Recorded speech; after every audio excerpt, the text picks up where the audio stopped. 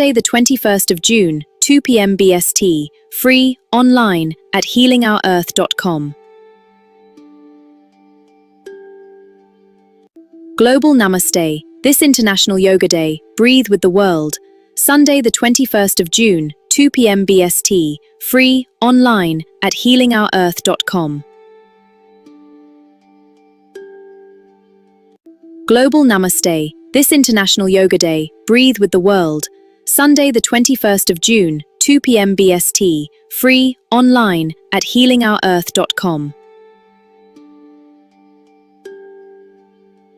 Global Namaste, this International Yoga Day, breathe with the world. Sunday the 21st of June, 2 p.m. BST, free, online, at healingourearth.com. Global Namaste, this International Yoga Day, breathe with the world. Sunday the 21st of June, 2 p.m. BST, free, online, at healingourearth.com. Global Namaste, this International Yoga Day, breathe with the world. Sunday the 21st of June, 2 p.m. BST, free, online, at healingourearth.com. Global Namaste, this International Yoga Day, breathe with the world. Sunday the 21st of June, 2 p.m. BST, free, online, at healingourearth.com. Global Namaste, this International Yoga Day, breathe with the world. Sunday the 21st of June, 2 p.m. BST, free, online, at healingourearth.com. Global Namaste, this International Yoga Day, breathe with the world. Sunday the 21st of June, 2 p.m. BST, free, online, at healingourearth.com. Global Namaste, this International Yoga Day, breathe with the world. Sunday the 21st of June, 2 p.m. BST, free, online, at healingourearth.com. Global Namaste, this International Yoga Day, breathe with the world. Sunday the 21st of June, 2 p.m. BST, free, online, at healingourearth.com. Global Namaste, this International Yoga Day, breathe with the world. Sunday the 21st of June, 2 p.m. BST, free, online, at healingourearth.com. Global Namaste, this International Yoga Day, breathe with the world. Sunday the 21st of June, 2 p.m. BST, free, online, at healingourearth.com. Global Namaste, this International Yoga Day, breathe with the world. Sunday the 21st of June, 2 p.m. BST, free, online, at healingourearth.com. Global Namaste, this International Yoga Day, breathe with the world. Sunday the 21st of June, 2 p.m. BST, free, online, at healingourearth.com. Global Namaste, this International Yoga Day, breathe with the world. Sunday the 21st of June, 2 p.m. BST, free, online, at healingourearth.com. Global Namaste, this International Yoga Day, breathe with the world. Sunday the 21st of June, 2 p.m. BST, free, online, at healingourearth.com. Global Namaste, this International Yoga Day, breathe with the world. Sunday the 21st of June, 2 p.m. BST, free, online, at healingourearth.com. Global Namaste, this International Yoga Day, breathe with the world. Sunday the 21st of June, 2 p.m. BST, free, online, at healingourearth.com. Global Namaste, this International Yoga Day, breathe with the world. Sunday the 21st of June, 2 p.m. BST, free, online, at healingourearth.com. Global Namaste, this International Yoga Day, breathe with the world. Sunday, the 21st of June, 2 p.m. BST, free, online, at healingourearth.com. Global Namaste, this International Yoga Day, breathe with the world. Sunday, the 21st of June, 2 p.m. BST, free, online, at healingourearth.com. Global Namaste, this International Yoga Day, breathe with the world. Sunday, the 21st of June, 2 p.m. BST, free, online, at healingourearth.com. Global Namaste, this International Yoga Day, breathe with the world. Sunday, the 21st of June, 2 p.m. BST, free, online, at healingourearth.com. Global Namaste, this International Yoga Day, breathe with the world. Sunday, the 21st of June, 2 p.m. BST, free, online, at healingourearth.com. Global Namaste, this International Yoga Day, breathe with the world. Sunday, the 21st of June, 2 p.m. BST, free, online, at healingourearth.com. Global Namaste, this International Yoga Day, breathe with the world. Sunday, the 21st of June, 2 p.m. BST, free, online, at healingourearth.com. Global Namaste, this International Yoga Day, breathe with the world. Sunday, the 21st of June, 2 p.m. BST, free, online, at healingourearth.com. 10, 9, 8, 7, 6, 5, 4, 3, 2, 1. Global Namaste. Good morning, good afternoon, and good evening to everyone. Happy International Yoga Day and happy summer solstice as well. I, your host Amrita Sharma, welcome you to this episode. And today we are celebrating a legacy that has come through in this world for attaining lots of things and for a deeper meaning to life. To dive on that and to talk more about it, let's first remember God. You may hold any affirmation of your choice. I'll be chanting Gayatri Mantra. Closing your eyes, joining your hands together,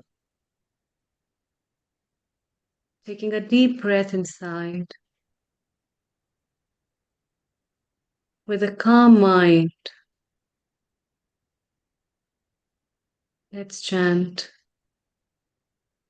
Om. Om Bhur Swaha Tat Savitur Varenyam Bhargo Devasya Dhimahi Dhiyo Yo Na Prachodaya. Om Bhur Swaha Tat Savitur Varenyam Bhargo Devasya Dhimahi Dhiyo Yo Na Prachodaya. Om Bhur Swaha Tat Savitur Varenyam Bhargo Devasya Dhimahi Dhiyo Yo Na Prachodaya. Om Shanti Shanti Shanti.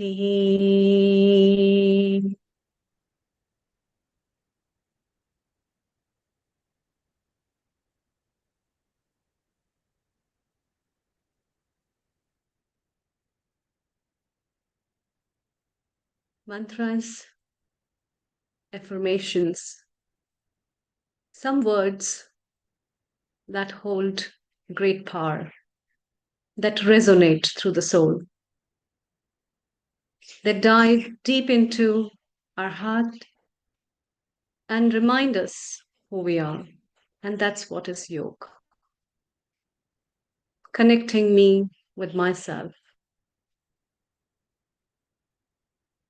Today's International Yoga Day, as we celebrate worldwide, I feel honored and blessed as well to witness the day and celebrate it with loads of yoga experts and the people worldwide who seek wellness, health, longevity through yoga.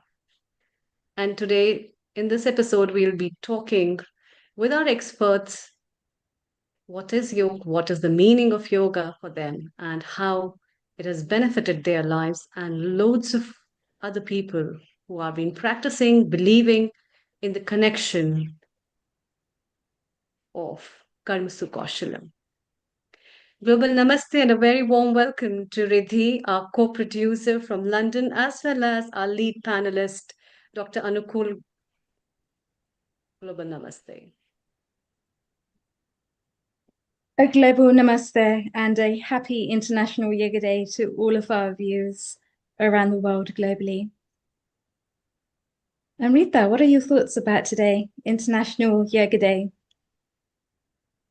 Yeah, it's wonderful to see people uniting for a common reason, not for chit-chatting, not for discussing politics, not for discussing certain other things, but for a purpose of a movement, through the movement and the rhythms of the body. And I'm really glad that Dr. Anukulji has joined us today, and he's very much into the idea of believing in the traditional knowledge systems as well as the science. And he's also leading a metaphysical society. So, Dr. Anukulji, what are your thoughts and your wishes before we take some message from Dr. Kailash as well? Over to you. I think one of the biggest thing that India has achieved was to get yoga accepted by United Nations to be celebrated universally across the world. On the 14th of in 2014, they introduced this particular thing again, and that particular thing has been very particularly helpful because the whole world is now using the World Yoga Day, the 21st of June, and it is a real pleasure to know that the whole world is using it now. But I'm also glad to see that yoga has spread across the whole world and everybody seems to know it. But most of the time, they are taking this as purely as a physical entity and not so much into the mental and psychological and personal connect, which most of the Indians are very well aware of. The Western world still, however, still is in that particular position of trying to consider yoga as something physical.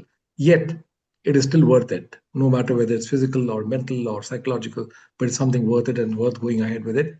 I think we have got great experts like Dr. Riddhi, who is really good at it, and various other people who will be joining us. I'm sure we'll learn so much from them about yoga and how to control ourselves and all the attributes that yogi requires. Fantastic. Thank you so much, Dr. Anukul. And it's just amazing as well to see the date this year as well. It's actually Father's Day today as well. So happy Father's Day to all the fathers out there. But it's also amazing to see how far back yoga actually goes beyond the 5,000 years into the oral parampara between the guru and the shikshak, between the teacher and the student, to be able to learn these disciples, to be able to learn these disciplines from their roots, from the Bharatian roots itself. And that, I think, is something that has enabled the United Nations to really bring forth in International Yoga Day. And nowadays, it's actually known globally. There are so many celebrations happening, not just in Europe, but also in Asia, also in Africa. You've seen many things happening through the Ministry of Ayush. We've seen many organizations putting things together, coming together. And it's just fantastic to see the progress that has actually happened since 2014. Yeah, definitely. And so many people worldwide have been familiar about yoga, not only just the practices on the form of asanas, but also the practice of life, the way of life, and the way it has molded people's life. There are so many people that we come to know across the roads to know about their personal life and how yoga has benefited them in so many ways. even the simple breathing techniques we see being implemented by so many people, and it has saved so many lives during COVID as well. We are very familiar about how these kind of therapeutic modalities the traditional science has given as a legacy are being utilized by education of the knowledge and um, the kind of way it has formed, that the aromas have been spread worldwide, which is one of the very good uh, things, I think, as traditional sciences that has formed a foundation for which people can seek as an alternative therapy for healing, getting better, not only for physical, but for mental and spiritual health as well. Yes, absolutely. I think yoga is actually a practice that goes beyond the mind and the body into spirituality, into consciousness, and into deeper thinking. And I think that is so imperative that we actually do look at yoga as the overall paradigm, not just limiting it to a certain fragment of it, but actually seeing the benefits of it are actually far-raising even before that. So we have things like mental resilience, we have things like emotional intelligence, and we see the effects that this actually creates within students, not just actually whilst they're studying academically, but also how they become well-rounded individuals within themselves as well. And I think we're going to have a fantastic array of speakers today. And without further ado, let's welcome our first guest, Amrita. Yes. Global Namaste, Dr. Jitendra Patwari ji. Global Namaste, everyone. Namaste.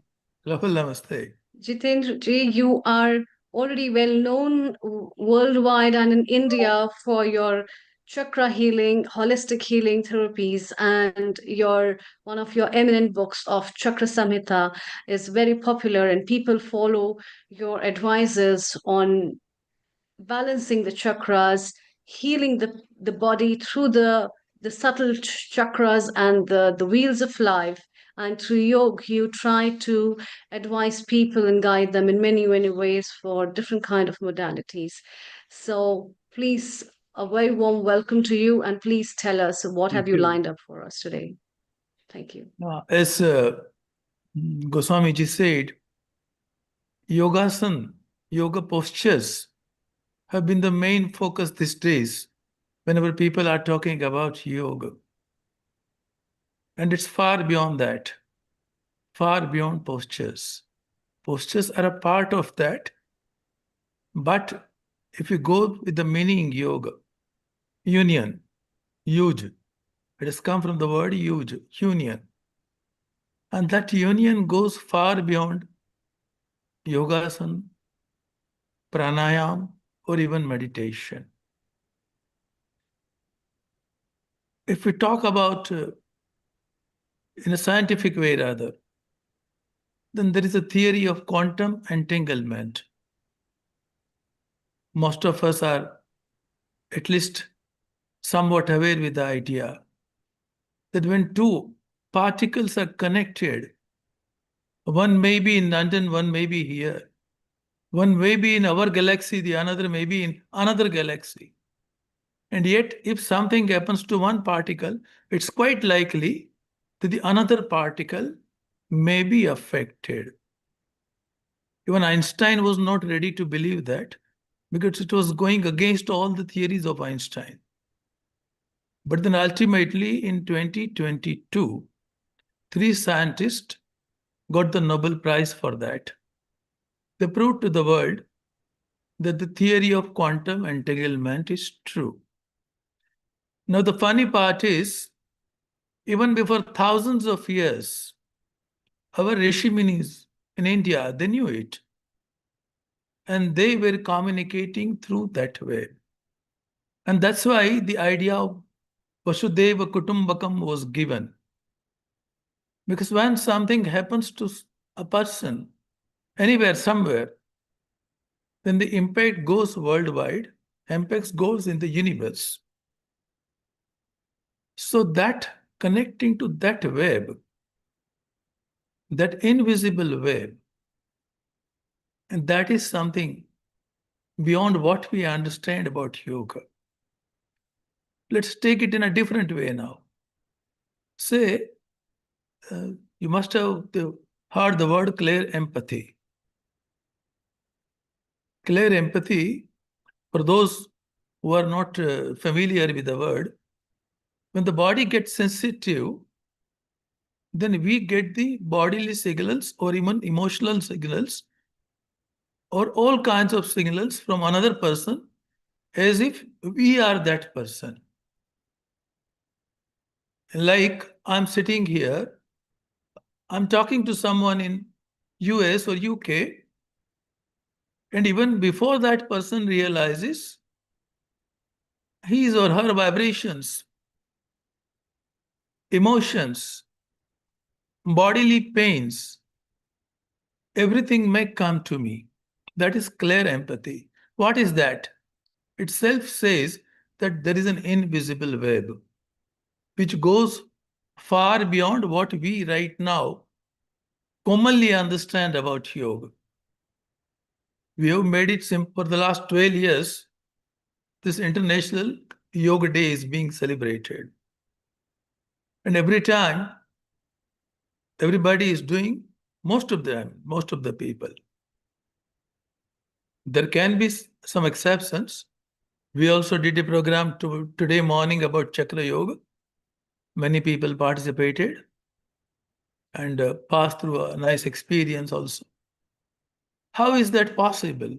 When somebody is giving a message from somewhere on the another part of the world, and if the neurosystem of the another person sitting on exactly the opposite side of the world is taking those instructions and the neurosystem is responding, how is that possible? It means we are connected and we should know this yoga now. Vasudeva Kutungam is not a theory, it's a reality. Quantum entanglement, this is new, and now the scientists told us. So we should be aware about each and every person in the world, each and every existence in the world, because that is affecting us. A very simple thing. War is going on in many parts of the world. It is quite likely that a person is not directly impacted by that war in many countries. And yet the fear is passed on to these people. Every person in the world is now feeling, kal kya hoga? What will happen tomorrow? So that means those emotions are passing.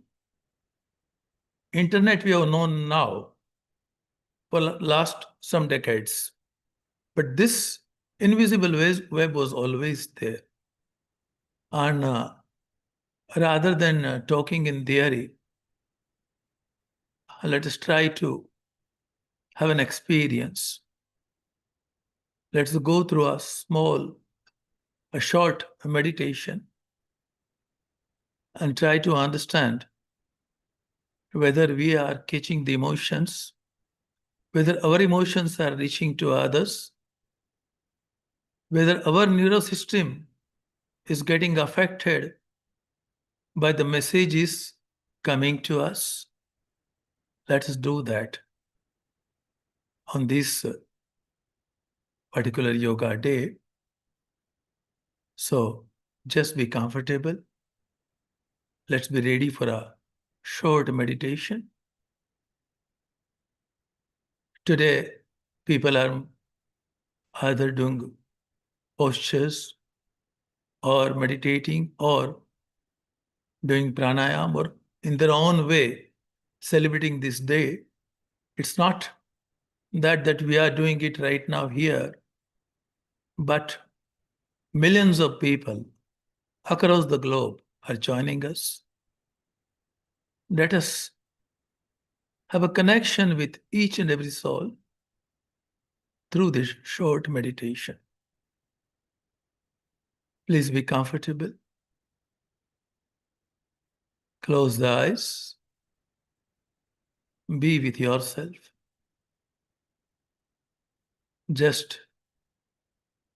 have attention on normal breathing.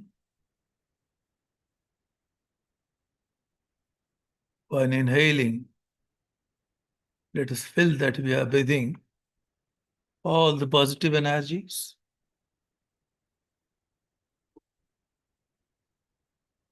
And all the disturbing emotions, if at all we have at this moment, let us forget for the time being. Let the positive golden energy enter our existence. And with our exhale, with a small push from the mouth, the disturbing energy, let it go out. Inhale, exhale through mouth. Fill a circle of energy surrounding us. White light over that golden light, putting us in an energy field where we can feel the energy, or we can send the vibrations and receive the vibrations from across the globe. Feel grounded. Let your weight be more on the chair or sofa, wherever you are seated. Be firmly grounded. Let a string of energy move from the tailbone to the crown, from the crown to the forehead, forehead to throat, throat to heart, heart to navel, to the pelvic area, to the perineum. Let the full cycle of energy make us strong enough to catch the energy from everywhere and to send the energy. Visualize the people doing yoga in their own way in your area, in your town, in your state, in your country, in nearby country, in another continent, in all the continents. And let the collective energy spread around the world, around the universe. Let the golden energies string come out from your heart. Reach to the person whom you love the most. Feel the person surrounded by that energy. Feel his or her emotions, bodily vibrations, as if they are your own. Let the energy and your connection spread to all your loved ones. One by one. Make a circle of all. Breathe together. Fill together. Get energized together. See the energy level increasing.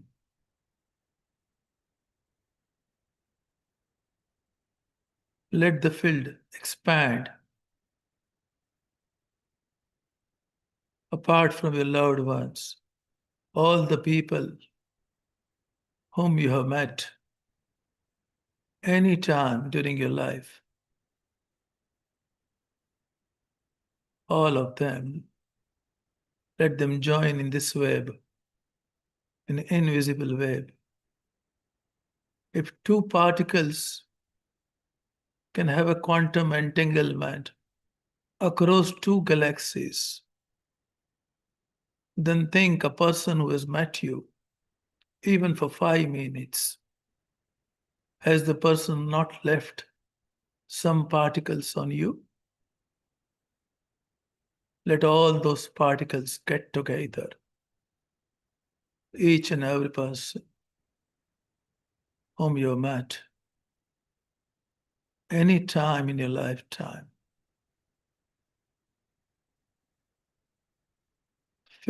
Send all the positive vibrations to them.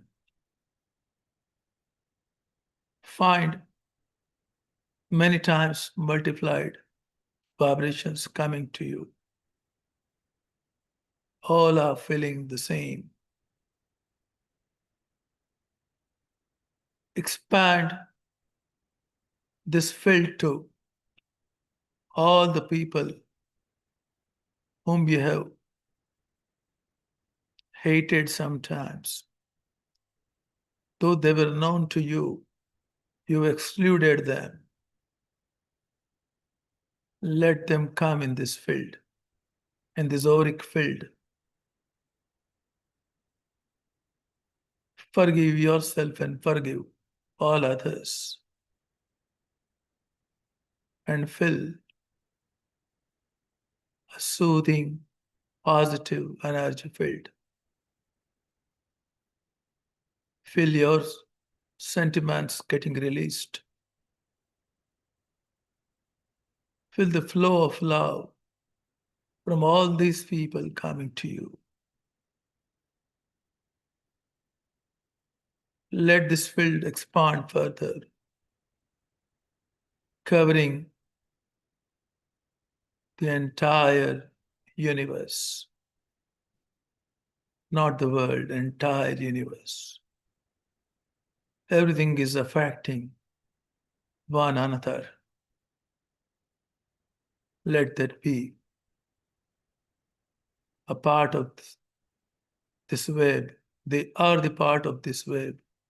But today, with awareness, let us enter into this web. A real yoga union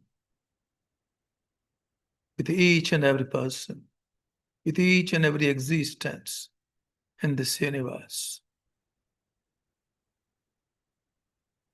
Feel how you are taking the vibrations and how your positive intentions are reaching everywhere.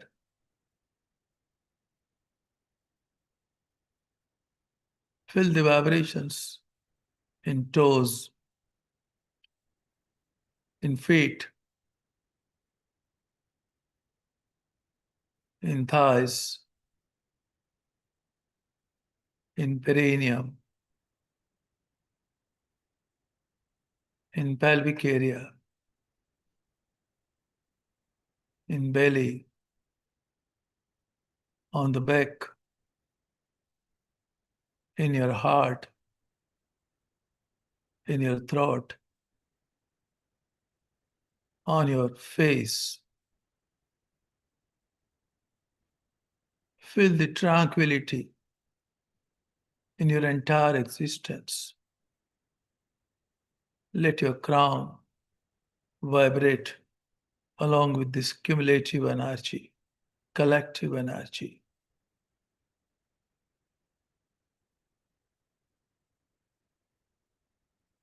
Slowly, slowly, slowly. Try to come back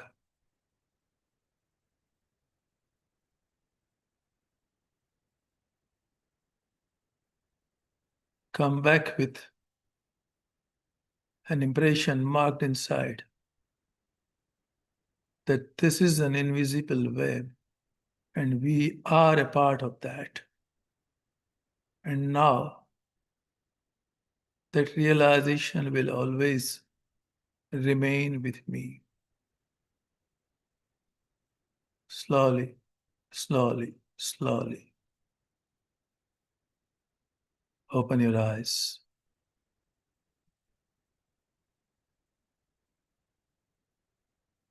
No jerks.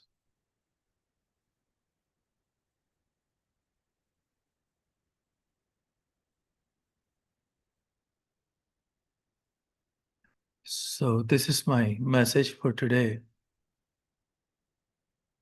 We all are clear empath in certain capacities. Some clearly know that. Some may not understand, but they realize it. For example, a child is crying and a person who is very calm just lift the child and the child is again silent, crying stops. In the opposite way, a very calm person, if he enters a room where everybody is disturbed, then either all gets calm or this person gets disturbed. If we talk of big cities, suppose a person from a small town goes to Bombay in India, maybe in your case, London or New York, America, then immediately he gets disturbed. A person who is generally habituated to walk slow, if he goes to Bombay, he starts walking fast. Even he doesn't know where he has to go, but he starts walking fast. And that is the impact of collective vibrations. So on this International Yoga Day, it's my humble submission to every listener from across the globe to create this awareness that we all are really connected. Vasudeva Kutumbakam is not a theory, it's a scientific fact and can be testified by so many examples.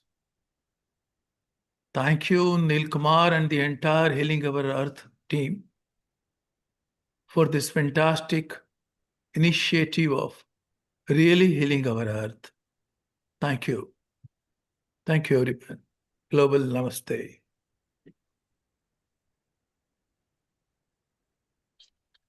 I think Dr. Jitendra Patwari has particularly emphasized the need to connect. And that, I believe, is one of the biggest things that happens when you are able to shut your eyes, at one end connect to the outside world, another end connect to the inside world. And that connection is very interestingly gives you much wider vision than just shutting your eyes. And that particular concept of collective harmony has already been researched very extensively in the past. How the collective thinking process can bring about a lot of change in reduction in crime and other kind of violent activities. So I think that is very nicely put by Dr. Jitendra Patwari.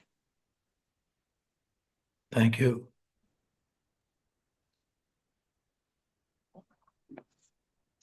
Yes, Amrita? Okay, Amrita is not here, nor are the others. Global Namaste, Neil Kumar ji. A global namaste to you. So, what do you feel that people at home or consumers at home should do? Because yoga is meditation, meditation is yoga, it's all flexible. Do you Awareness and whenever we are becoming, every human being is as such selfish, but there should be a limit to that.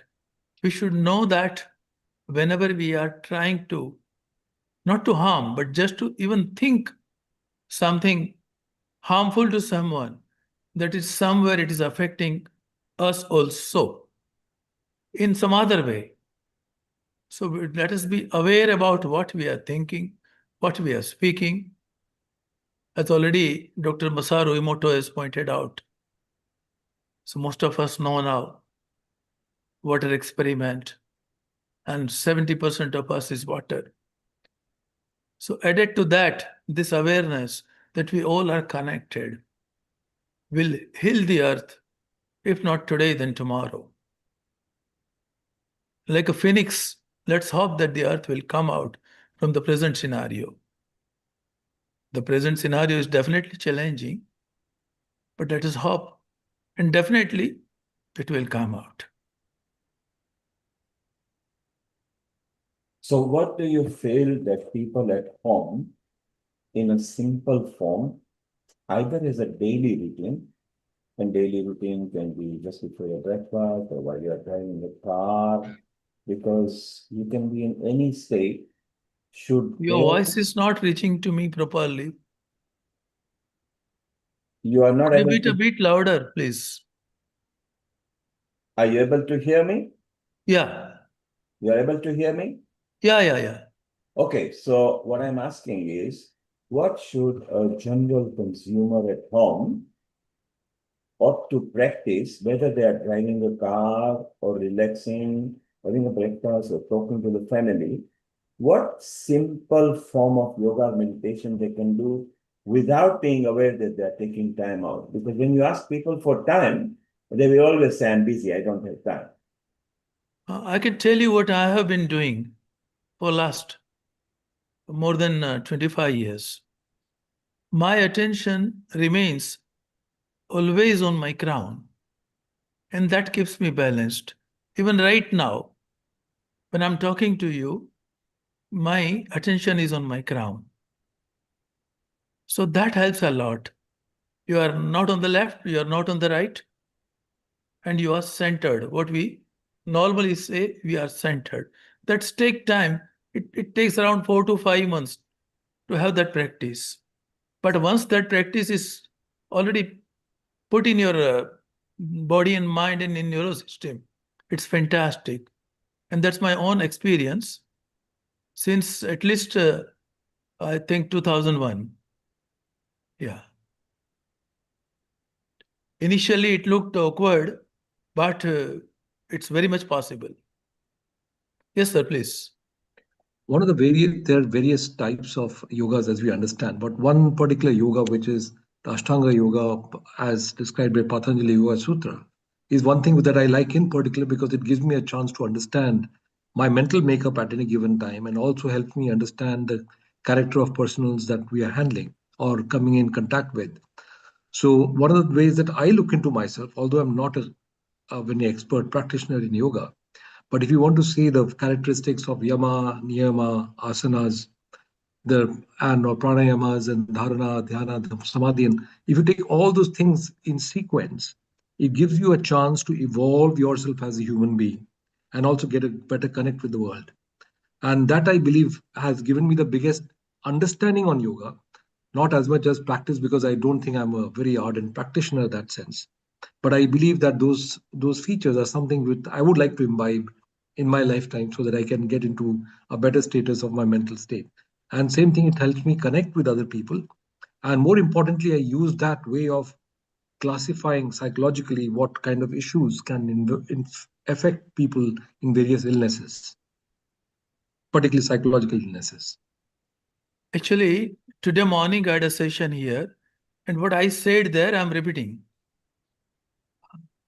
I said that whether we do postures, yogasana, whether we do breathing, pranayama, whether we do meditation or any kind of sadhana, everything ultimately leads to chakra balancing. So today I had put my session's name is Chakra Yoga, because for the last 28 years, since 1998, I have been practicing that, and that also out of a disease. My seventh nerve was totally damaged. And everybody said, the topmost doctors, that you will never recover. I was not able even to speak properly. And then the time had come that I addressed up to 60,000 people. When I was not able to speak pa, fa, and ba, forget that. Tens of thousands I could address. And even now, it goes on my sessions, etc. So in the morning, I emphasize that when everything is concerned, everything from birth to death, whether the physic, whether emotions or spirituality, all the three main, mind, body, and soul, are connected to chakras. And yogasana, pranayama, meditation, everything helps balancing chakras. So there are various ways to balance chakras. Psychology is already covered into that. So chakra yoga, though it may be the word coined by me, but I use that word today, and I firmly believe in that after my experiences over these many years, after more than 10,000 hours of meditation. I'm saying this, that ultimately, if we try to balance the chakras in different ways, including asana, pranayama, whatever, mudra, whatever you can do, color therapy, sound therapy, so that ultimately helps a person balance. And that is the best way, as far as I understand, as far as my view goes. I have one question to ask you, and that is about chakras. I found was a particular part of a spiritual enlightening over time. And for me, that's what I understand is much more that it from Mooladhara to the Sahasrara. I mean, there's an ascending concept and ladder through which you come up. Yeah. But how does it connect itself in the healing process It's itself? connected with the energy system. Chakras is the word because rishis understood that. And then in Gurukul it was taught. So we took it as spiritual part. Actually, that is life. See, all the chakras are basically energy centers. Yes. They all are connected to different glands. They all are connected to different emotions. They all are connected to different body parts. In the morning, I explained in detail how all the doctors can be divided among 7 chakras, how all the emotions can be divided into 7 chakras. Then we went through a 1 hour long meditation. And by taking in subconscious mind, we made a programming and we did that.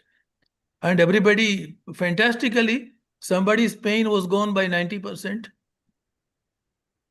In the morning itself, a lot of reviews have come. They go on coming every time with every program. And ultimately, this is getting affected. So that is the misconception that chakra is only a spiritual concept. Chakra is direct connection with the body. Chakra is direct connection with the emotions. And all the doctors, suppose all gynecologists, then they are sacral chakra doctors. All ENT surgeons, they are Vishuddhi chakra doctors. All cardiac people, all cardiologists, they are heart chakra doctors. All pulmonologists, they are heart chakra doctors. All gastroenterologists, they are Navi chakra doctors, solar plexus doctors. So that way, ultimately, everything is. And in the morning, so many doctors were also there present. And the impact, I'll tell you, generally we breathe 16 times in a minute. And if it goes down to 10, then doctors consider that's critical. They'll say immediately get hospitalized or something. But when you do regular meditation and all these things, the figure comes down. Suppose right now, it's not morning, it's not meditation, nothing. My breathing, if you measure at this moment, it will not be more than 4 per minute. So for doctors, it will be a challenge. And I'm not the alone. I'm not the only person. There were so many people in the morning who had 5, 6, 4, because they had been meditating for quite long and doing something. So ultimately, everything is connected, but somehow there is a misconception that is only a spiritual concept. Definitely a spiritual concept along with body and mind. Right. Thank you. Okay. Thank you, Dr. Jitendra Patwari. That was fantastic. Thank you, sir. Good discussion, and maybe you can say hello to Acharya Sri Shivam, who is in Pune in Maharashtra. So there will be a lot of joint ventures that you guys can be doing. Really, let's welcome Acharya Sri Shivam and get him into conversation. If you could do an introduction on him. Over to you, Riddhi. Thank you. First of all, thank you, Jitendra for such a magnificent array of topics there that actually go beyond the mind and body and start to look at chakras as being a physical aspect of the body in the glands. And I think that's a point that so many practitioners and students miss. So thank you again for your wonderful contributions. A global namaste to Acharya Sri Shivanji. By introduction, he is a prominent spiritual guide, contemporary thinker, and dean at the MIT Group of Institutions in Pune, known for his work in unconditioning the mind and awakening youth. His regular conducts, meditation sessions, corporate programs, and youth development seminars in the city. A global namaste, Acharyaji. Welcome here. Global namaste. Thank you so much for the wonderful introduction. And today is a very beautiful day. And I would like to start with a prayer from our ancient Upanishads. So let us take a moment, close our eyes. Asatoma Sadgamaya Tamsoma Jyotirgamaya Mrityorma Amritam Gamaya. Lead us from the unreal to real, from darkness to light, from limitation to the experience of the eternal truth. May this gathering be a step in that journey. And let us begin. The topic which I have received for today is meditational vibes for mindfulness. Unfortunately, today is International Yoga Day 2026. So, first of all, pranam and namaskar to everyone, and I pray to the divinity in you.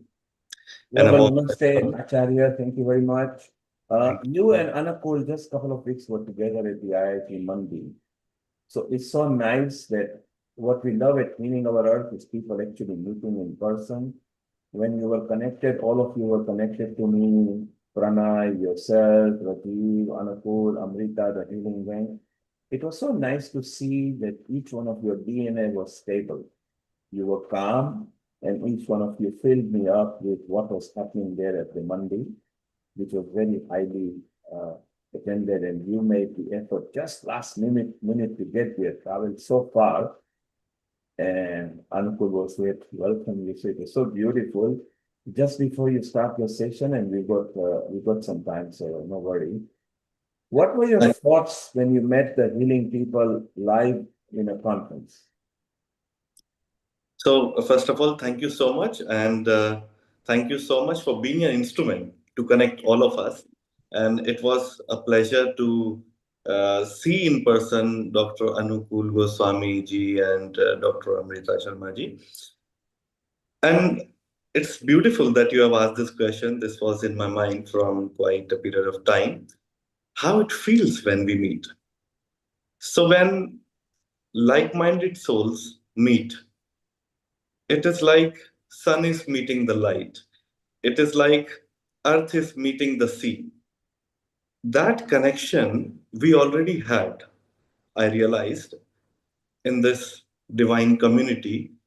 But when we see each other in person, we connected with such love and affection that when I met, there were two. And in that meeting process, we became one. So we operate from that one consciousness. This was my realization after that meeting. And after that, we had so many lovely conversations. And in fact, on my birthday, Dr. Anukul ji came and he spoke the final closure. And I'm so delighted to have like-minded friends, family. I would call it a family, Vasudhaiva Kutumbakam, what Lord Krishna has said to Arjuna. So this is actually the real family, I believe. Doesn't matter the geographical boundaries where we live, where we stay, what we speak, how may look. When the connection is profound, that is everything. Brilliant. Well, you can continue with your tips, your knowledge on yoga for our consumer who are listening to us on YouTube, Facebook, Instagram, website. And then after you finish your session, Riddhi and Anupul will maybe get in conversation with you and make comments or ask questions. Over to you and to share that. Thank you so much. And a warm welcome to all of us joining from different parts of the world. And it is a privilege and a joy to be with Healing Our Earth today on International Yoga Day, especially. So, my heartfelt gratitude to the entire team, especially to you, Neil Kumarji, Healing Our Earth, for creating this beautiful global gathering and bringing together people from different countries, cultures, and walks of life. So, if I talk about myself, for many years I have been exploring this space of meditation, spirituality, yoga, not merely as a practice, but as a way of living. So, my background is in education, and I have had the opportunity to teach young minds at the university level as well as guide meditation retreats, programs, and awareness based online gatherings through both academic setting and contemplative spaces. And I have observed a common human challenge, which I would like to share in this meeting today. So, people are becoming more informed because information is available, but not necessarily more peaceful. Information can change what we know. Yesterday I was less informed, today I am more informed. So, information can change. But awareness, if I talk about awareness, so awareness can change how we live. And that brings me to a simple yet profound question. In a world that is becoming increasingly connected, why do so many people feel disconnected from themselves? जिसे हम हिंदी में बोलते हैं कि स्वयं से स्वयं का संबंध टूटना. So I have experienced this disconnection. So today we can communicate instantly across continents. We carry more information in our pockets, just a click away, than entire libraries once contained. Artificial intelligence is transforming our world. In my recent visit to IIT Mandi, I saw how scientists are creating an artificial brain. So huge transformation is taking place in the world. Technology is advancing at an extraordinary pace, very extraordinary pace. Yet stress, anxiety, burnout, loneliness, and emotional exhaustion continue to rise. We spend years learning how to make a living, but very little time learning how to live. Because from the very childhood, we are taught how to achieve success, but rarely how to experience inner peace. Nobody's talking about this thing. Perhaps what humanity needs today is not more information. Perhaps what humanity needs is more awareness. And that is where yoga becomes deeply relevant. Because yoga is the unionship. So I would like to share a beautiful story with all of us before we go further. There was once a king who possessed everything people normally dream of having. He had wealth, power, influence, beautiful palaces, and every possible comfort imaginable. Yet, despite having everything, he remained deeply restless. One day, he heard of a wise sage living in the mountains and decided to seek his guidance. Probably that wise sage was a Zen monk. When he met the sage, he asked, "Oh, the master, I have everything, yet I have no peace. What am I missing?" So the Zen master must be very extraordinary. He handed him a cup filled to the brim with water and said, "Walk through the village and return without spilling a single drop." What master said, king followed very carefully and walked through crowded streets, musicians playing, merchants shouting, children laughing, and celebrations taking place all around him. When the king returned, the Zen master asked, "What did you see around?" The king was in a shock. The king asked, "Master, tell me once again, what did you say?" Then the master said, "Did you hear the musicians?" He said, "No." Master said, "Did you see the beautiful gardens?" King said, "No." "Did you notice the celebration?" "No." The king replied, "My attention was completely on the cup because you have given me the very tough job." The master smiled and said, "Peace does not come from having more. Peace comes from being present in the moment." The king's problem was not a lack of wealth, it was a lack of awareness. And in many ways, that remains humanity's challenge today. Most people are either replaying yesterday or worrying about tomorrow. Very few people are fully available to this movement. Very few people I have seen, those who are available to this moment. Gate shoko na gantavyo, kartavyo jain vantavet, vartamanena kalena, vartayanti vichakshana. Those who live in the present moment, they can only be happy and always away from sadness. And yet life is always happening here and now. So today on this yoga day, I would like to share yoga is more than an exercise. What many people hear the word yoga, they think of physical posture, stretching, flexibility, and fitness. Yes, it is important. These practices are wonderful, but the ancient Indian understanding of yoga is far deeper, or rather, the ancient Bharat understanding of yoga is far deeper. Yoga was never merely about the body.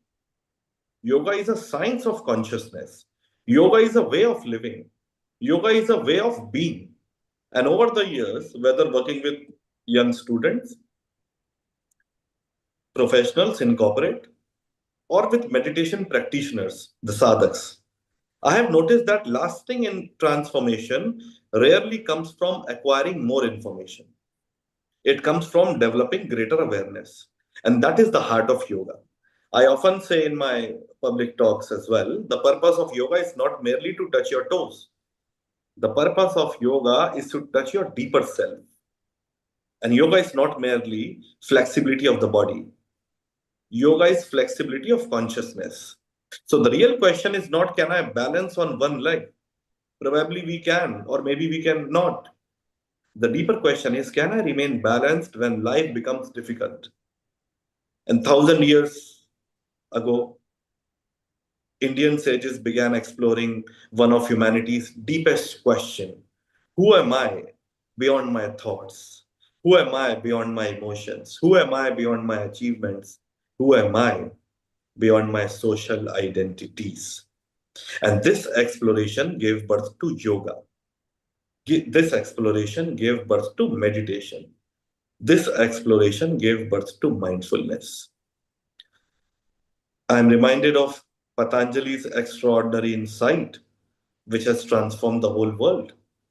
One of the greatest yoga masters. Tada drushtaha swarupe vasthanam. The seer rests in his own true nature. In Hindi, we call swayam mein swayam ko sthit karna. When the observer is being observed, when the seer rests in his own true nature. What a beautiful statement. I love Patanjali for this thing. Patanjali is saying that beneath our thoughts, what we know is our thoughts.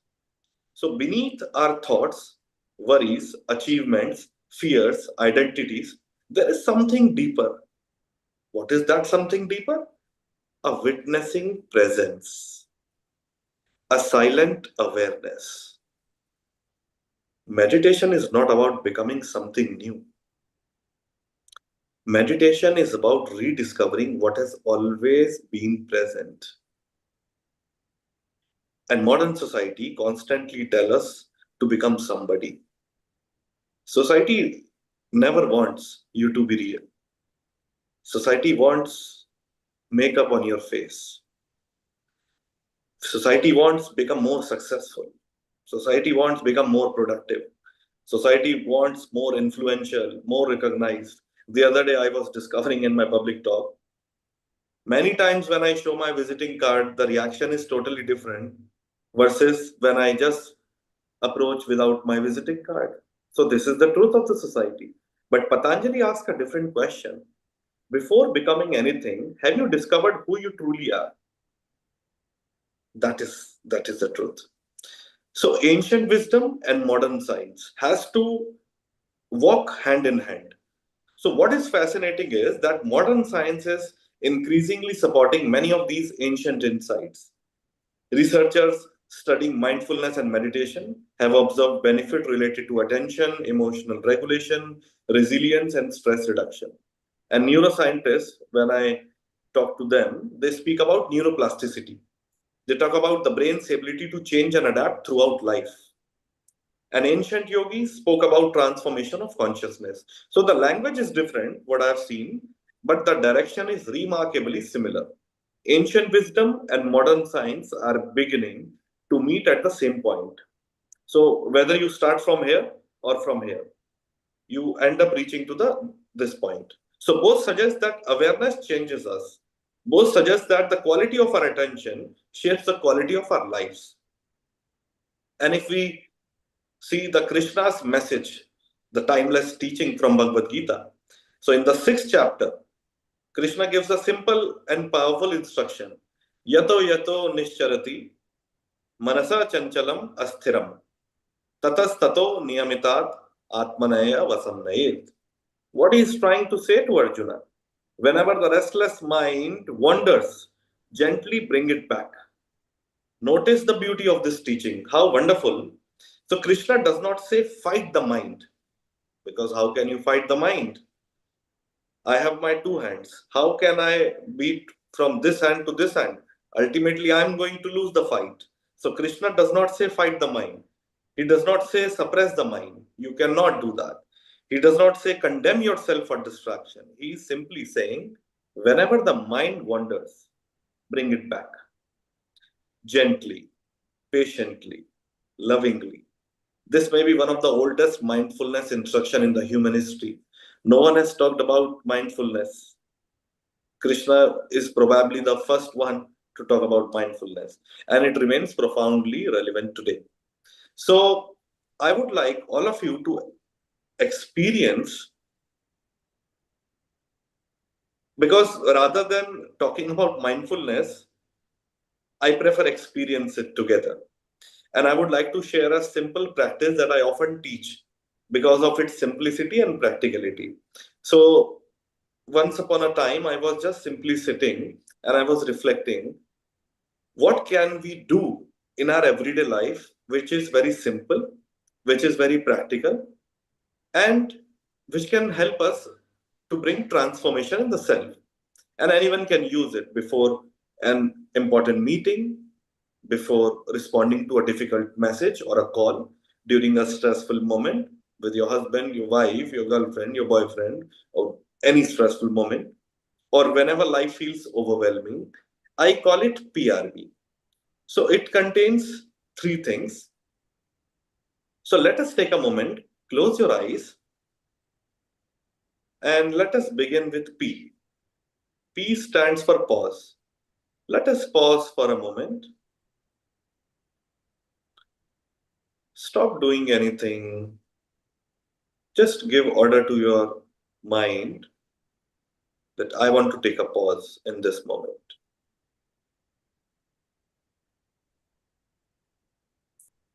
Stop doing, stop fixing, no planning, stop reacting, just a simple pause.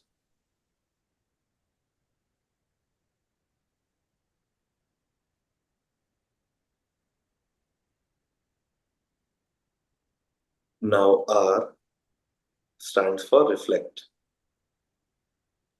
Ask yourself, what is happening with me right now? What am I feeling? What am I thinking? What does this moment need from me?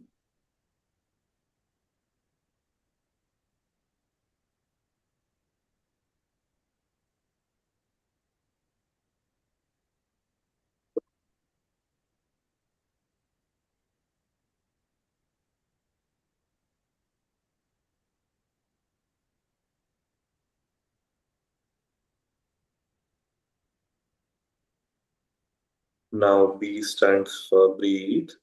Now take a slow, deep breath in and breathe out.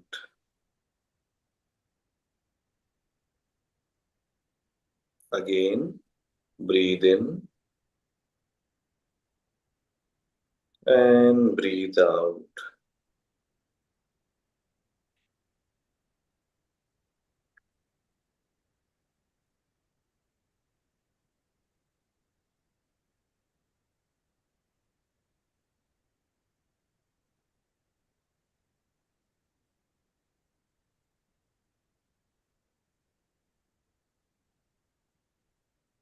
Gently, you can open your eyes.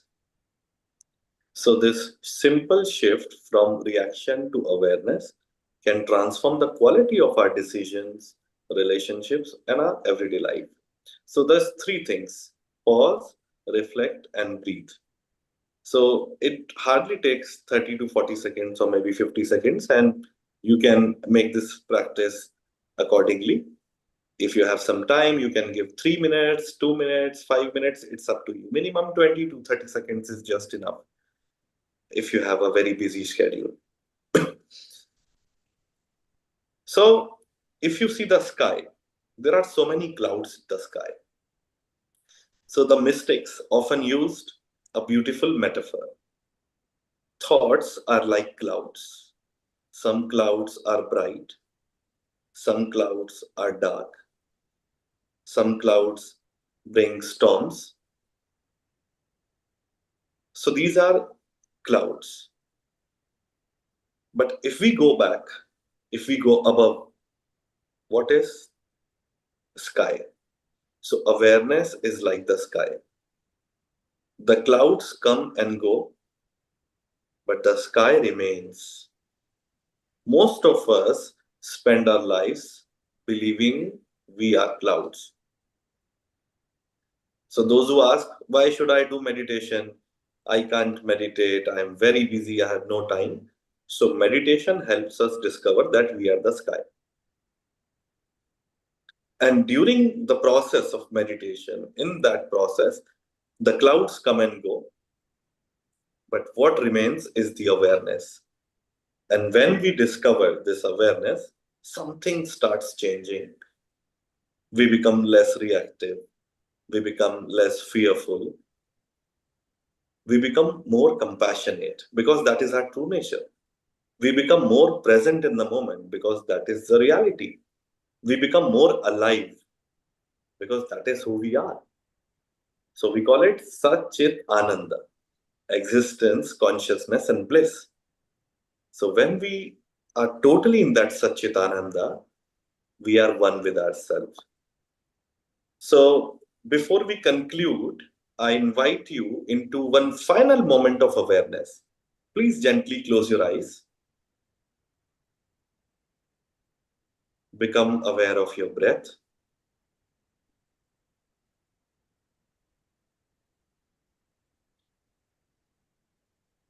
See yourself breathing in, breathing out, aware of your breath. Now become aware of your thoughts. What kind of thoughts you have? What are you thinking? Become aware of your emotions, if you have any emotions. Notice that you can observe all of these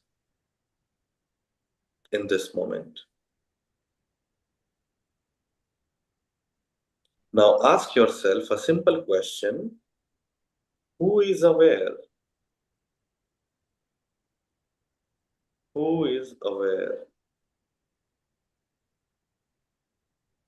If you can observe your thoughts, who is the observer? If you can observe your emotions, who is observing them? Do not search for any answer. Do not analyze. Just drop the question. Simply experience the question without using your mind.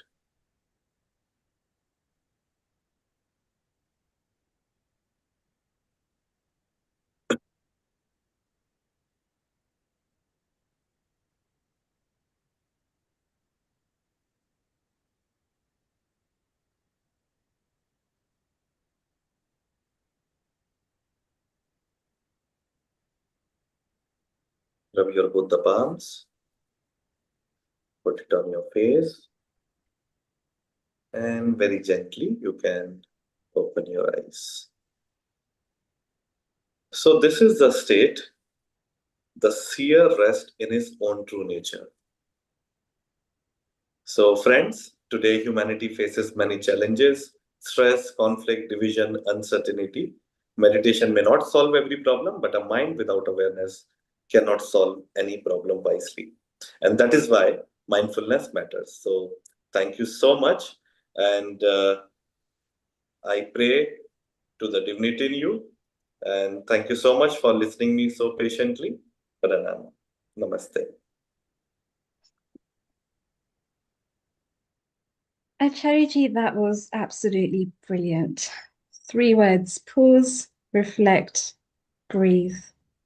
And so many times we tend to overcomplicate life and make it worse than what it needs to be, and we don't really see things for what they truly are.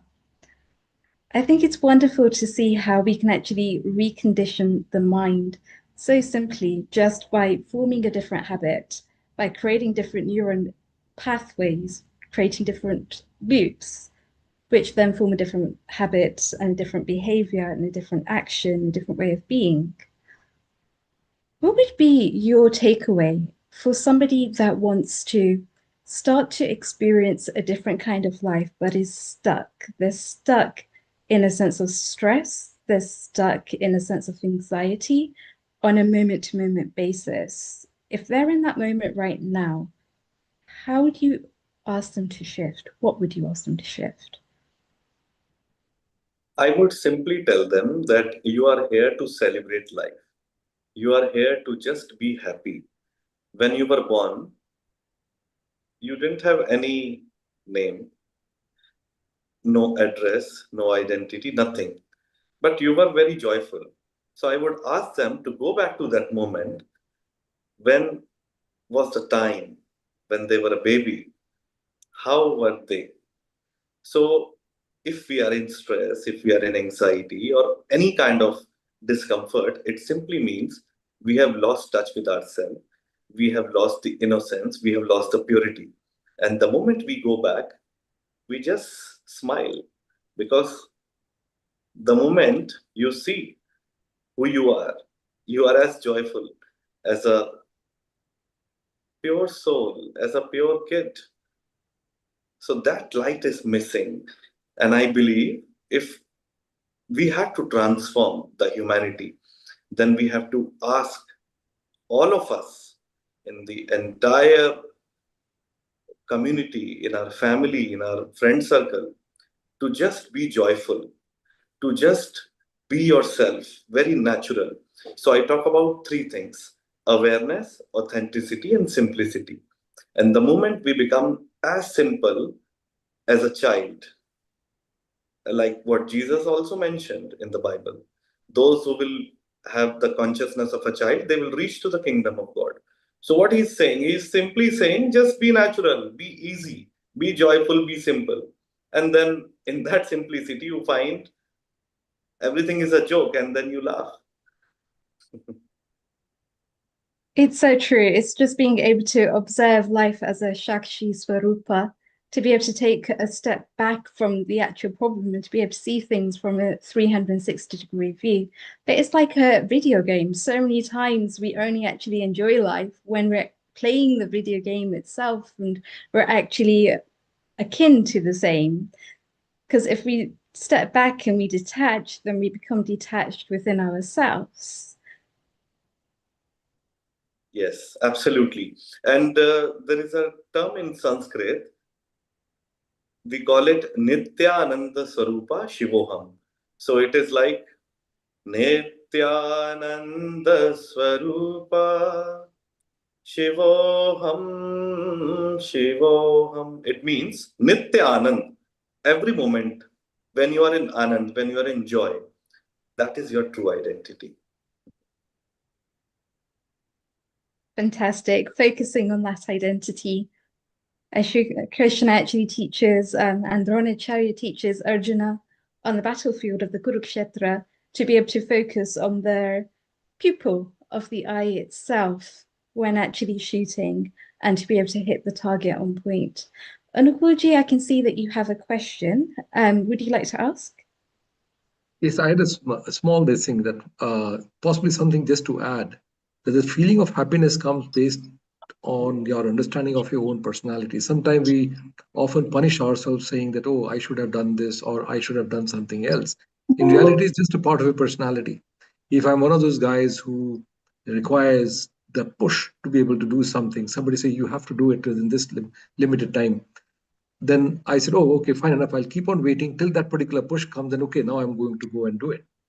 And so it is my personality trait. Another person says, oh, why are you sitting quietly? Why are you not taking some action? The fact is that we all have our own triggering point at which we can work and the pace at which we work, and not to unnecessarily punish yourself saying, oh, I cannot do it or this thing like that. So the idea is recognize your own self, do it very, very nicely. That's all that you can do. And I think that's where the happiness comes from again, recognizing what the issues are.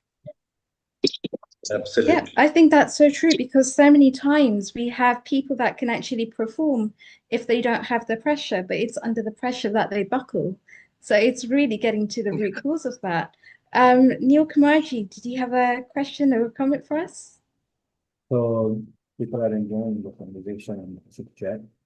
So carry on chit chatting, and shortly we'll also involve Apurva, and then we can continue more. See if Deepak explained again. Deepak, if you got a comment, make now, please. If you unmute yourself, please. A global namaste to all on this wonderful occasion of International Yoga Day.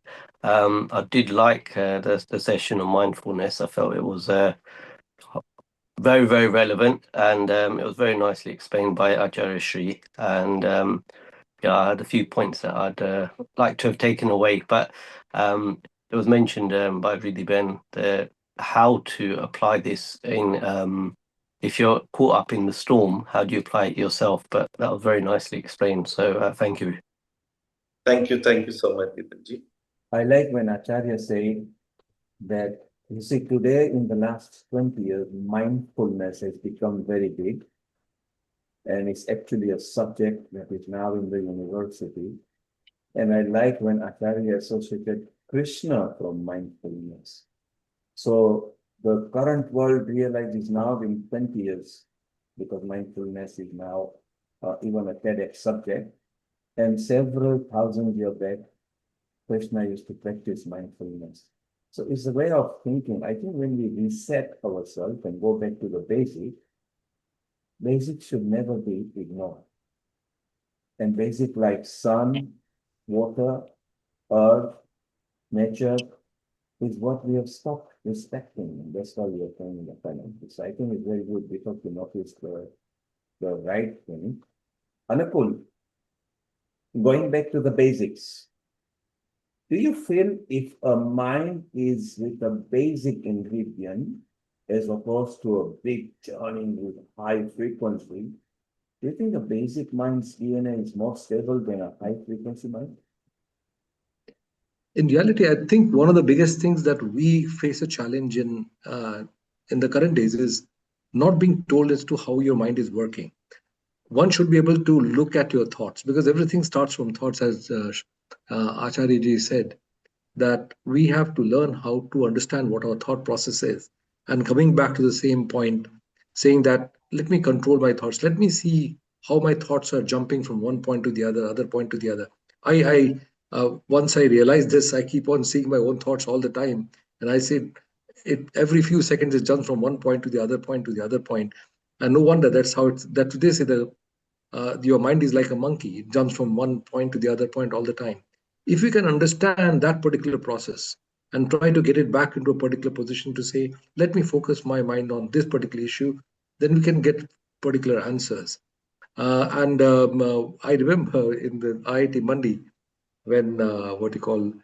Bhattacharya, he did his some Dr. Bandyopadhyay did my test with DDG on my brain. My brain was all lit up nice and red because my mind was jumping all over the place. So that clearly understand that my mind has a lot of thoughts going on. But in reality, one can think yourself as to be in one particular position and focus on that. That would be the best thing that one can do. So Anupam, now I'm going to ask each one of you a question. Deepak, Acharya. I'm going to ask a simple question. What factor or what tips do you use on yourself to stable your mind and be very focused on the presence? Just simple, short answer. Anupam, you go first. Well, there is whatever is there in front of me, which is going to have an immediate impact on my actions, is what I focus on. So I've got to do a particular work X at this particular time. That's I'll be focused on, and nothing else. I just don't think of anything else beyond that. And so, what do you apply to do that? I just have to get on with that work and finish it, and then till the next work comes. And I still remember that the secretary in my secretary used to put a label outside my door. He's working. Do not disturb him, because if somebody else comes and takes my thought off, then I'll be jumping into something else. So I remember I take a work and try to finish it as quickly as I can. And once I've done it, I'm happy and then get on with the next work.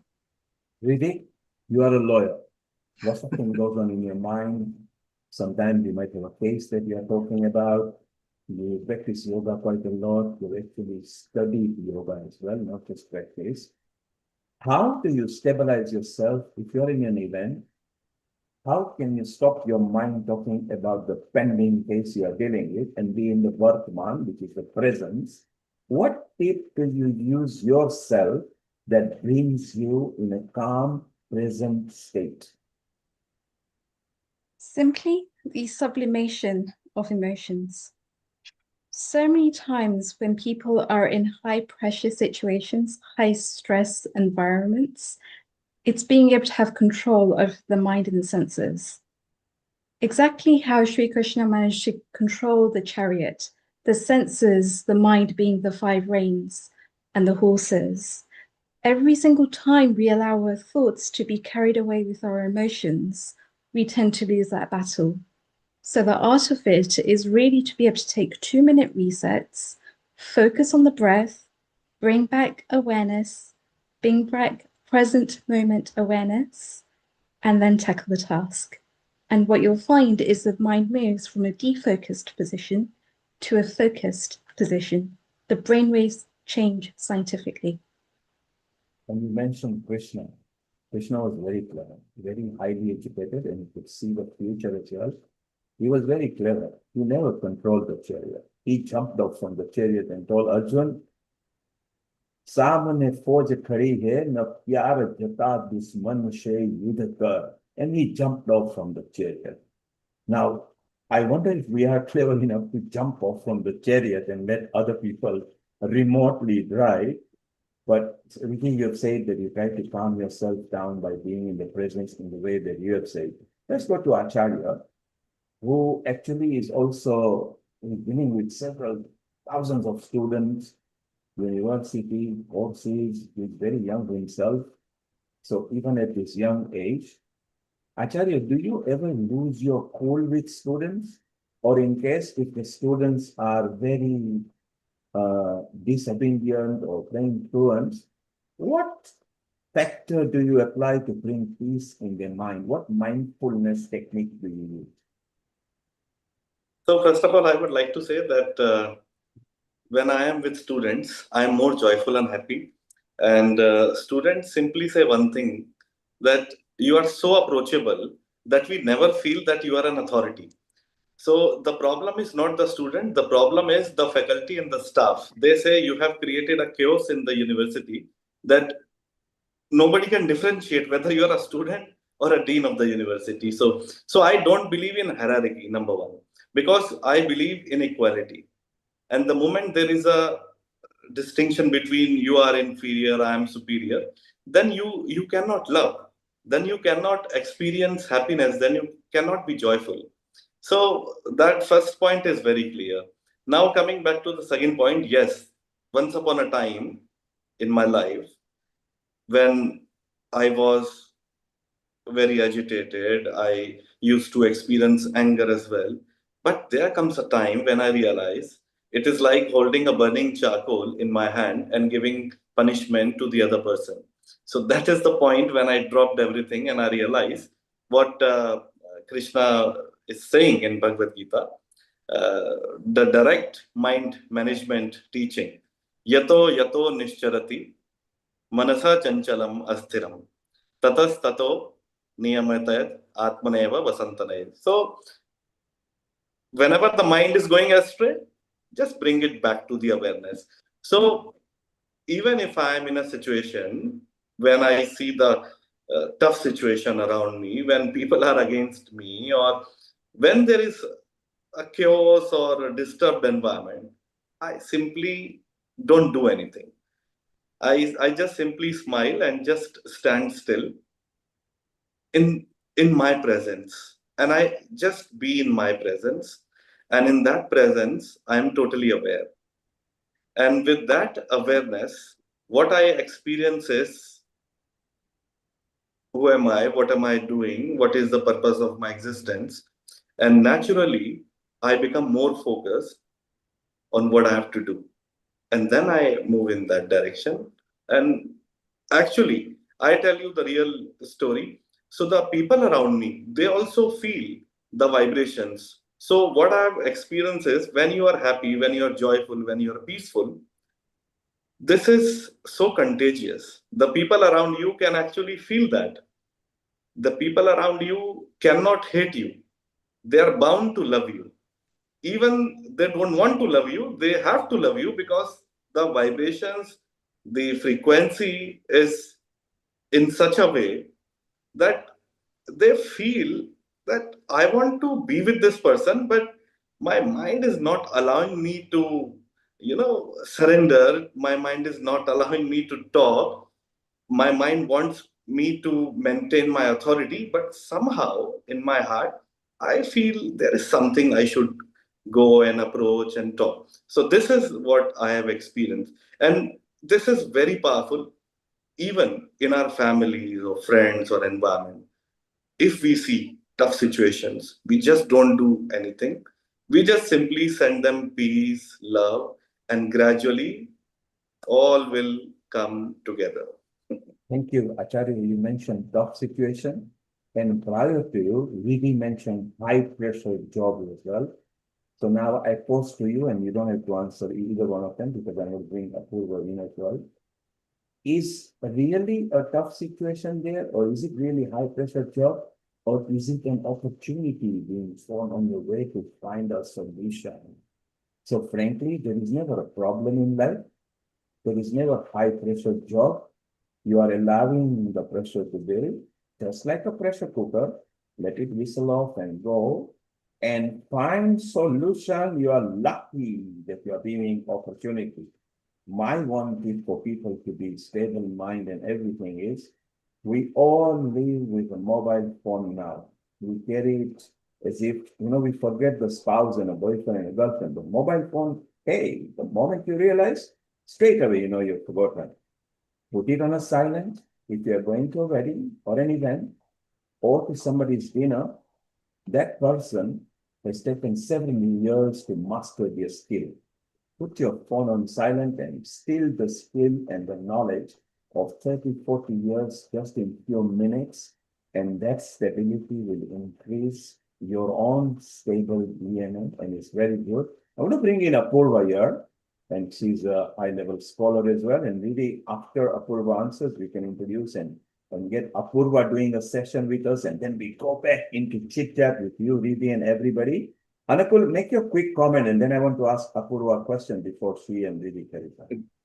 When Acharya was talking about friendship in the college and how he is happy with the students, it reminded me that although it's been 47 years since I passed from my medical school, I still have not left the dormitories and my college corridors, and I still get the same dream that I used to get that time, that the train is running away and I'm still trying to catch up with it, and the constant feeling of that I've still got to do a lot.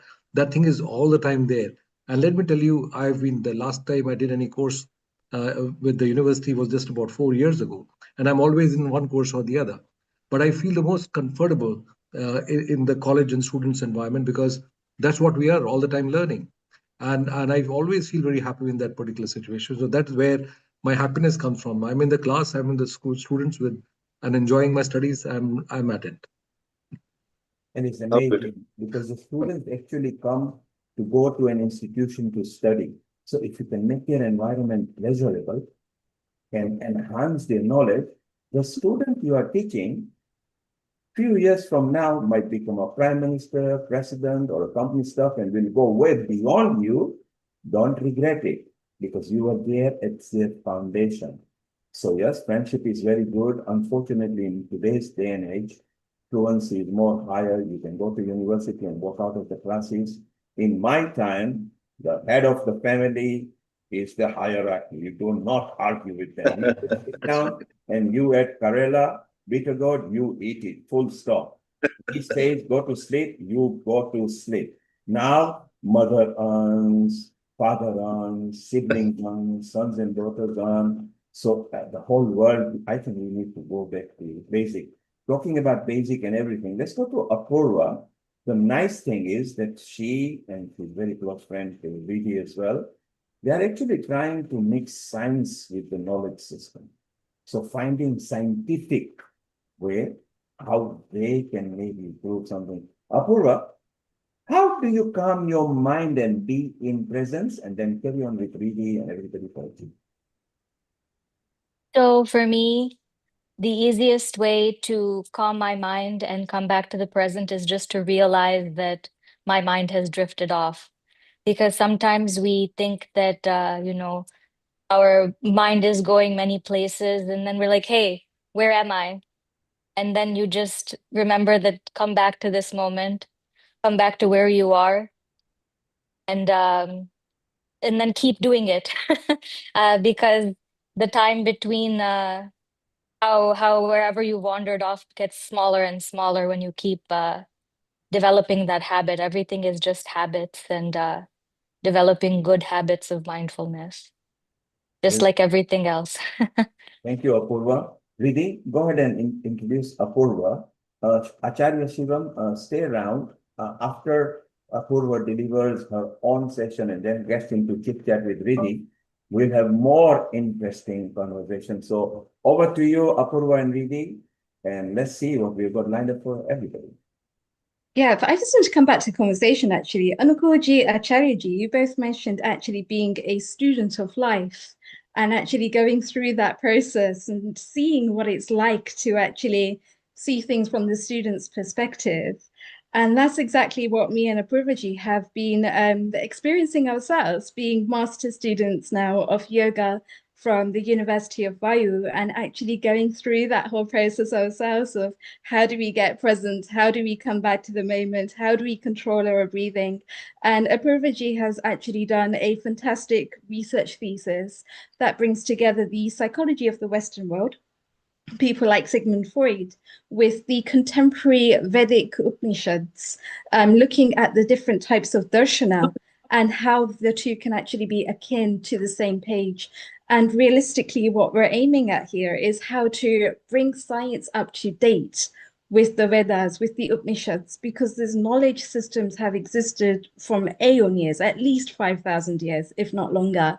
And now the science is playing catch up. Now we can actually start to see things like the brain waves and how to move from a sympathetic stress state to a parasympathetic state, and the effect that that has on the brain waves, and how states of arousal, psychological states of arousal start to happen.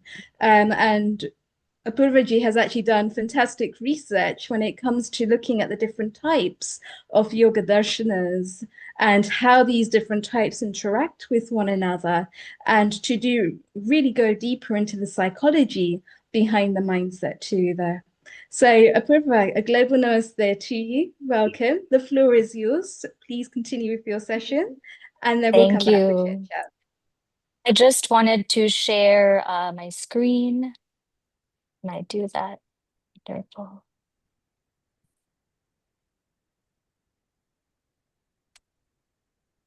All right.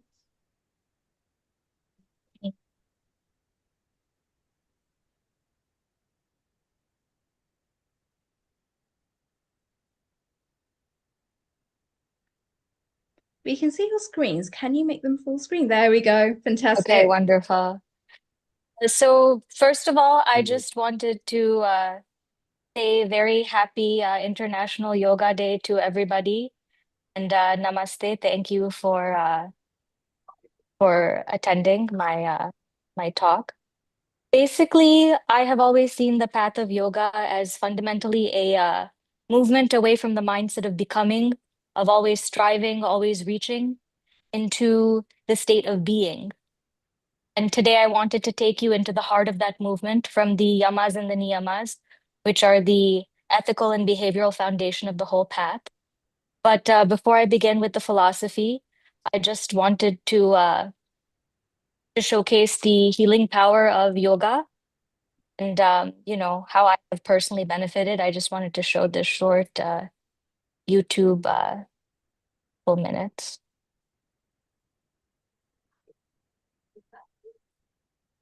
This is through Vayu. This is just a little bit of my experience in how I benefited from yoga.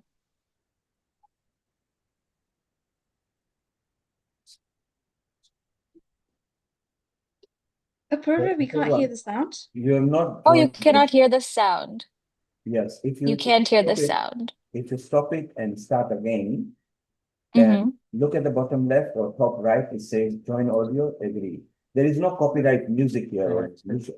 No, there's no copyright music. Very good. So stop and start again. No- Okay, so stop share. Yes, and start share. Before you share, you will Mhm. see a tick box, join audios. You say yes, tick it. Okay. Okay. And take your time. So really this will be exciting because you see, both of you know each other, the professor, the director were also here, just about to reflect in the episode. And how appropriate that Acharya is here at Anupul, because it would be very nice to bring some scientific evidence as well to some basics. And Apurya, you keep on sharing, you will see, yes, and now make sure you turn the audio. Okay, wonderful. Yes, great. On October Is it 27th, audible? Perfect. Okay, great. 2020, I was put on ECMO life support and spent 9 days in a coma.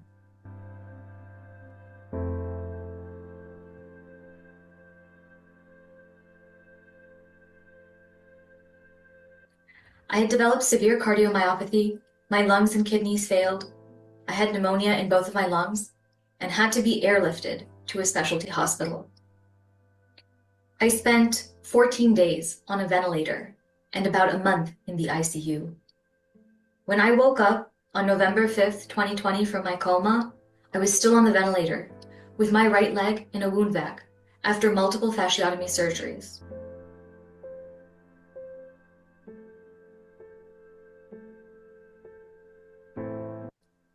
I couldn't feel my feet. They told me to expect to at least lose 3 of my toes on my right leg, if not the leg itself. They told my husband that if I survived 1 year, then I would have beaten the odds. After 2 months in the hospital, my muscles turned to jello. I could poke my thigh and feel the bone underneath my skin. Over the course of 2 years, I did 130 sessions of physical therapy When I began PT in January of 2021, my goal was to be able to sit up in my wheelchair for at least 4 hours a day. I couldn't even move from my bed to the wheelchair independently, let alone use the bathroom on my own. When I began my MS in yoga at Vayu in the fall of 2022, I began earnestly practicing what I learned, both in mind and body. At that time, I couldn't stand up with my eyes closed without falling backwards. But Professor Balaram Pradhan helped meet me where I was. Vayu gave me the key to unlock the miraculous healing ability within myself. In August 2022, I was unable to attend my cousin's wedding due to my unstable heart health. I spent 90% of my day bedridden, with very little stamina, taking multiple medications. By February 2023, just 6 months later, my cardiologist took me off of every medication except for aspirin. By June 2023, inspired by the first yoga therapy course with Dr. Nagaratna, I went to Bangalore in India and spent 3 weeks receiving treatments using various healing modalities, including holistic yoga, naturopathy, acupuncture, and Ayurveda at the Arogya Dhamma Residential Yoga Therapy Center, where Vayu students can also train. I arrived in India hobbling around on a rollator that I donated just 2 months later before my flight home. The day after I arrived back in the US, my strength and stamina had so improved that despite the jet lag, I was easily able to drive myself to the grocery store without a cane and pick up milk for my family. By November 2023, I was able to perform a dance at my brother's wedding. This is the miracle of holistic yoga therapy that Vayu taught me.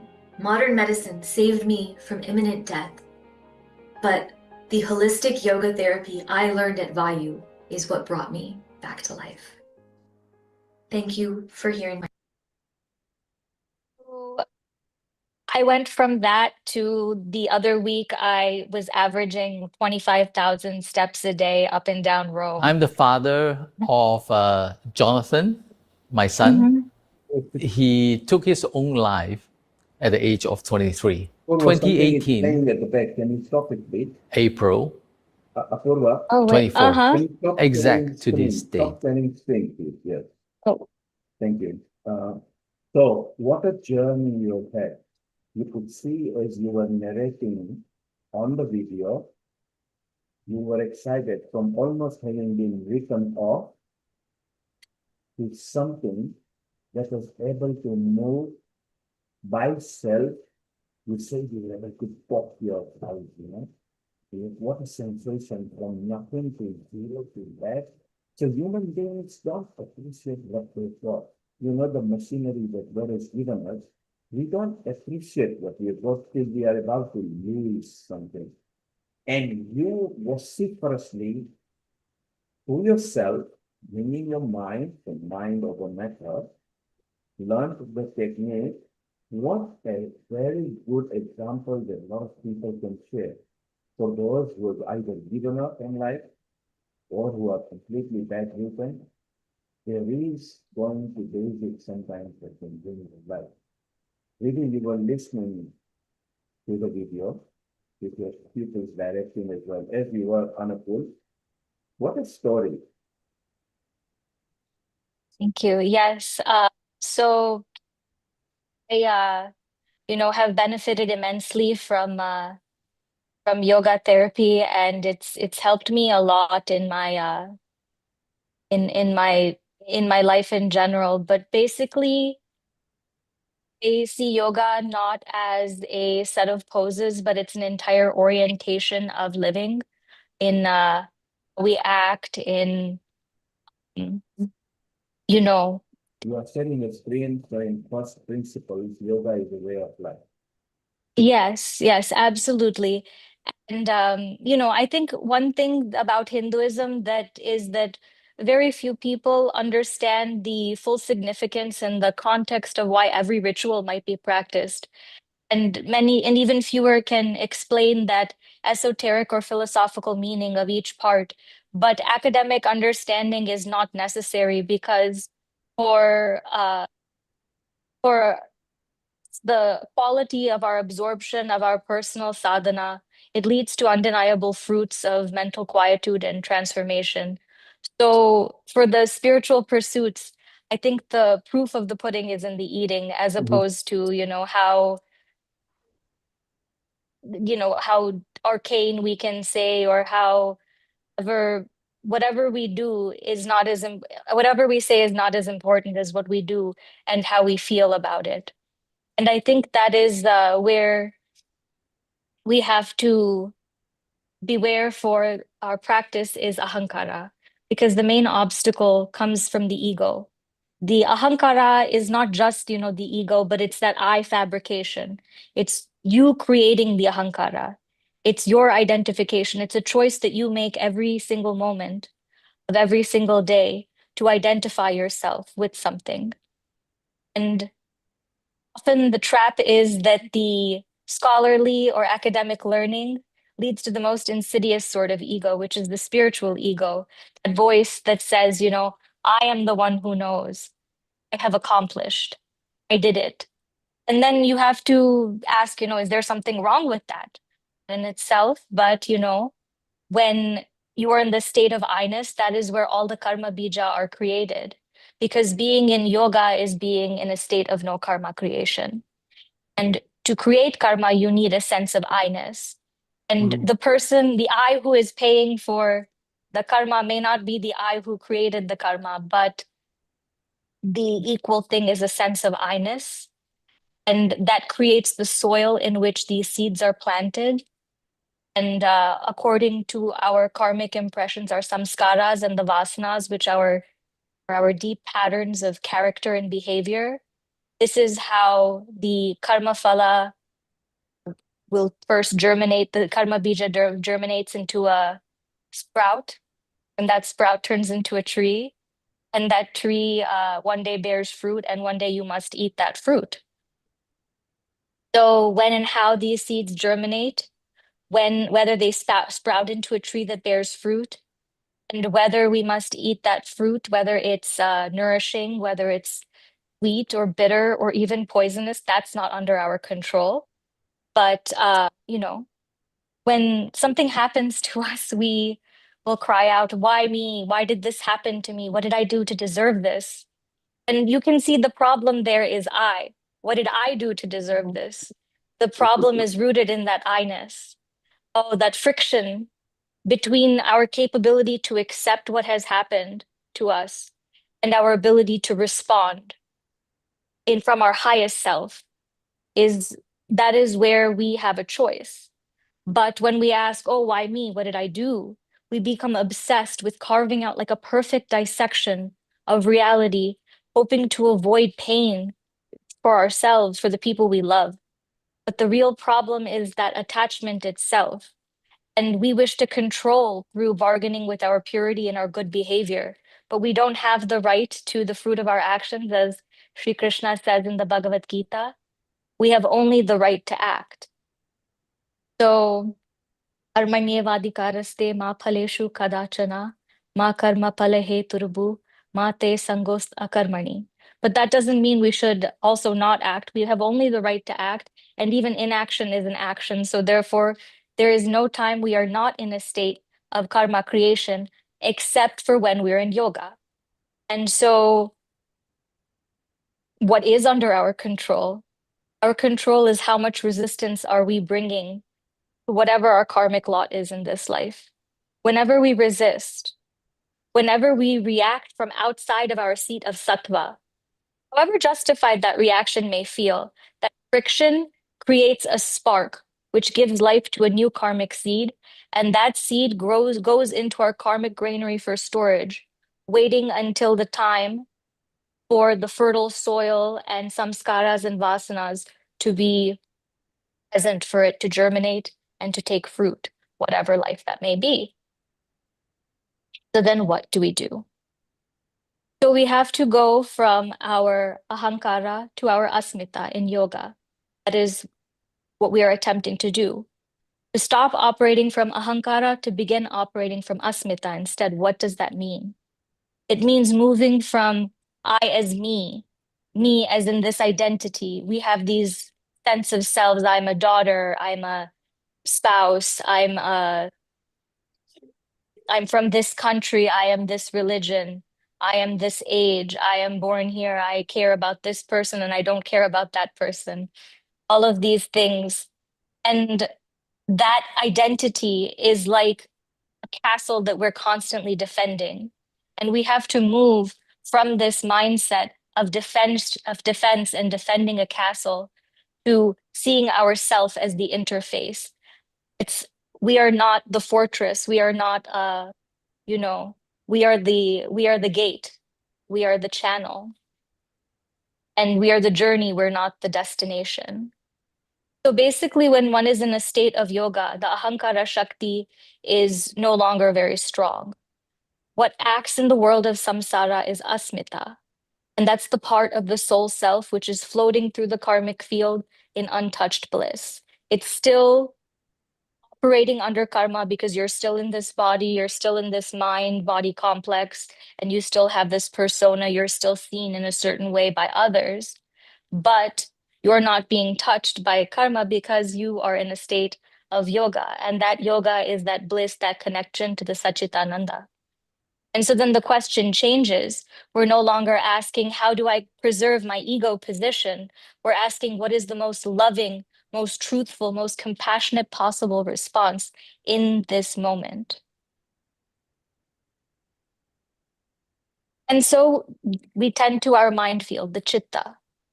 And in your Patanjali's Yoga Sutras in 1.2, Patanjali says yoga chitta vritti nirodha. And so what are chitta vrittis? They're the modifications of the mind field. The chitta is the mind field. It's like your mental landscape. And so it's like terraforming the earth. It takes patience and resources, like a beaver creating a dam and making the river to go a different direction. And even desertification of a once fertile minefield can happen very quickly. And you can take a place that was once a beautiful oasis and turn it into a desert by chopping down all the trees and doing all the wrong behavior. So too it is with our internal ecosystem. And so our chitta, our mind field, is that main land where that ultimate quantum of free will is available to us. The only thing that is fully inside our locus of control is our own behavior, our own thoughts. We cannot control what another person feels, how they act, what they do, regardless of who it is. Sometimes we cannot even control ourselves, what we feel and what we act. So we can at least control some small amount ourselves compared to anybody else. And you can think of the movie The Matrix, and you remember in The Matrix where everybody can go in and out of the matrix if they have the proper mindset. And the chitta is where they use a loading program, and they can add any sense of training or going into the matrix or leaving. That sense of reality, that is like the chitta here. It's a blank malleable construct where you can place anything, all of your samskaras and vasanas, every single impression that your soul has felt in every single vessel of consciousness. And that is the place that when we stop creating a sense of identification, that's when it will just stop modifying. And that sounds very easy, but we have to rewrite our own patterning. And how we do that is through the yamas and niyamas. So yoga is traditionally divided into bahiranga and antaranga yogas, which are the external and internal disciplines. Together, they carry us towards samadhi, which is full absorption. Now, if you look at the way Patanjali Maharishi formulates the Patanjali Yoga Sutras, you see that he begins with the Samadhi Pada. Now, if Samadhi is the goal of yoga. Why does he begin with the Samadhi pada? It's because Samadhi is so natural to us. It's that sense, as Sir was saying before me, how, children are so pure, and when we go back to our natural child self without all of these identifications, that's when we're the happiest. That is Samadhi, and it is our most natural expression of being. And instead of doing, we have to shift to being.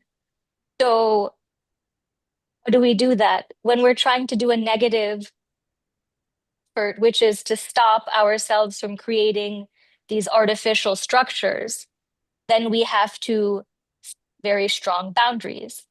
And what we're doing is erasing the boundary between the Jivatma, which is our limited individual self, and the Paramatma, which is our divine consciousness. We're bringing the two into union. That's what yoga is. But in order to do that, we have to have strong boundaries in the way we restrain our energy that we are sending out into the world. And in order to do that, we start with the 5 yamas, which is ahimsa, meaning we are refraining in harm, in engaging in the energy of harm, in deed, in word, in thought, including to ourselves. How many times we're, oh, I'm such an idiot, how could I have done that? That's not engaging in himsa. Even if you're so kind to everybody, but you're being cruel to yourself, that is also himsa, because you are also a living being, and every living being should be treated equally.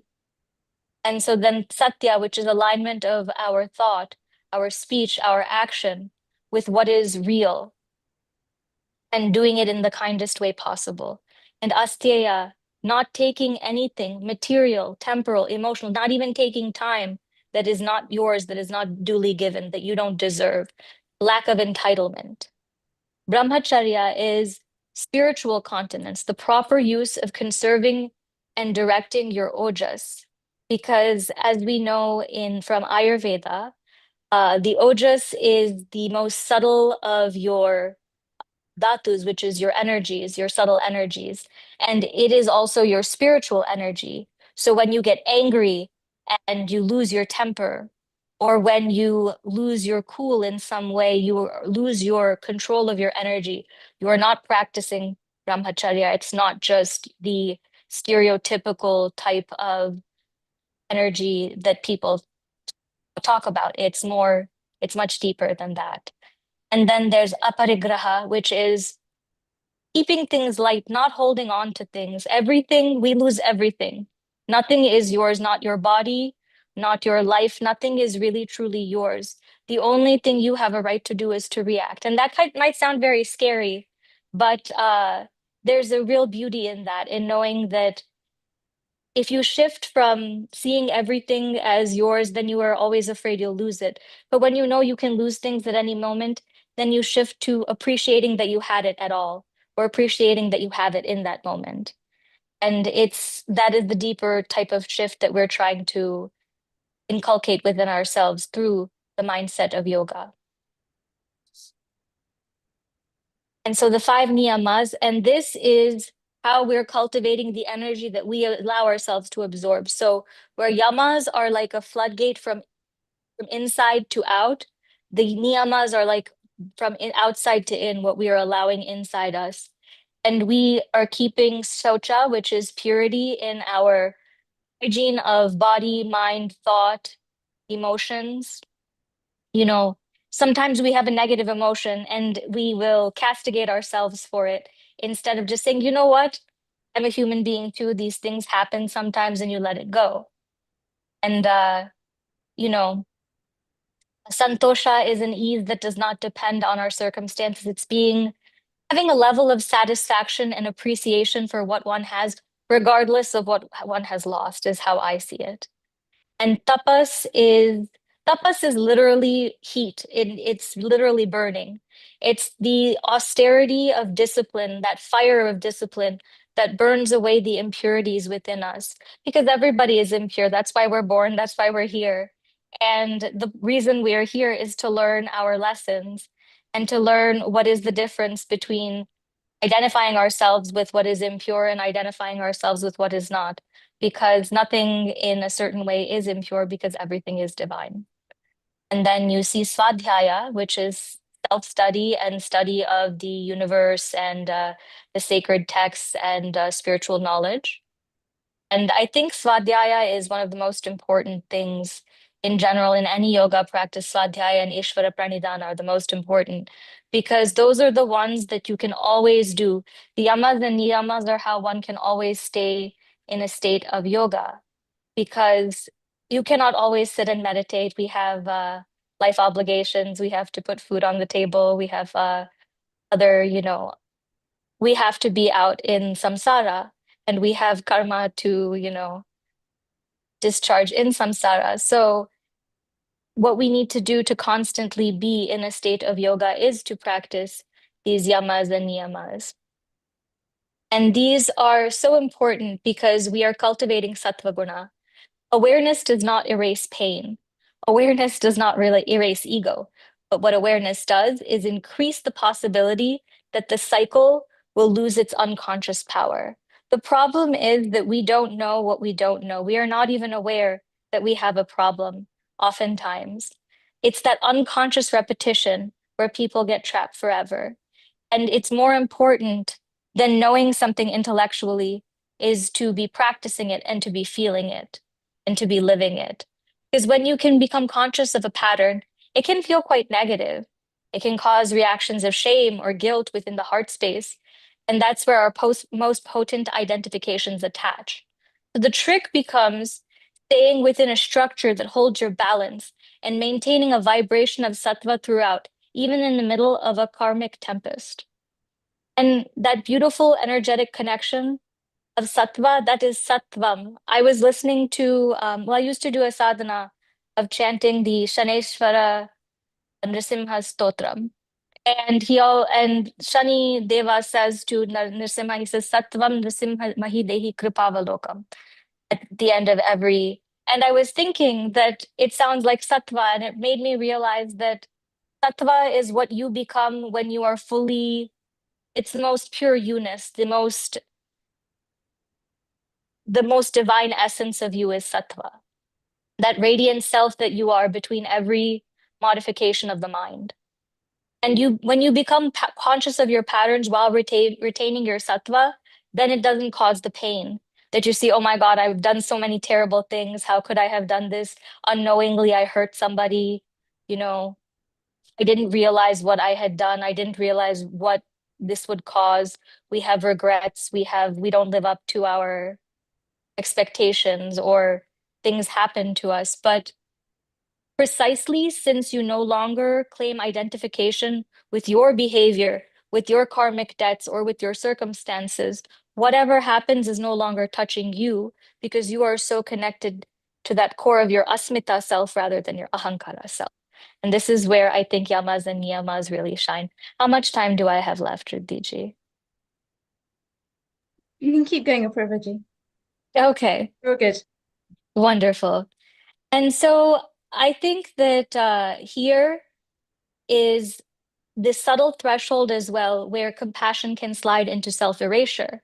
And this is why I think Maharishi Patanjali also prescribes the Chitta Prasadana, because sometimes when someone realizes, okay, intellectually, I understand that there's no difference between me and this other person, and our orientation can shift to trying to alleviate everybody's suffering.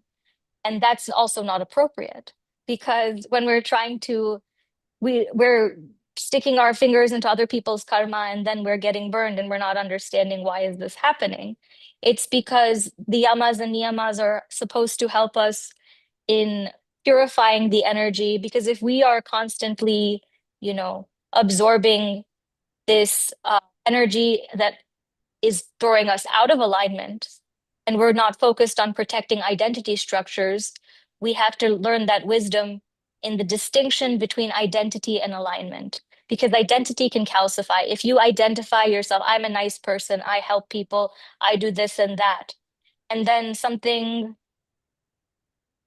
something happens where you now have feeling pain because you're like, oh, but I'm such a nice person, and this thing didn't happen the way I wanted it to. I wanted to help that person, and instead that person is now in a worse off position, and my self-identification as a good person who helps people is now threatened. And now you are feeling pain when the other fellow, something has happened to them, and it's not even you, something has happened to. So these are the kinds of things that we want to stay aligned, which means we stay responsive and we stay on the path of dharma rather than on the path of our ego. And so healthy boundaries here, these yamas and niyamas give us the healthy boundaries that allow our compassion to remain compassionate instead of turning into self-abandonment, resentment, martyrdom, or like trauma entanglement. And then we need to distinguish between understanding somebody and over-accommodating them, between staying aligned with our deeper values of truthfulness, compassion, accountability, non-cruelty, self-awareness, and the refusal to dehumanize. But how do we do that? This is where the dialectical behavioral bombs of yoga, of the Chitta Prasadana, give us a way of moving through the world. They give us the 4 orientations of the heart that clear and gladden our chitta. They give us the mind field becomes even and easy. It's like each one following like the steps of a dance that committed to muscle memory, and then they become reflexive in time, just like walking. Once you lose the ability to walk, it's very difficult to get back into that rhythm because there are these tiny, tiny muscles that you don't realize that you had. And so over time, you first start off like a Frankenstein walking, and then eventually it gets more smooth, and over time, then just like a baby. And everything is like that. But then once you lose muscle, it becomes difficult to regain it. So you have to constantly be tending to your mind field. And we do that through friendliness towards Maitreyi, towards those who are mudita, who are happy, karuna towards those who are miserable. We are happy for those who are having punya happen to them, and towards people who are apunya, who are not following punya, who are not doing good deeds, we maintain upeksha, which is neutrality. And we don't, it may offend us on a moral level, but that doesn't mean it needs to offend us on an energetic level as well. And so maintaining equanimity, even in the face of adharma and apunya, is very important. And so basically, once we relinquish our impulses to control, to understand or to be understood, to heard or be known, then that's when we are free. When you see every action in the universe through the eyes of love, then you have entered into your own spiritual path of yoga. And that is beyond anything that can be quantified in a scholarly fashion. That is the bliss of sadhana. The yamas and the niyamas are the boundaries for the energy we enact into the world and for the energy that we permit ourselves to absorb. They are how we walk the path. The purpose of life is to learn our lessons. The purpose of suffering is to remember that this too is not us. So from being to becoming is yoga, and namaste, happy International Yoga Day.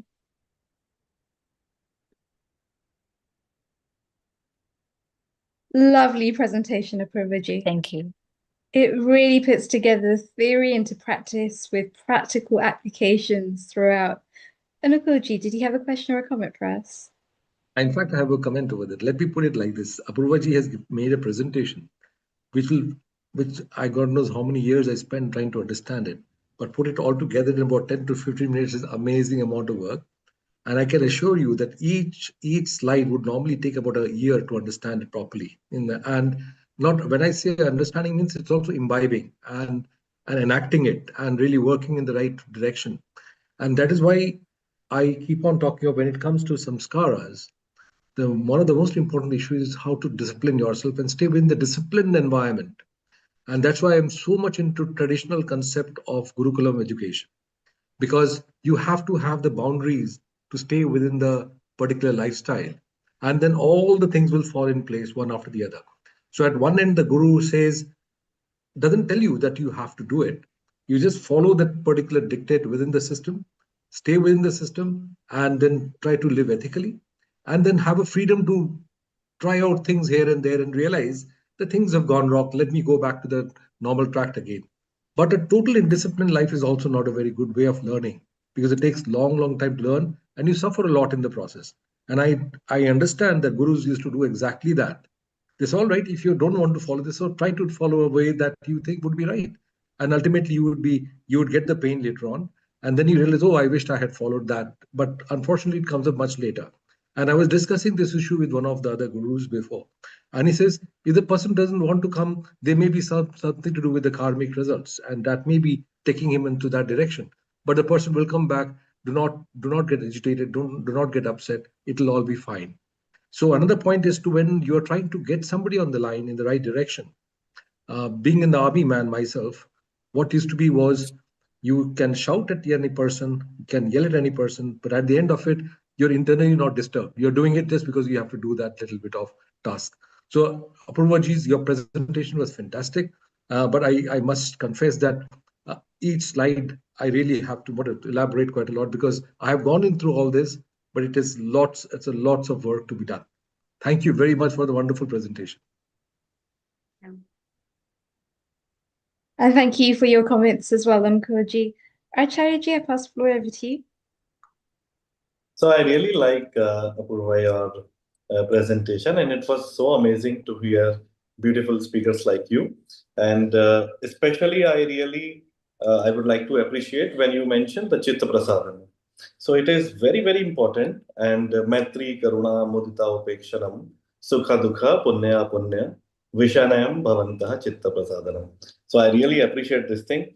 And I believe the mind becomes serene by cultivating friendliness towards the and happy Maitri, and compassion towards those who suffer, and joy towards the virtuous and successful Mudita, and equanimity towards negativity and wrongdoing. So Patanjali gives a very practical formula for this mental well-being, and thank you so much for bringing this. And instead of trying to control the mind directly, cultivate 4 attitudes. Be friendly when you see happiness around. People are not familiar with this thing. Usually, in our because of our conditioning, we are bound to feel jealous. So we have to see the happiness around, and when we see suffering, is it possible to experience compassion? So be compassionate, and I believe celebrating the success of others rather than becoming jealous. Because what we give, what we receive. This is the law of nature, and maintain inner balance when faced with negativity. So Chitta Prasadana is a beautiful concept, and I believe people should learn this. People should apply this in our everyday life. And mindfulness is not merely a technique of attention. It is a way of relating to life. And when friendliness, compassion, appreciative joy, and equanimity become our natural responses, the mind settles into its original state of peace, Satchitanand, which I call. So thank you so much. Thank you, Acharyaji. Absolutely everything that you said, I completely agree with. I think you made the point much more beautifully than I did. I felt always that, especially as Rama ji says as well, that they don't even leave in Hatha Yoga the yamas and niyamas. They give it for the intermediate practitioners, because sometimes people can become too obsessed with this idea of, oh, I have to be good, I have to not tell lies, I have to, and then it takes them from the energy of sattva to actually tamas, because then they're anxious and more speed in the mind instead of the mind getting calm.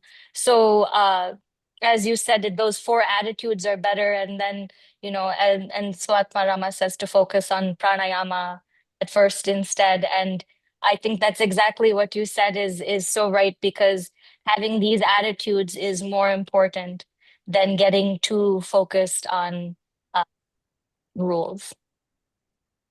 So true, so true. I have one question to ask you. I have just one question to ask Apurvaji. You have been through a very tough time in your medical history. And as a treating surgeon and a doctor like you, I often can understand where the things have gone wrong in the system. I know I can understand the medical aspects of it. Who would you give the maximum credit in your healing process? And how do you think I would be able to implement it within my own systems? It's a difficult question. I So know it's a systems no, related. that's actually a great question. I would say there are two reasons that my healing outcome was as good as it is. One is definitely my husband. He's the only reason I have all of my toes. He made sure that, he was changing my bandages 3 times a day, putting povidone, making sure that the necrosis fell out without spreading, all of that. So he is there, and he took me to, physical therapy constantly, and he didn't make me feel guilty for being unable to do anything. I think that is the main thing, that I was the main thing is that my mental state was good. Mm. I didn't have any worries. I was not at all worried. The only thing I had was a lot of pain, but the pain is actually what taught me how to do yoga, because I didn't want to take drugs, and they were giving me like tramadol, and the tramadol didn't even really help very much. And I didn't want to take opiates, and I didn't want to become addicted. So I would just focus. I just started noticing things, and I noticed, the pain would be worse at night.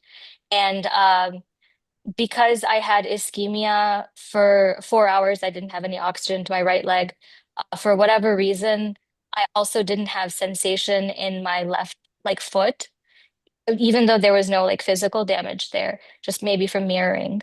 But I had no sensation from my right knee downward on on this leg. So when my nerves were coming back, it was really painful.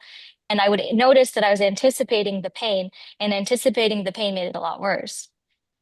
And so I started basically doing behavioral therapy on myself. And I was just noticing it, and I just started slicing the time into as thin of slices as possible, and focusing on the space between. And so that's basically how I taught myself meditation from pain. And so I would actually say that, and seeing it with gratitude, I was not at all about what would happen if I would walk, or if I would lose my leg, or whatever. I was just living in the moment. I was like, if I live, I live. If I die, I die. I can't control it. I'm not going to worry about it. I'm not going to worry about what I made a conscious choice not to worry about what I couldn't control.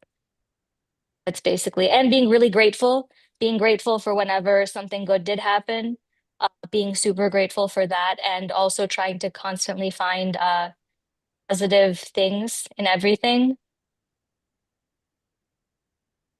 Having dark humor. All these things helped, I think. What would you advise the doctor then at that given time, that how you would like to be seeing your past? How would you advise a doctor? I would say that the main thing is to keep a patient in good spirits, because if whatever a person believes is really what's going to happen. I mean, as Riddhiji and I learn in the Yoga Masters program, the mind is the biggest healer. And really, what we're trying to do in yoga therapy is to just bring a person to that state of Sachitananda, because when you're in your Vijnanamaya Kosha, and you're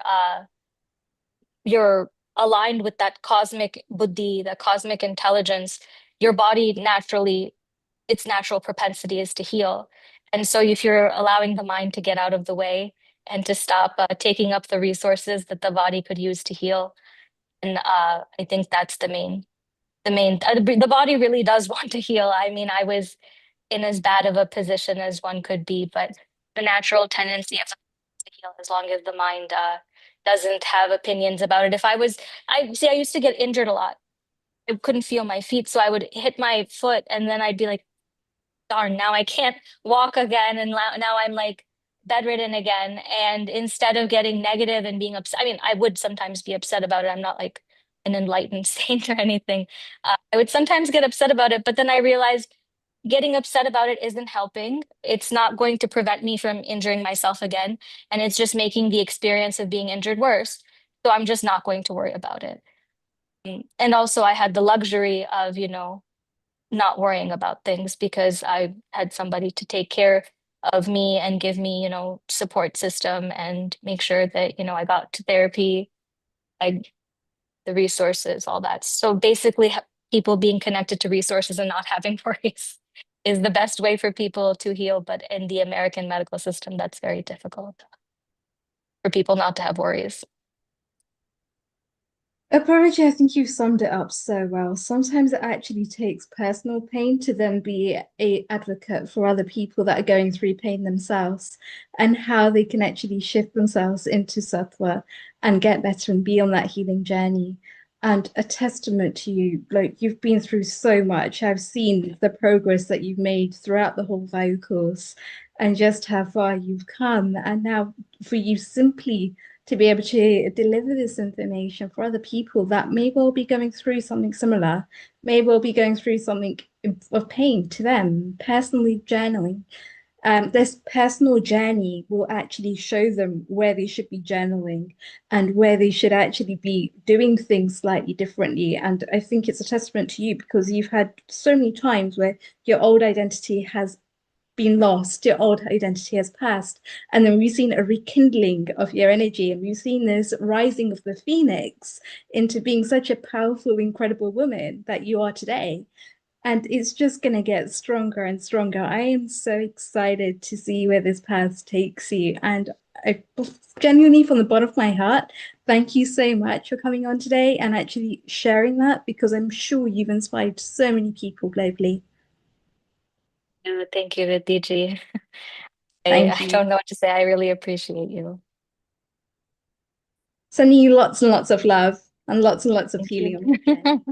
Thank you, you too.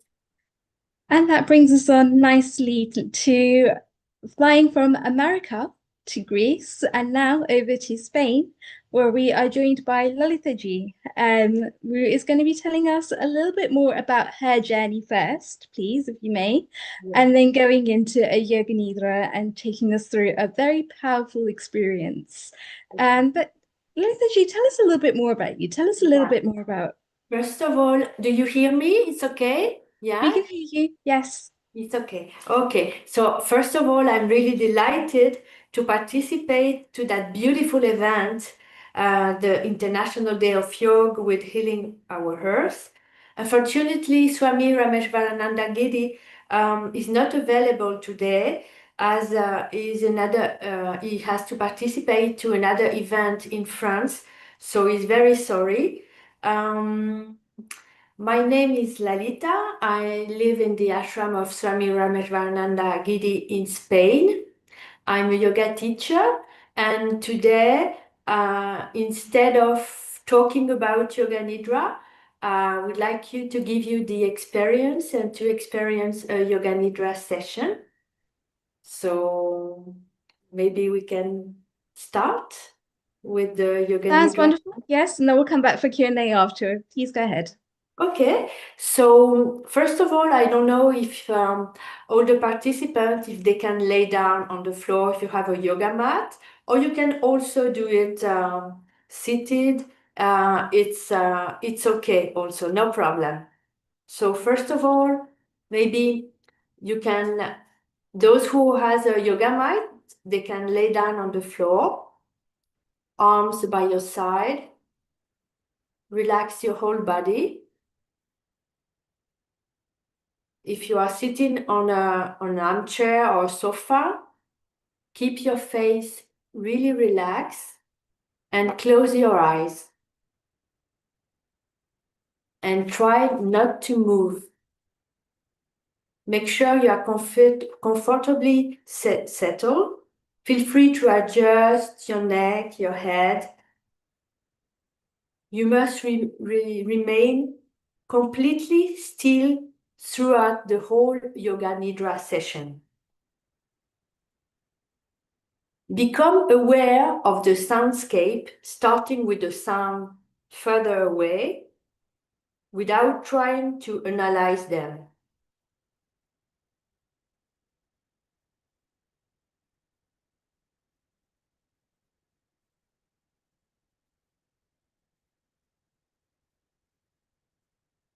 Then listen to the sound closest to you.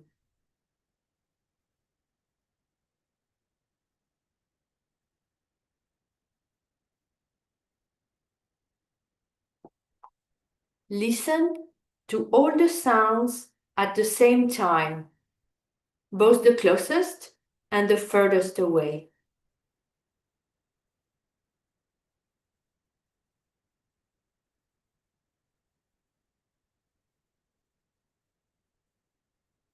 Now you're going to choose a sankalpa, a positive resolution that you will repeat 3 times in a row in your mind.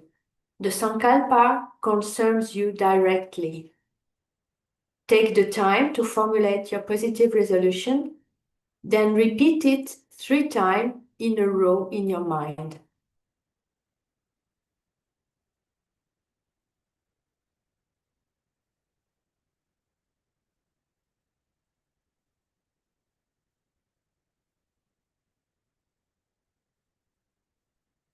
Bring now your attention to the thumb of your right hand, the second finger, third, fourth, fifth, the palm of your hand, your whole right hand.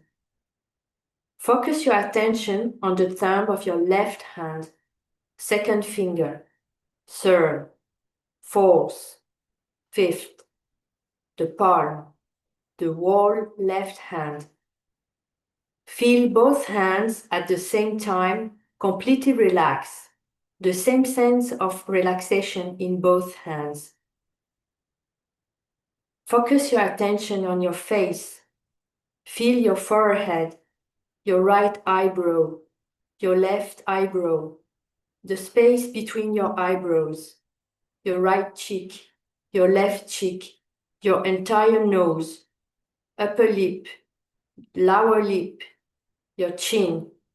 Feel all parts of your face at the same time. Focus your attention on the joints of your right foot, the toes, the inside of your right foot, the heel. Focus your attention on the joints of your left foot, the toes, the inside of the foot, the left heel. Feel the inside of your left foot and the inside of your right foot at the same time. Move on to your right ankle. Relax your right ankle, your left ankle. Apply the same relaxation to your right ankle and your left ankle. Focus your attention on your right knee, relax it. Focus your attention on your left knee, relax it. Focus your attention on both knees at the same time. Feel the right hip joint, the left hip joint. Feel both hips at the same time. Feel your right shoulder blade, your left shoulder blade, both shoulder blades. Your right shoulders, your left shoulder, both shoulders at the same time. Your right elbow, your left elbow, both elbows. Your right wrist, your left wrist, both wrists.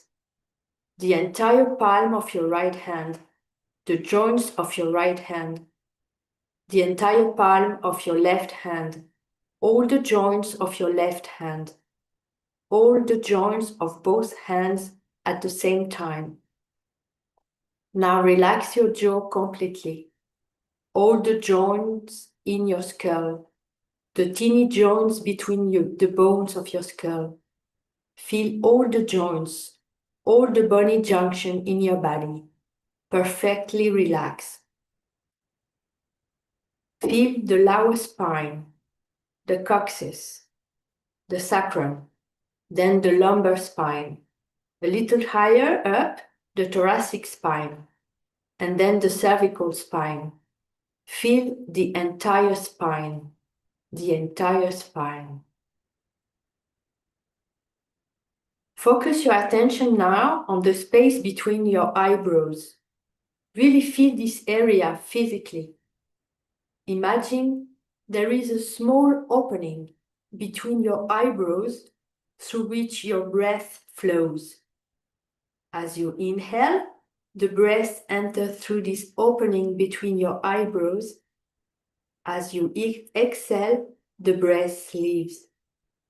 Follow the movement of the air as it enters and leaves through this sponge. Breathe naturally without trying to control your breath. No control at all.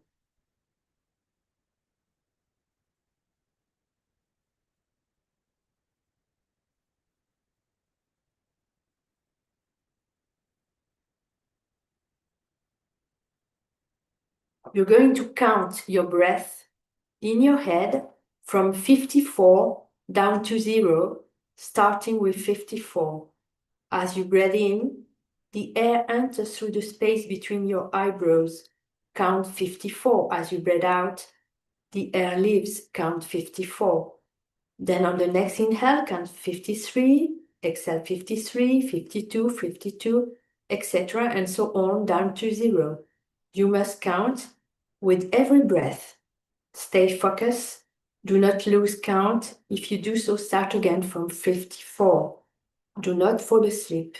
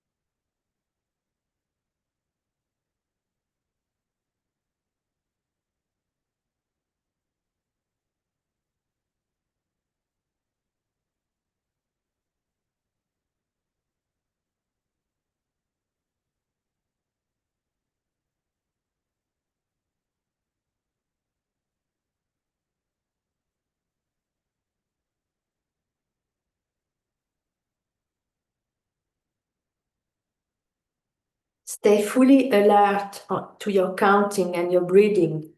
Do not fall asleep.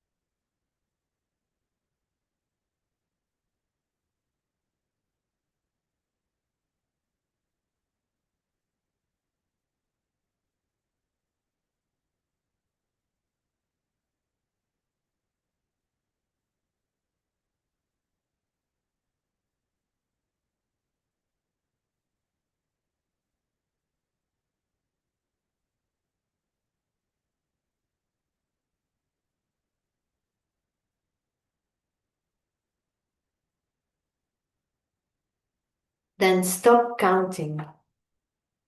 Recall a moment, a personal or professional situation, where things did not turn out as you thought they would or as you wished. This generated a great deal of tension, tightness, and an intense stress within you.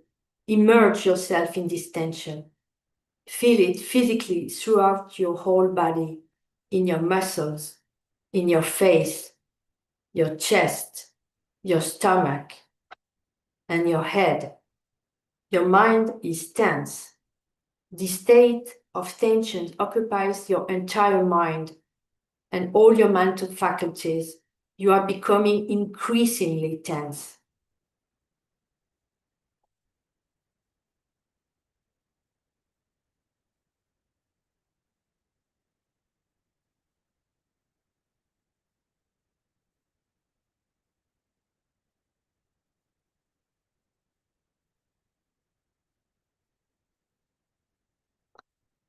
Now relive the same situation where things did not turn out as you expected, but this time experience it with a sense of perspective, with a certain letting go, with confidence in life that things will eventually work out, that you will find a solution, that it is not that serious, that it is not worth getting upset or worrying about.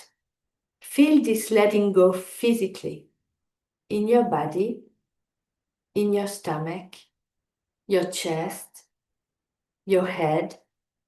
Observe your mental state.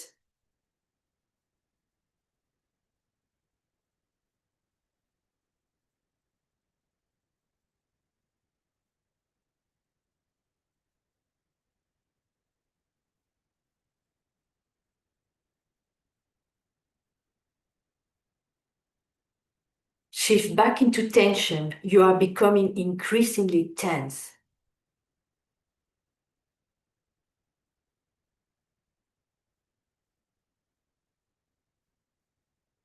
Return to letting go, a letting go that is anchored throughout your whole body.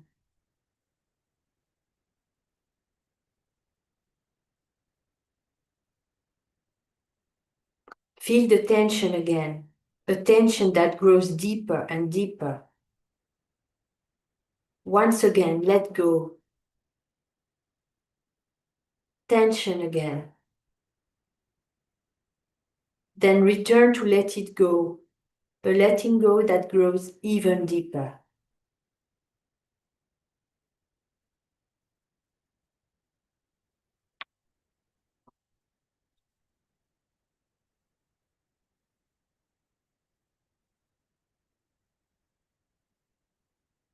You're going to visualize now the images I'm going to propose you. Be careful. This will go quite quickly. Stay focused.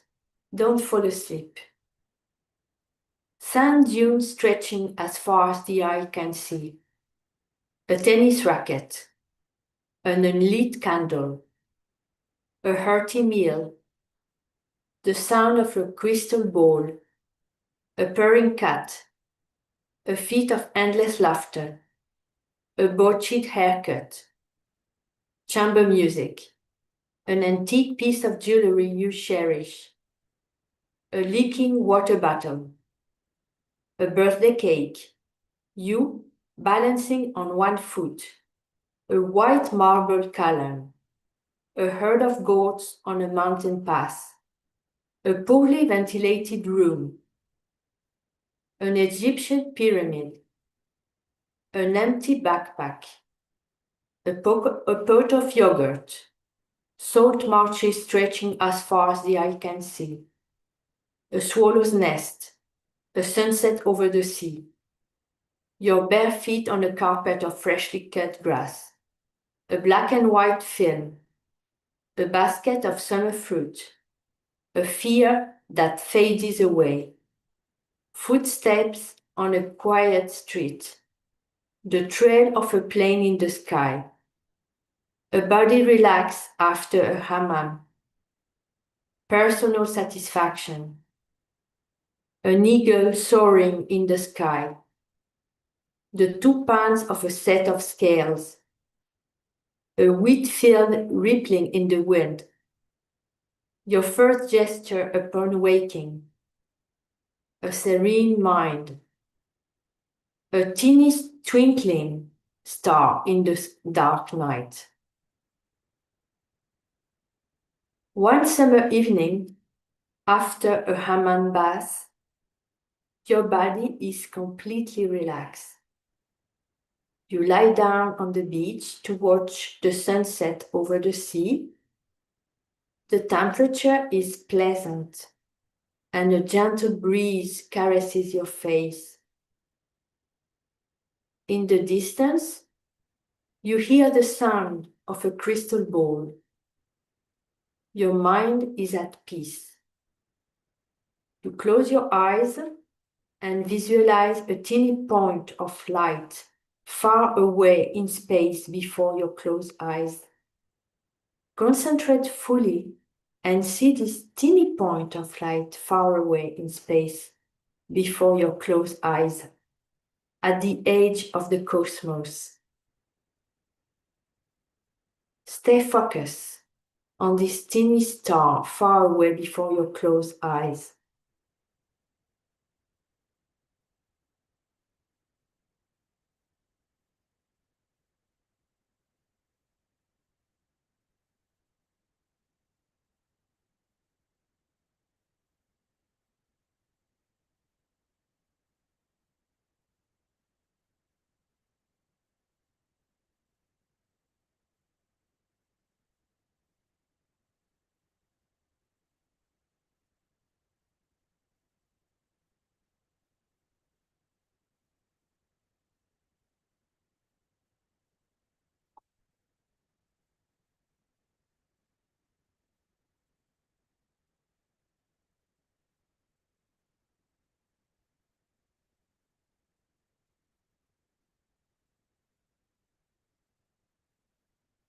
Let go of the visualization and observe your state. Simply be an observer of your state.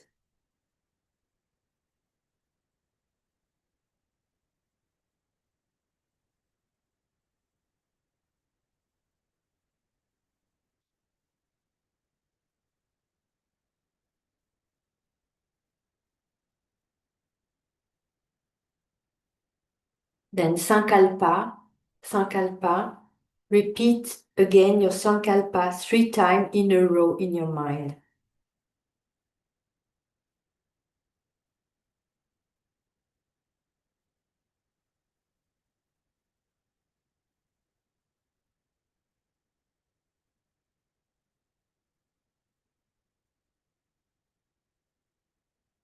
Then check in with your state. While maintaining your state, become aware of your breath again. Feel your breath moving through your body. Then bring this state into your head, then into your chest, then into your stomach. Take a good sense of your body. Feel your 2 arms, your 2 legs, your upper body, your chest, your stomach, your head. Maintain this state throughout your whole body. Without altering your state, become aware again of your surroundings, the sounds around you, the place where you are and what you are doing there. Then begin to move gently as you wish, stretch if you want. Prepare to come out of Yoga Nidra. Please try to maintain this state throughout the day. Only open your eyes at the very last moment when you are fully awake. Yoga Nidra is over. That's it.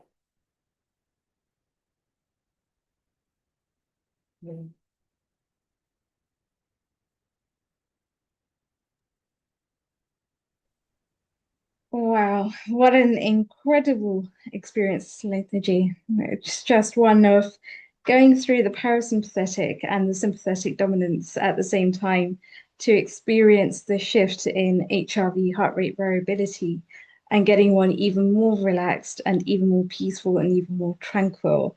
I think it's an experience that is awakening for a lot of people to be able to make those shifts simultaneously, one after the other. Anukulji, being a surgeon yourself, what is your feedback? I think it's an excellent way that we've been able to experience what it feels to be able to get connected to various tissues, various organs of your body. That's number one. And to be alive with it, I think it's very central to our entire recovery process. And of course, you connect yourself to the whole universe at the same time. But that's connectivity is very, very central to what you have just explained to us. And I think thank you very much, Lalita ji, for a very good experience. I wish I can practice this very often. Thank you very much for your invitation, and talk to you soon, and all the best for that beautiful day. Thank you so much for your invitation. Lalita, muchas gracias, buenas noches. Muchas gracias y hasta pronto. Tiene que venir acá en España a visitarnos. Habla español muy poquito. Adiós. But please give regards to Swami Ramesh Parananda because he's a regular part of us, and Swami as well, and all of you. It's wonderful, nice, and we will communicate. You have to come and visit us in Spain. Please come. Yes. You're welcome. You're the most invited. Please come. And some of the team are planning something for next year, and they will be in touch with you. So once again, thank you very much. It was wonderful. Thank and you. we still move on because we got many other contributors have over. So adios and buenas noches. Adios. Bye-bye. Adios. So really, for next 15 minutes is Trupti's turn. So a quick introduction and we can get on, and then we go to Nidhi and then Dr. Seema. Over to you, Nidhi. Thank you. Fantastic. So Trupti Patelji, head of Hindu Forum of Britain, is also served as a PYPT, Yoga Teachers Coordinator for the UK for the last 3 years. Sorry, no, from 2006 to 2009. And she has set up her whole system and drafted teachers training manuals. And she has also written articles in health magazines and done numerous training sessions for young and elderly, including Nitya Yoga, Chair Yoga, and other forms of yoga. A global namaste to you, Trupti ji. Welcome, and a happy International Yoga Day to you. Namaste. Happy International Yoga Day. I was listening earlier on as well to your professor from one of the university. So first thing that comes to my mind, I know that there was numbers of topics to choose from when you want to talk about yoga. And to talk about rules and regulations, to talk about yam, niyam and all that, I want to explore a different side of it, that why the certain things are there, not going into Rajasi, Tamasi, or any sattvic way of living or anything. But before even I start, I want to sort of like raise one issue. When I was growing up, when I was learning, my teacher was Sri Bikesh Iyengar's Gurubai, and he used to come to Vidyanagar to teach us for 4 months course. So you imagine waking up at 5 o'clock in the morning, finishing up at about 7, then going to school and going to uni and then coming back. So my yoga teacher certificate came when I was about 16, 17. And it's amazing energy that you collect from the yoga training. But what amazes me is that our language, our matrubhasha, our mother tongue, matrubhasha. So in Sanskrit, so it is pronounced as Sanskrit and not anglicized version of Sanskrit.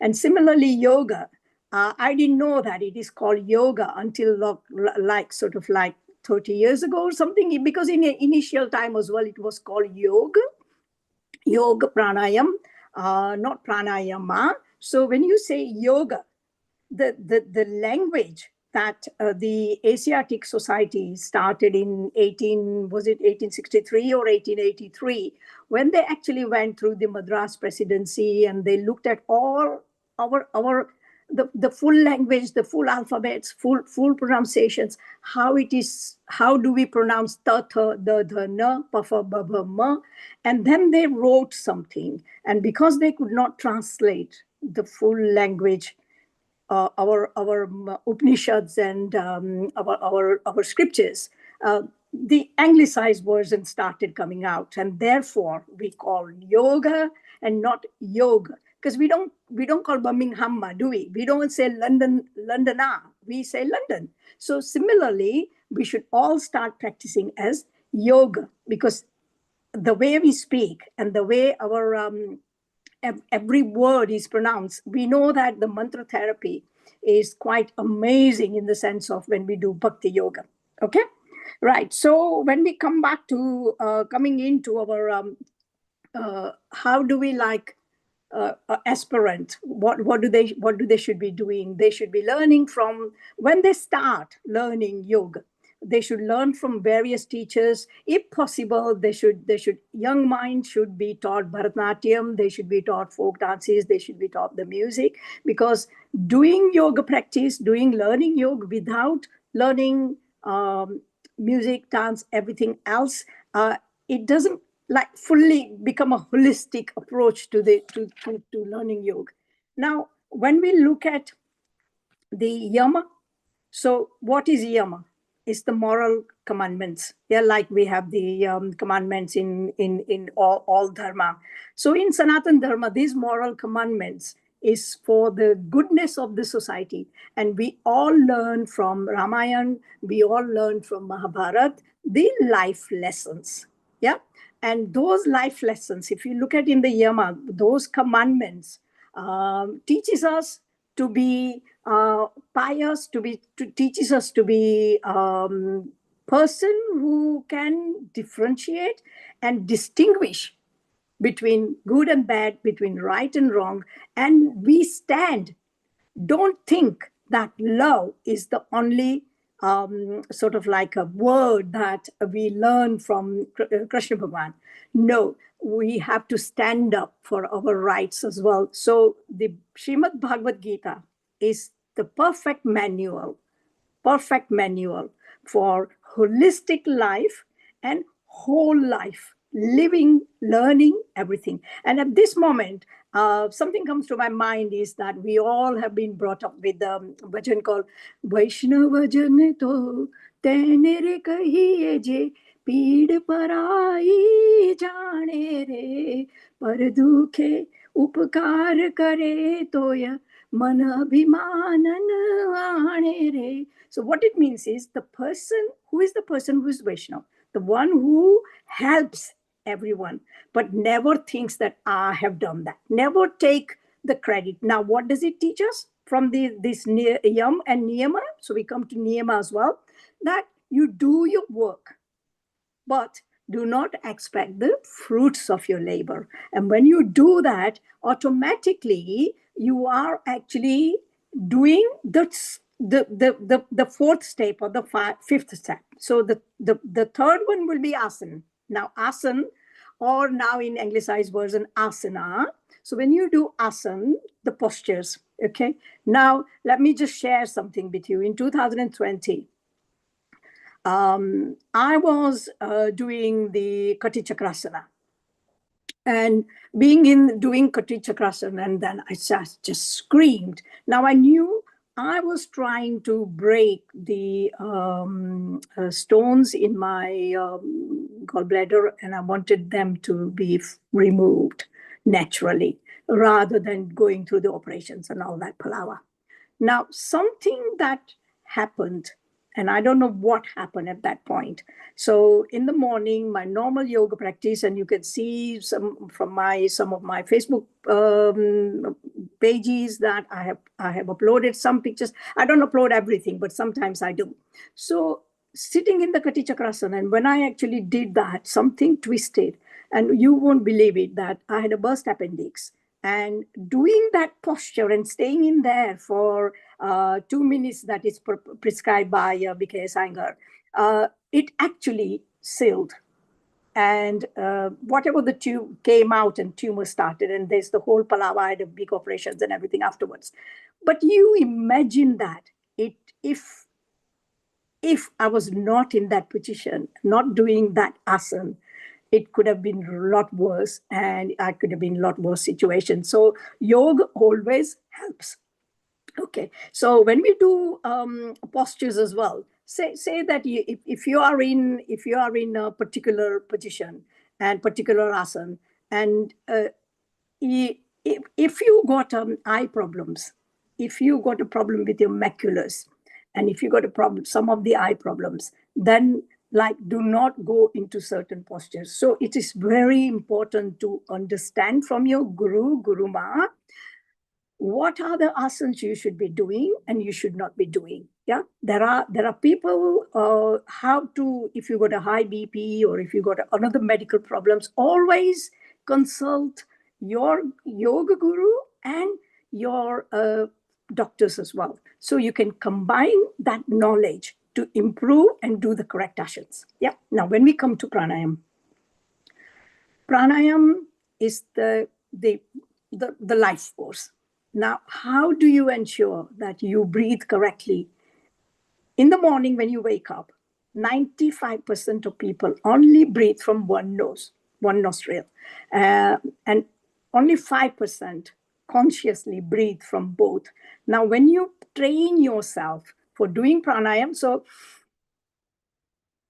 when you're doing that and you train yourself, so when you wake up in the morning, you breathe from both nostrils. And what happens is that it makes your system very effective.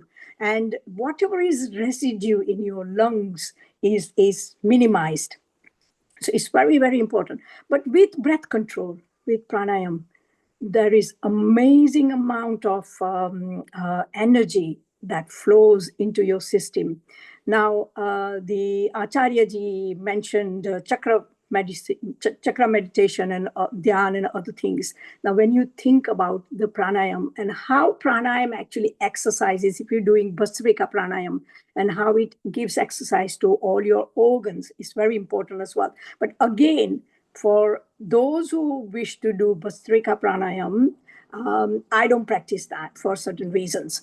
People have to make sure that what are the restrictions? Why should you do this asana and why should you not do that asana? See, if you do Sirsasana is the Ramban dawa for so many of the problems. But if you got problem with the your glaucoma or what would be the eye, certain eye conditions, particularly at over 50s, over 60s for us, then you have to be extremely careful that should you do, and I have stopped doing Sirsasana for some time, and the plow posture, the halasana.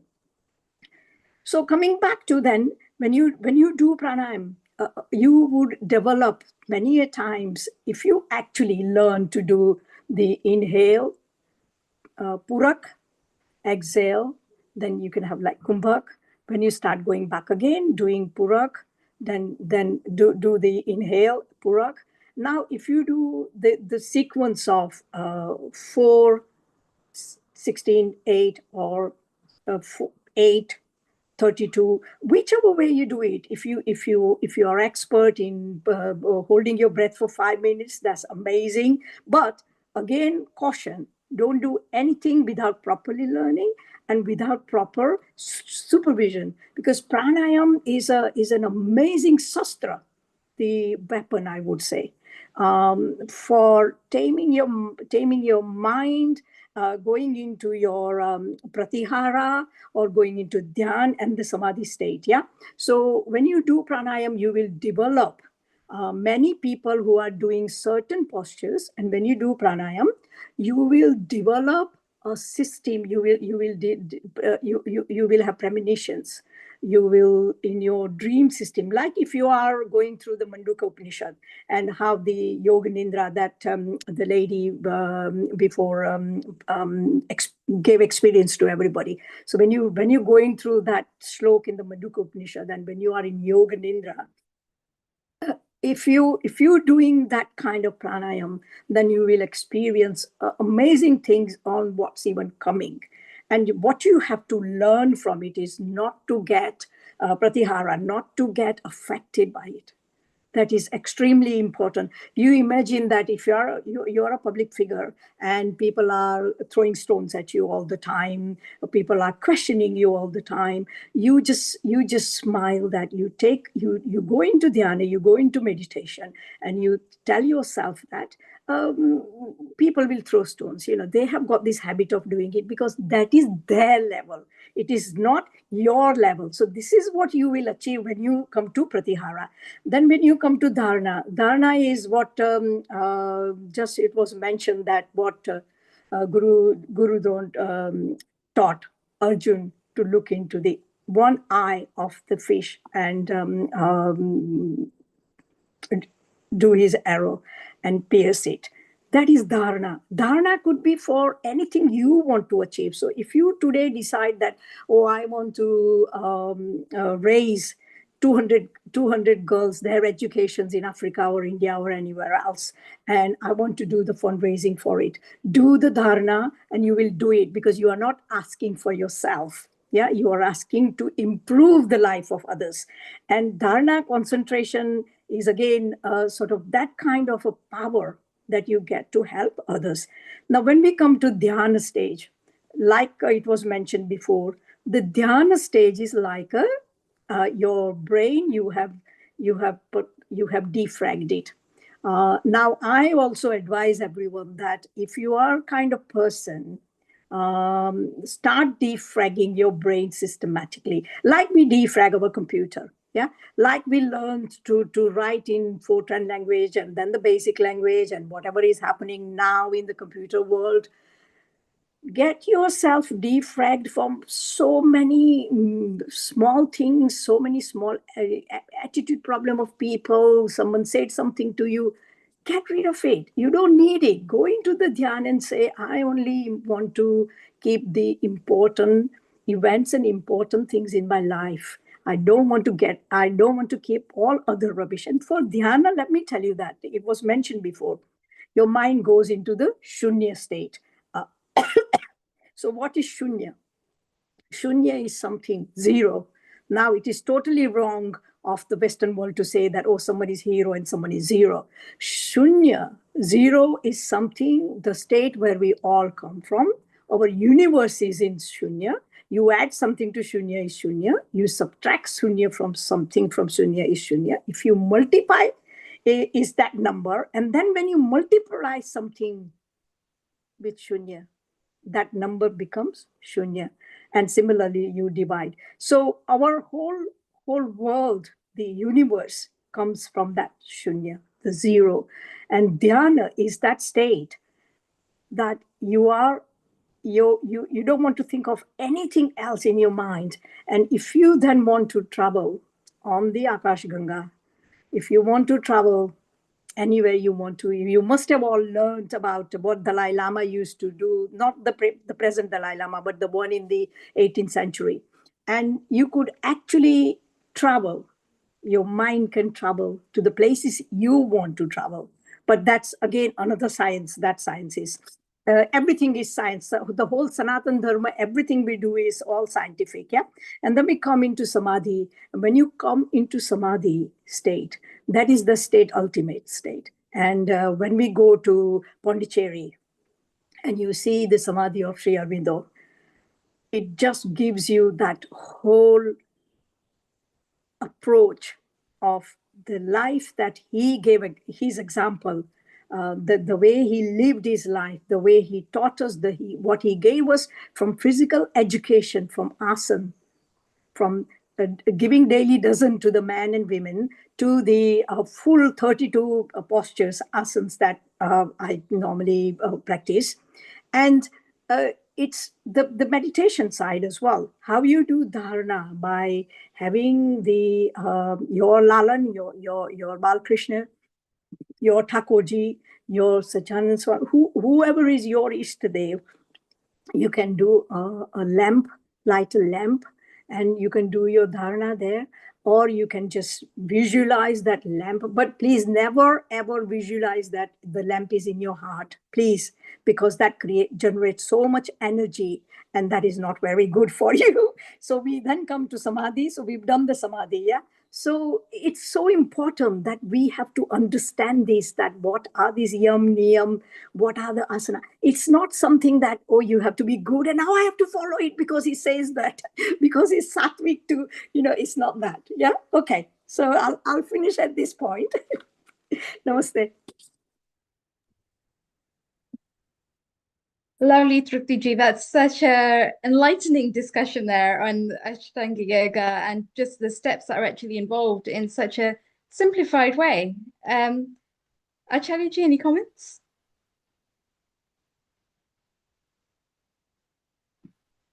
Oh, Anupul-ji, any comments? Yes, I think it was very well described to take into account all that Truptiji has explained. To bring it to our normal day-to-day use is quite a bit of an effort. But I think that some of the examples that she gave in terms of what she had experienced in her abdomen and the lower abdomen is something very, very interesting. And how the yoga can actually influence your recovery is very important. It has been very well described by Sri Aurobindo. Yeah. At the same time, one of the biggest advice that I would like to give is you always require the right teacher to teach them, because it is very well described in our shastras that unless you're well educated and you're fully knowledgeable about your things and you've experienced what it is, then only you should try to teach somebody. Absolutely. And unless you have the real knowledge and experience, you should not try to teach anybody. That's why I always restrain myself in two ways. First of all, do I know the science behind it? The science, as far as our system is concerned, it is experiential. And it's not something very, very simple. It's not something which is statistically calculated. It is experiential. And that experience is an essential part of science, which is very persistent, consistent with our system. At the same time, you should be very good at it. Therefore, I very strongly suggest that we should follow the right acharyas, the right yoga masters to do the teaching. Absolutely. And not take it casually. Yeah, Anupulji, let me just mention one thing. So when we teach Bharatanatyam, I've stopped teaching it now. Yeah, nearly 8 years now. We folded the school, but when we did that, the important thing was that when you do the stretching, when you start the class, we'll teach them Surya Namaskar. Yeah, always starting from Tadasana and then do the Surya Namaskar.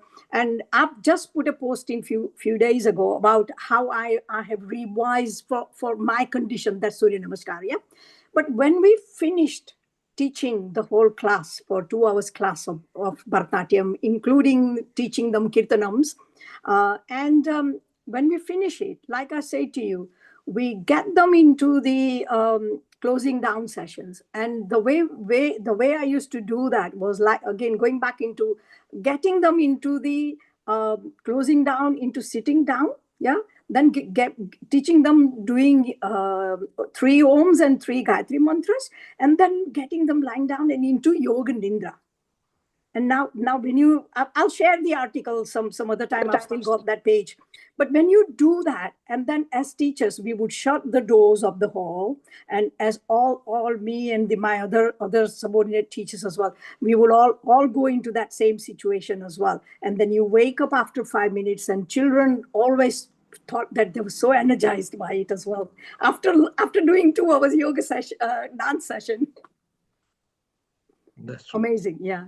It's very important. All our children, young families, they must all learn. I think it's very important that they learn our yoga and everything else.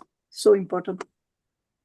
I totally agree, Truptiji. It's so important that people actually have those sanskars and to be able to follow the yamas and the niyamas and to be able to have that as a part of everyday life. And it's going to be amazing to actually have yoga as a way of life, but also off the mats in every moment of life. Yeah.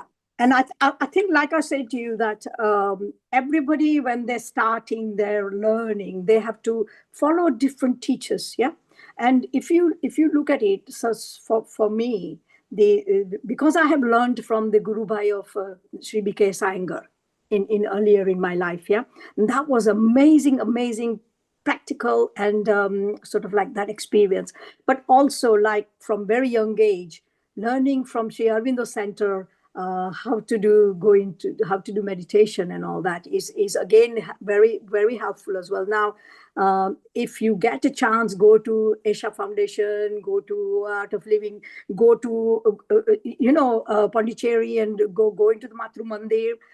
Even if you are learned, like Anukulji said, life is always about learning something. Yeah, and in pratihara, you always think that someone is more cleverer than you. Someone has got something they know that you don't know. Never think that someone is below you. Someone, if see what Sri Krishna says in Bhagavad Gita, the person who treats elephant, a dog, and someone who's cleaner equally is the one who is dear to me. And this is what you learn from following all 8 limbs. And not only that, if you think about it, out of what let me just go quickly. Let me just go quickly. What BKS Iyengar also says about that, part of it is that you have the people who have vyadhi, means worries, yeah. Then they have the samasya, means problems. Then they have pramad, means the indifference. Then they have alas, means laziness, yeah. And then bhranti. Now bhranti means illusion. And if you are at certain stage of your life, and we talk about Maya, and that's all different thing, yeah. The whole world is illusion, and that's a different topic. But the people who have sometimes people have like a Bhranti illusion, is that, oh, such and such is my friend, oh, such and such said something to me, so he's my enemy now, I'm not going to talk to him or her, yeah. All those Bhranti. So when you start doing the dhyana, that is the stage you learn to differentiate all these various things, and then it goes on. So yeah. Thank you, Trupti. We'll take a quick comment from Acharya Sri Shivam, then we need to play on to Nidhi, who is here. Hello, Nidhi. Your very quick comment, please. Namaste. Acharya Shivam, your comment, please. Yes. So thank you so much, Trupti Patel. Your sharing reflects the depth of classical yogic understanding, where you mentioned where even language carries precision and vibration. So when you mention yoga rather than yoga, pranayama rather than pranayama, so this kind of sensitivity to tradition is something we also see in the Iyengar school under BKS Iyengar ji, where alignment, discipline, and purity of practice are given deep importance. So beautifully expressed, and thank you so much for bringing this insight. Thank you. Thank you. Thank you. Namaste. Thank you, Dr. Ji. Yes, do your duty. Don't focus on the power, don't focus on the outcomes, but do your duty diligently and consciously, and you will get to your goal. Global Namaste, Nidhi. Welcome to Healing Our Earth. Nidhi is a yoga therapist and practitioner. She is also master's qualified in yoga, has a diploma in nutrition and health education. She is a yoga prashikshika, member of the Indian Yoga Association, IYA. And it's important because she's also done lots of work with different ailments, both online and offline, both globally and specifically to Bharat, and now she's come to the UK very recently. Nidhi, Global Namaste, welcome. Please introduce your session on pranayama, and the floor is yours. Thank you, Riddhi. Okay, so let me start. Today is International Yoga Day. So today in India, at Kolkata, Indian Prime Minister Narendra Modi declared yoga the world's largest community celebration and described it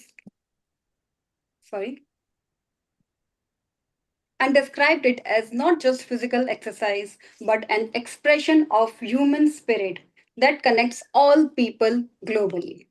Warm greetings to everyone joining from around the world. Let me share my screen to start the session.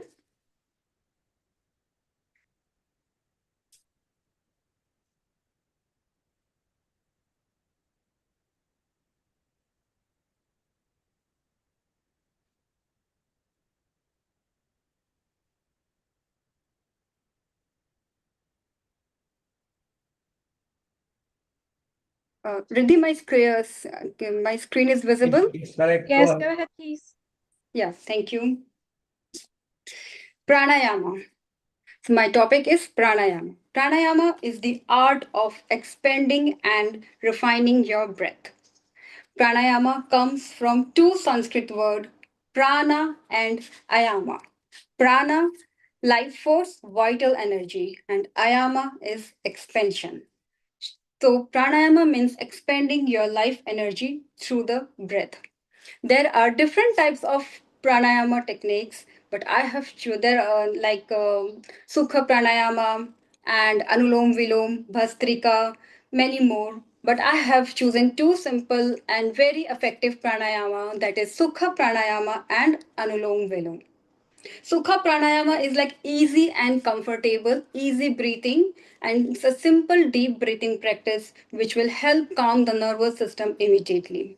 So we will start with Sukha pranayama. So without any much I don't want to explain or about much about this pranayama. I want you to experience and we can discuss on this later on. So for this Sukha pranayama, I want you to sit comfortably on the mat. You can take you can sit on the chair, sit cross-legged on the mat, whichever is comfortable for you. Make sure to keep your spine erect. So when you keep your spine erect, your lungs get a proper expansion and the breathing is to maximum. So for doing this pranayama, we will be adopting Chin Mudra. As I have shown my picture on the slide, tip of the thumb touching to the tip of the index finger, then other three finger remains open. You can place your left hand on your left thigh. Now right hand palm placing on your abdomen. Yes.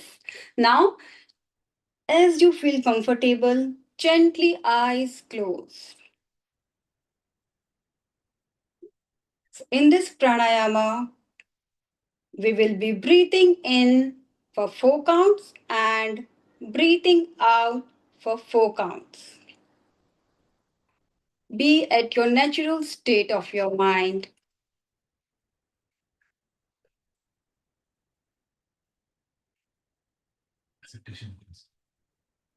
Now let's begin the practice. Inhale, 1, 2, 3, 4. Exhale, 1, 2, 3, 4. This completes round 1. We will do more 8 rounds of this. Round 2. Inhale, 1, 2, 3, 4. Exhale, 1, 2, 3, 4. Round 3. Inhale, 1, 2, 3, 4. Exhale, 1, 2, 3, 4. Round 4. Inhale, 1, 2, 3, 4. Exhale, 1, 2, 3, 4. Round 5. Inhale, 1, 2, 3, 4. Exhale, 1, 2, 3, 4. Round 6. Inhale, 1, 2, 3, 4. Exhale, 1, 2, 3, 4. Round 7. Inhale, 1, 2, 3, 4. Exhale, 1, 2, 3, 4. Last round, round 8. Inhale, 1, 2, 3, 4. Exhale, 4, 3, 2, 1. Gently relax your hands on your thighs. And try to observe your breath from inside. Feel the stillness and slowness of your mind. Sukha Pranayama, the balanced breath. This practice will help you connect your mind and body. This practice will help you understand your breathing pattern.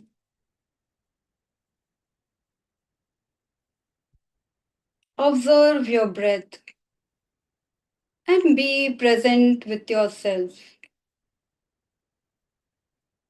Do not get distracted.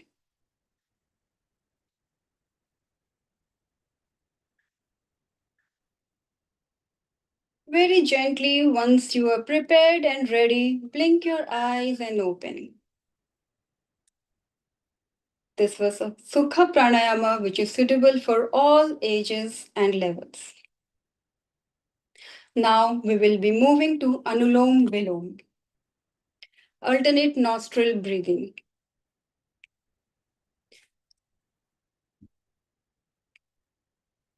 Let me start. This alternate nostril breathing, this is also a very safe practice. But if you have any heart issue or any other ailment, please discuss with the practitioner, discuss with your instructor before starting. If it is done slowly, then it is very effective. Let's begin. For doing Anulom Vilom, we have to follow 2 mudras. First is Chin Mudra. Tip of the thumb and index finger together and other 3 fingers remain open. As you can see in the slide, I have shown my picture for the correct posture and placed your left hand on your left thigh. And with your right hand, you have to adopt Nasika Mudra. Thumb remains open. First 2 fingers, the tip of the fingers move closer to your palms and other 2 fingers remain open. Now place this mudra on your nostrils. With your right thumb, we will close our right nostril and with the other 2 finger will help you close your left nostril. So first we will start, I'll show the demo, then we will do it together again. Close your right nostril with your thumb. Inhale through your left nostril. Close your left nostril with your ring finger and little finger. Remove your thumb and completely exhale through your right nostril. Now inhale from your right. Close your right nostril with your thumb. Remove your finger and exhale through your left. So this completes 1 round of Anulom Vilom. We will be doing 8 rounds of Anulom Vilom with my instructions. So let's begin. Adopting Chin Mudra and Nasika Mudra. Place your right thumb on your right nostril. Inhale through your left. Close your left nostril with your ring finger and little finger. Remove your thumb and completely exhale.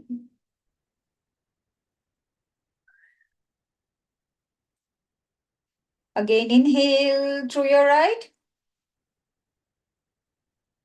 Close your right nostril, remove your finger, exhale through your left. Continue your practice. Inhale through your left. Close your left nostril, remove your thumb, exhale through your right.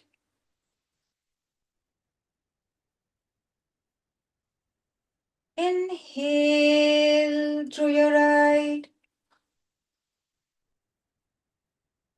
Close your right nostril using your thumb. Remove your finger and exhale through your left. Inhale through your left. Close your left nostril. Remove your thumb. Exhale through your right.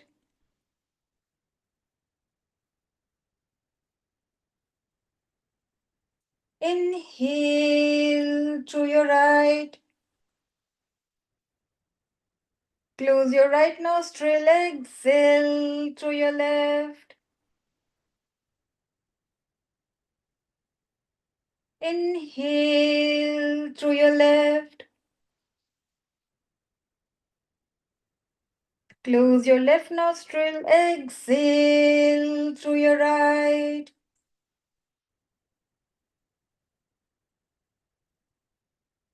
Inhale through your right. Close your right nostril. Exhale through your left. Inhale through your left. Close your left nostril. Exhale through your right. Inhale through your right. Close your right nostril. Exhale through your left. Inhale through your left. Close your left nostril. Exhale through your right.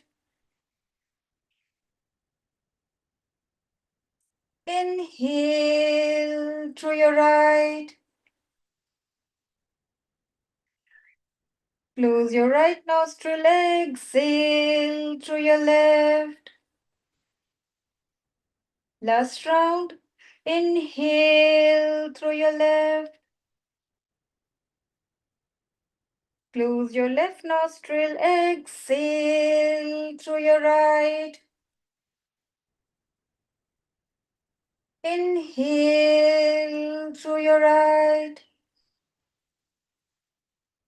Close your right nostril. Exhale through your left.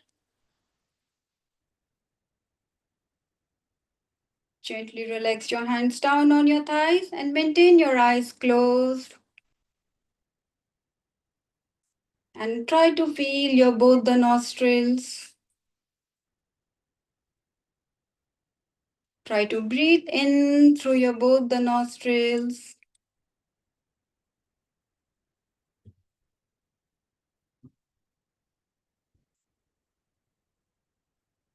Feel the cool air entering your nostril and warm air coming out.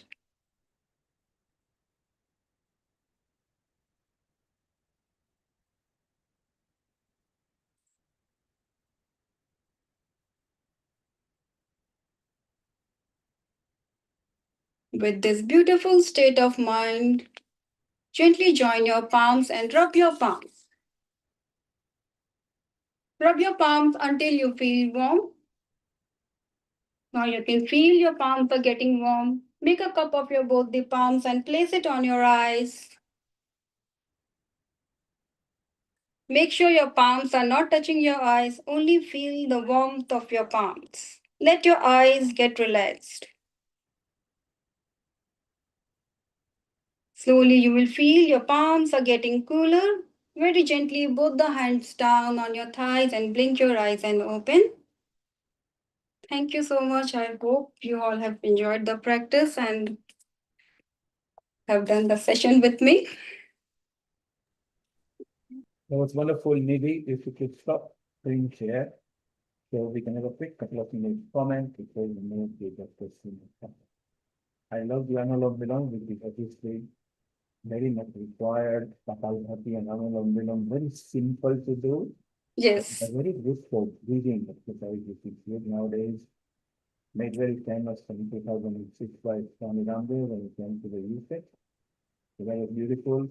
We are also going to have read your comments Anupur, a quick 30-second comment before we move to Dr.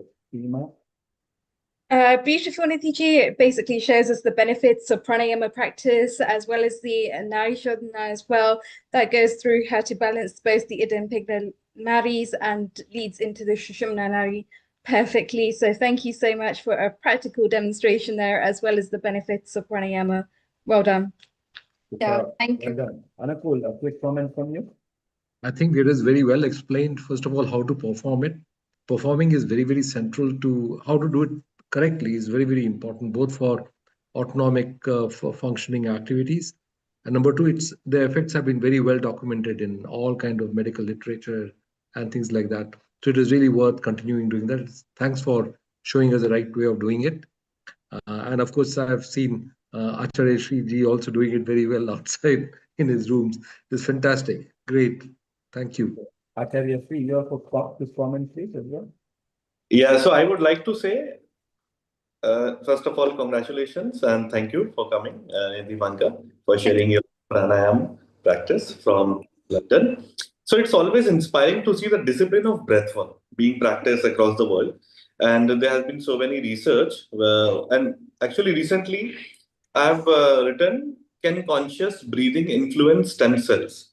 What ancient yogis and modern science may be telling us. So I've shared it on LinkedIn as well. So I'll be sharing the link. And there have been so many researches on this topic. And in Shabad, if we go to Gurudwara, and I have worked closely to the Shabads, it says, Shwas Shwas Simra Govind Man Antar Ki Utra Chind. It means when you are totally aligned with your breath, then automatically your mind becomes pure.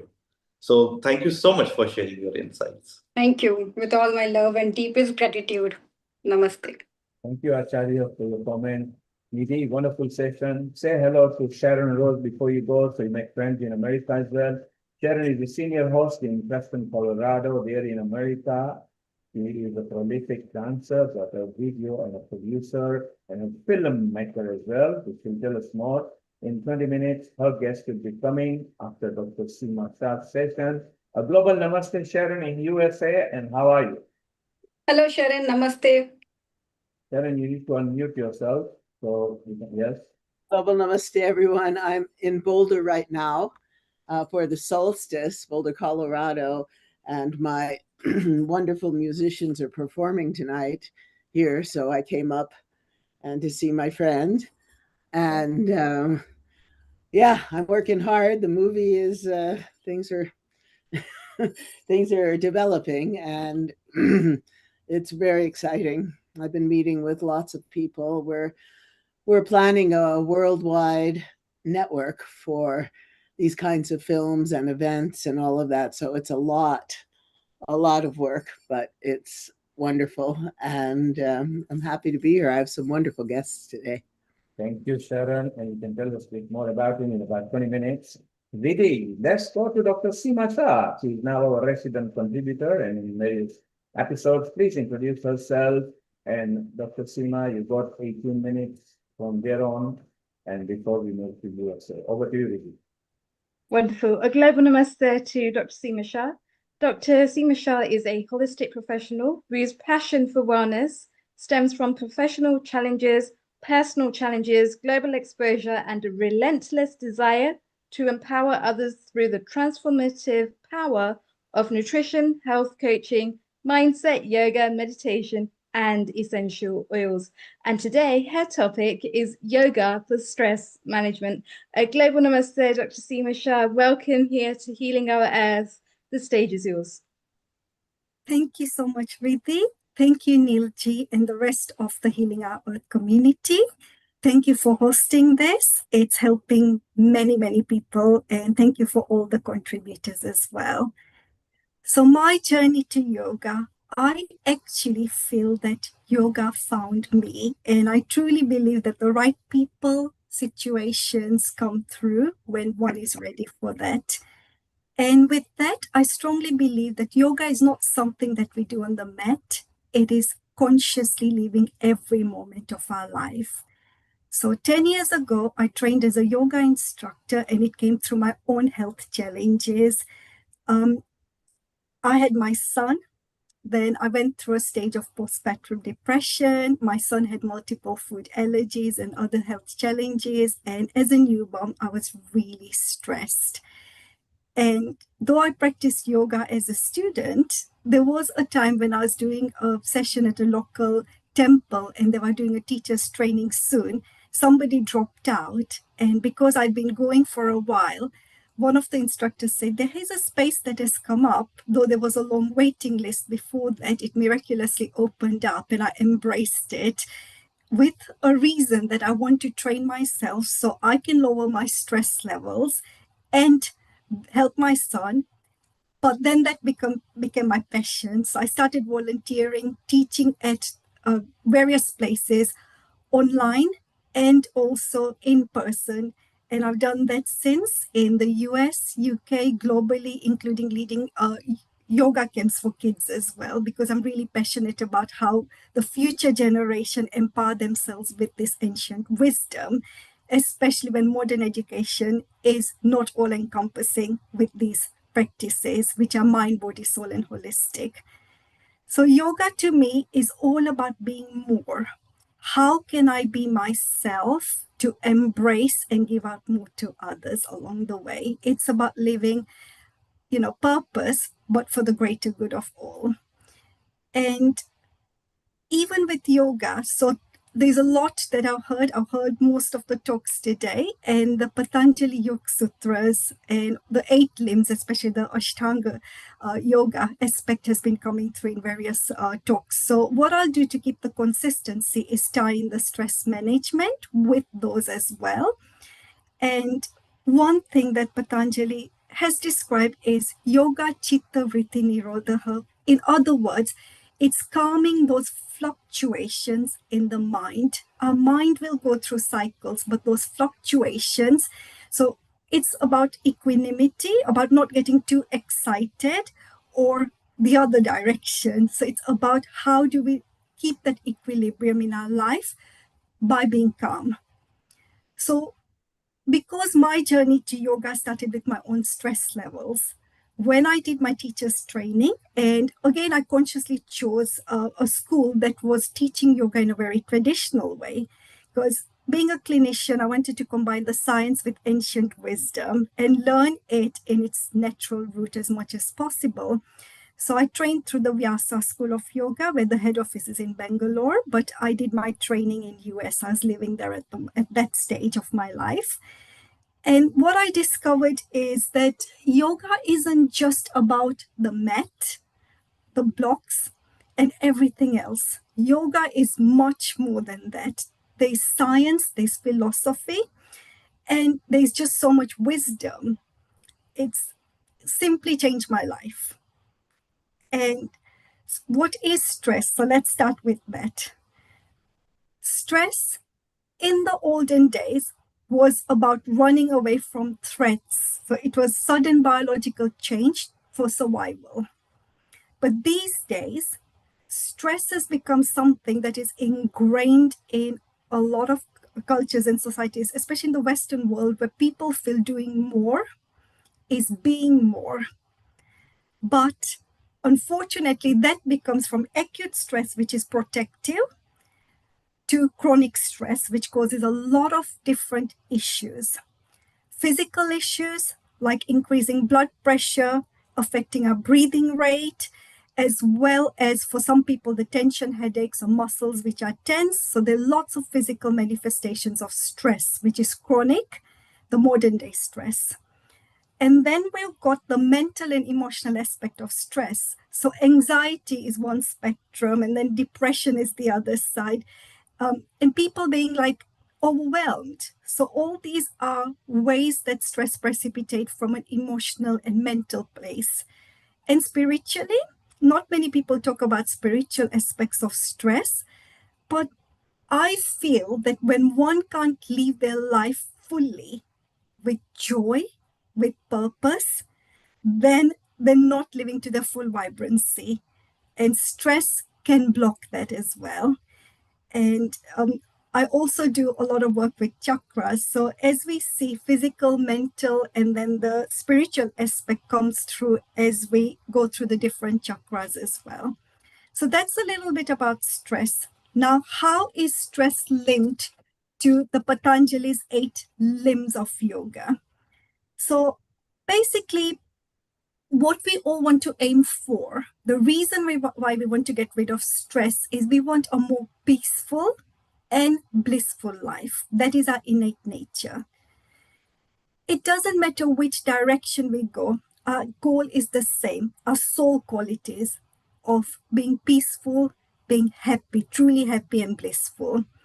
So the first one of the Ashtanga Yoga, the yamas, that's our relationship to others around us. So how is our ethics with others implementing and reducing our stress in our life is what I'm going to talk about. So ahimsa, non-violence. When we come with a clear conscience for the highest good of all without harming, that's less stressful. Satya. So I'm going to go through them quickly because I know the time constraints, but I hope you get the message. Satya is truthfulness. Again, our true innate quality is about truth. And when we come from a place of truth, mind, body, soul, being authentic, that's less stressful in effect than being somebody or embodying somebody we're truly not. And I'd add one thing to this. It's our intentions behind actions that matter. So, no judgment, nothing, truth as it is. And then asteya is non-stealing. So when we basically live with that, so these days you get a lot of different ways that people so-called steal. It's not just about physically taking things away, but there's a lot of, for example, digital things and a lot of things. But the greatest thing I've learned through my journey of yoga is when one steals their own peace and vitality by comparisons. When we are our own competition to be better rather than somebody else and comparing ourselves to others, we are adding vitality to our lives. So that's my version in the modern day of the stealing as well. Conserve your energy. And then brahmacharya, for most people in this modern day, accounts to moderation. That's if I had to sum it up in one word. It's about living our life with the boundaries in place.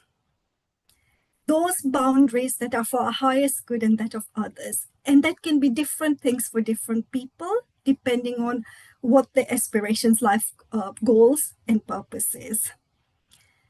Aparigraha, which is basically non-attachment. And one way I've learned that in my own life is basically, I was at my lowest point in my life when my son, who's got severe life-threatening allergies, was younger. And I was in a point in hospital where I didn't know whether I was going to walk home alone or without him. And I realized nothing in life matters because we are here with our own journey. And though, yes, we've got roles to play and we've got a purpose, ultimately, this journey is ours alone. And I've lived through different countries, through different continents, and I can say one thing I've learned is aparigraha from that.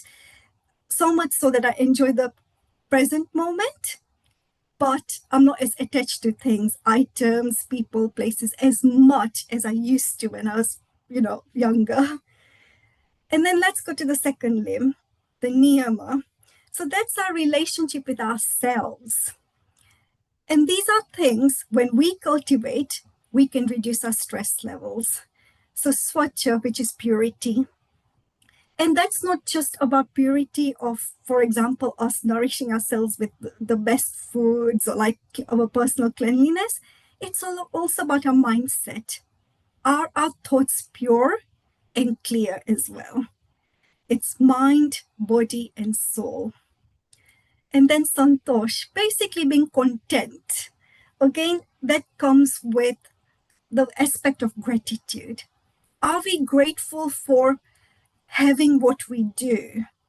Be it cherished moments or the lessons that life is teaching us, because there's always some wisdom, even in those hardest moments.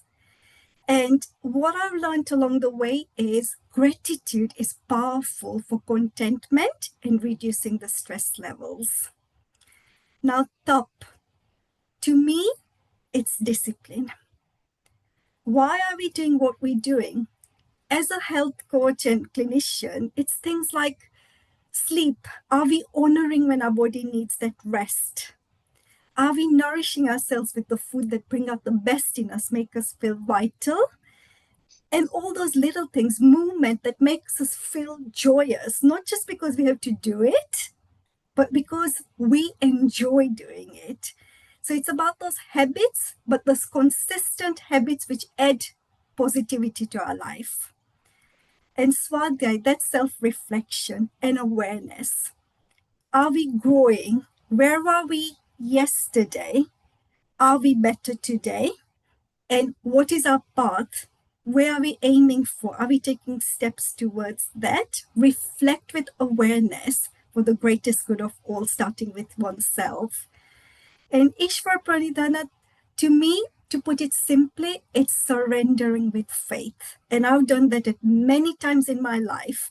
One thing I describe is my son's allergies. I've been in a fatal car accident, a few broken ribs, I'm surviving. And that was, when that was happening, the few milliseconds, when the car swiveled around, I wasn't sure whether I'd make it through that accident. And one thing that came to mind is, if I had a second chance, what difference do I want to make in this world? And that's what I live by now.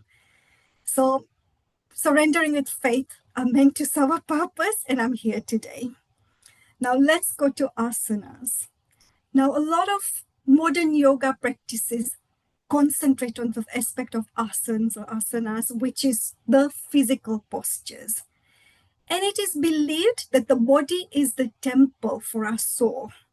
So yes, having a healthy body helps add, because the less pain we've got, the less ailments we've got, it helps us with focus and concentration to live a much enriched life.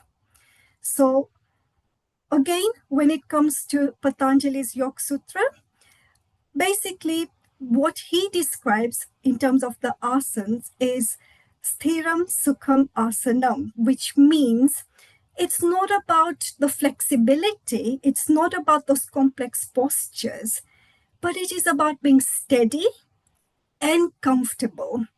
So it's connecting, which is the next limb of the Ashtanga Yoga, the pranayama. It's connecting the breath through the asanas to quiet the mind, reduce our stress levels.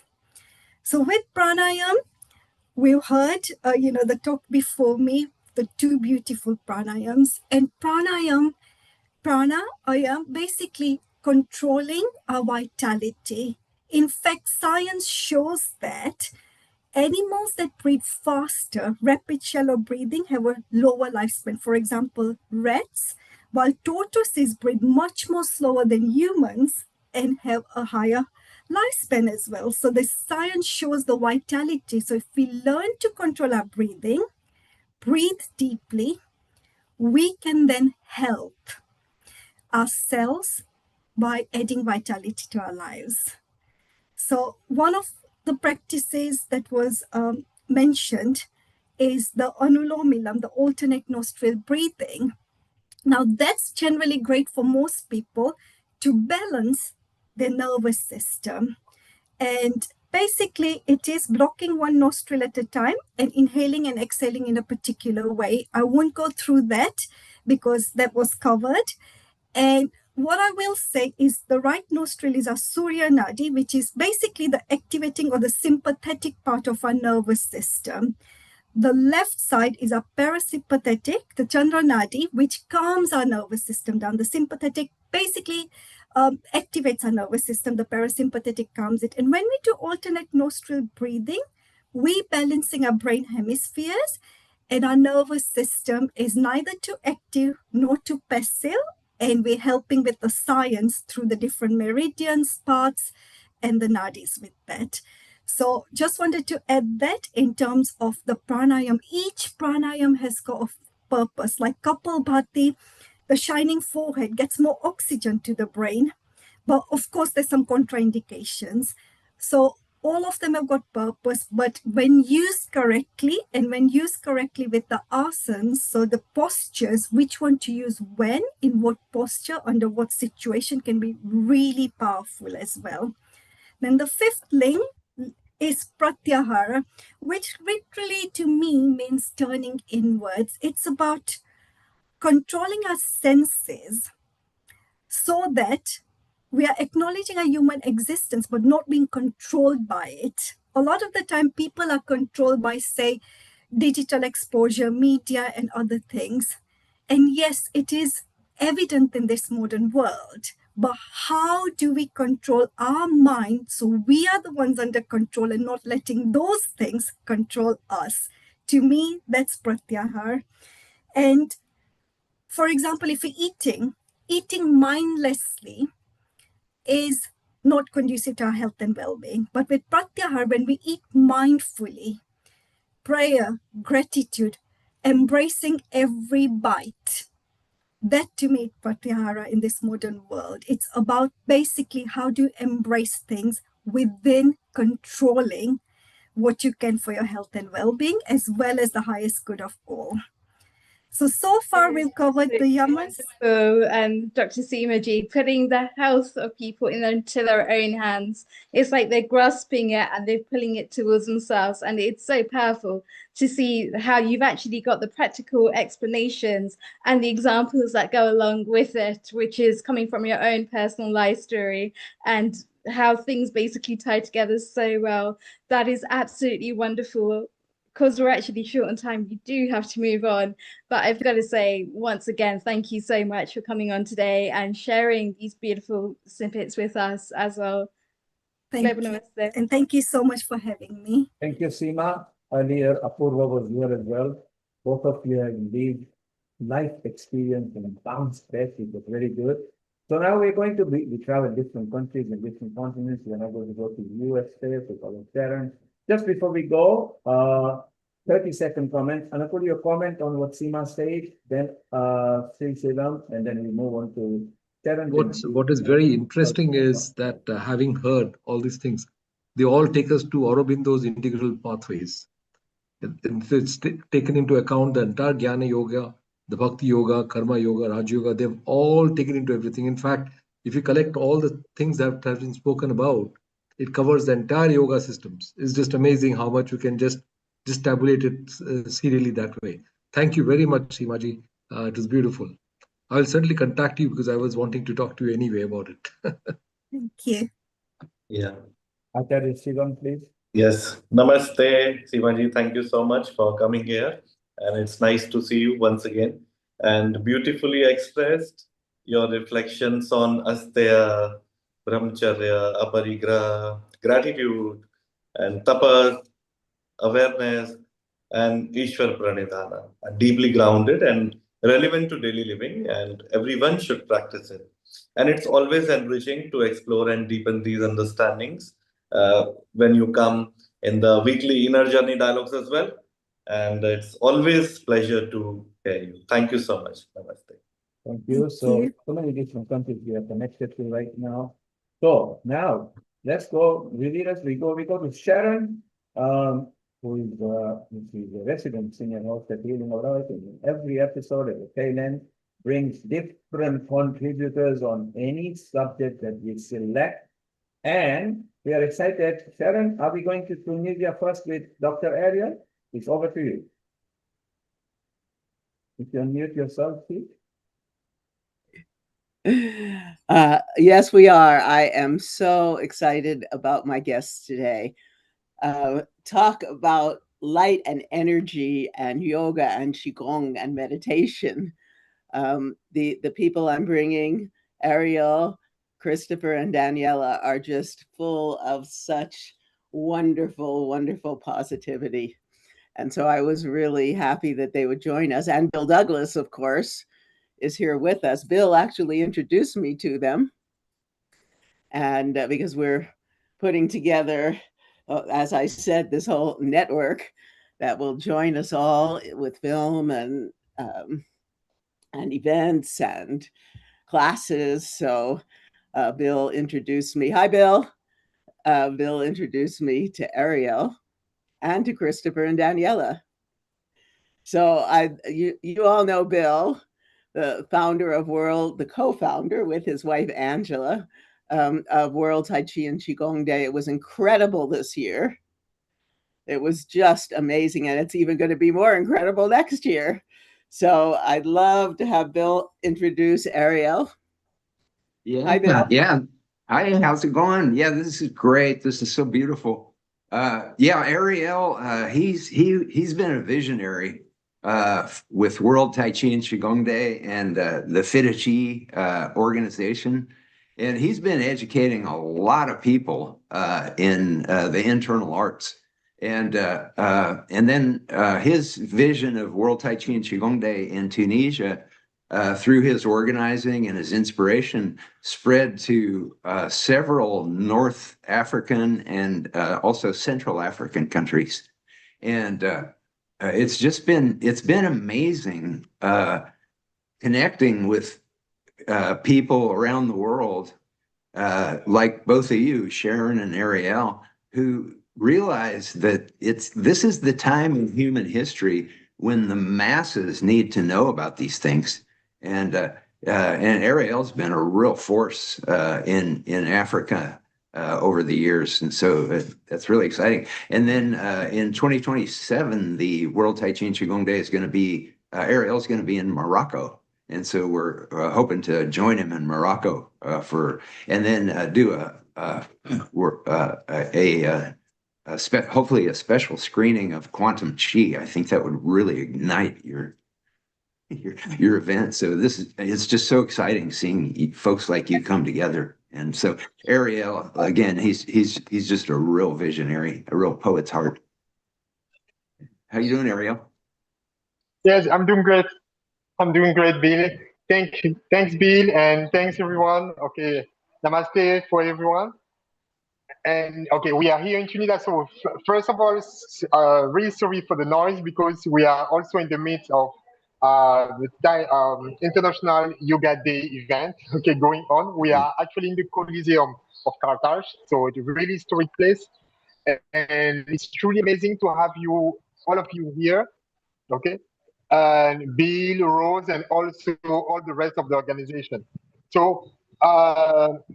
What I would like to share with you guys, it's really, let's say, what I consider to be something extremely important in our discipline, which is how to move from common sense, actually from something really obvious into common sense. Okay, sorry, I have actually someone's trying to call. I don't know.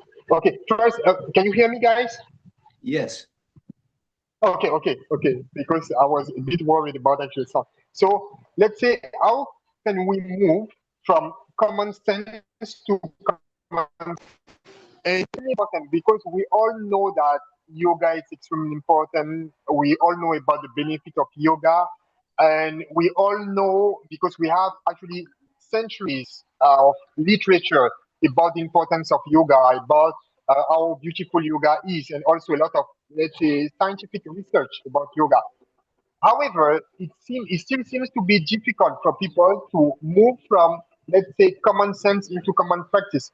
And for me, that's actually the core of our discipline, any internal art, whether it's actually yoga or actually Tai Chi or Qigong or actually Reiki. It's really important to make it practical. So how do we make it practical? Because we know wisdom is not about what we know. Wisdom is about what we practice. So how to practice it every day? But sometimes we have the illusion of separation, especially now in the world with everything going on. And we know that actually yoga, at its core, yoga means union. And that's why I think that the message of yoga is so important and especially so powerful today, because yoga reminds us that we are all part of the same family, the same human family. We all know about the 8 limbs of yoga from Patanjali, and we know that actually really experiencing yoga can means experiencing one of the limbs of yoga, but it's also more beautiful if you are aware about everything. So when we talk about being aware of everything, we talk about being aware of our breath. We talk about be aware of the way we stand. Okay, we are some guests here have talked about the power of asana. We also talk about the ethic of yoga. We also talk about the yoga of devotion. All of that are just part of the same core of the same discipline of yoga. So for me, it truly started with something extremely important. It's actually with breathing, because we know the quote like if you can breathe, therefore you can practice yoga. And what we have in common is actually breath. Okay, and I know Bill Douglas have this quote that we use during the World Tai Chi Day. It's actually one world, one breath, because the world is truly one family. So it's truly important to take time to become aware of our breath, of our breathing. Because if we have 1 minute to breathe, we have 1 minute to practice yoga. And it starts in the morning. Just wake up in the morning, become aware of our breathing, of the way we stand, and also, if we are truly aware about the way we breathe, we can also be aware about the fact that we are not that much separate of the other person, because what I breathe in is actually what the other person breathe out. And what I breathe out is what the other person is going to breathe in.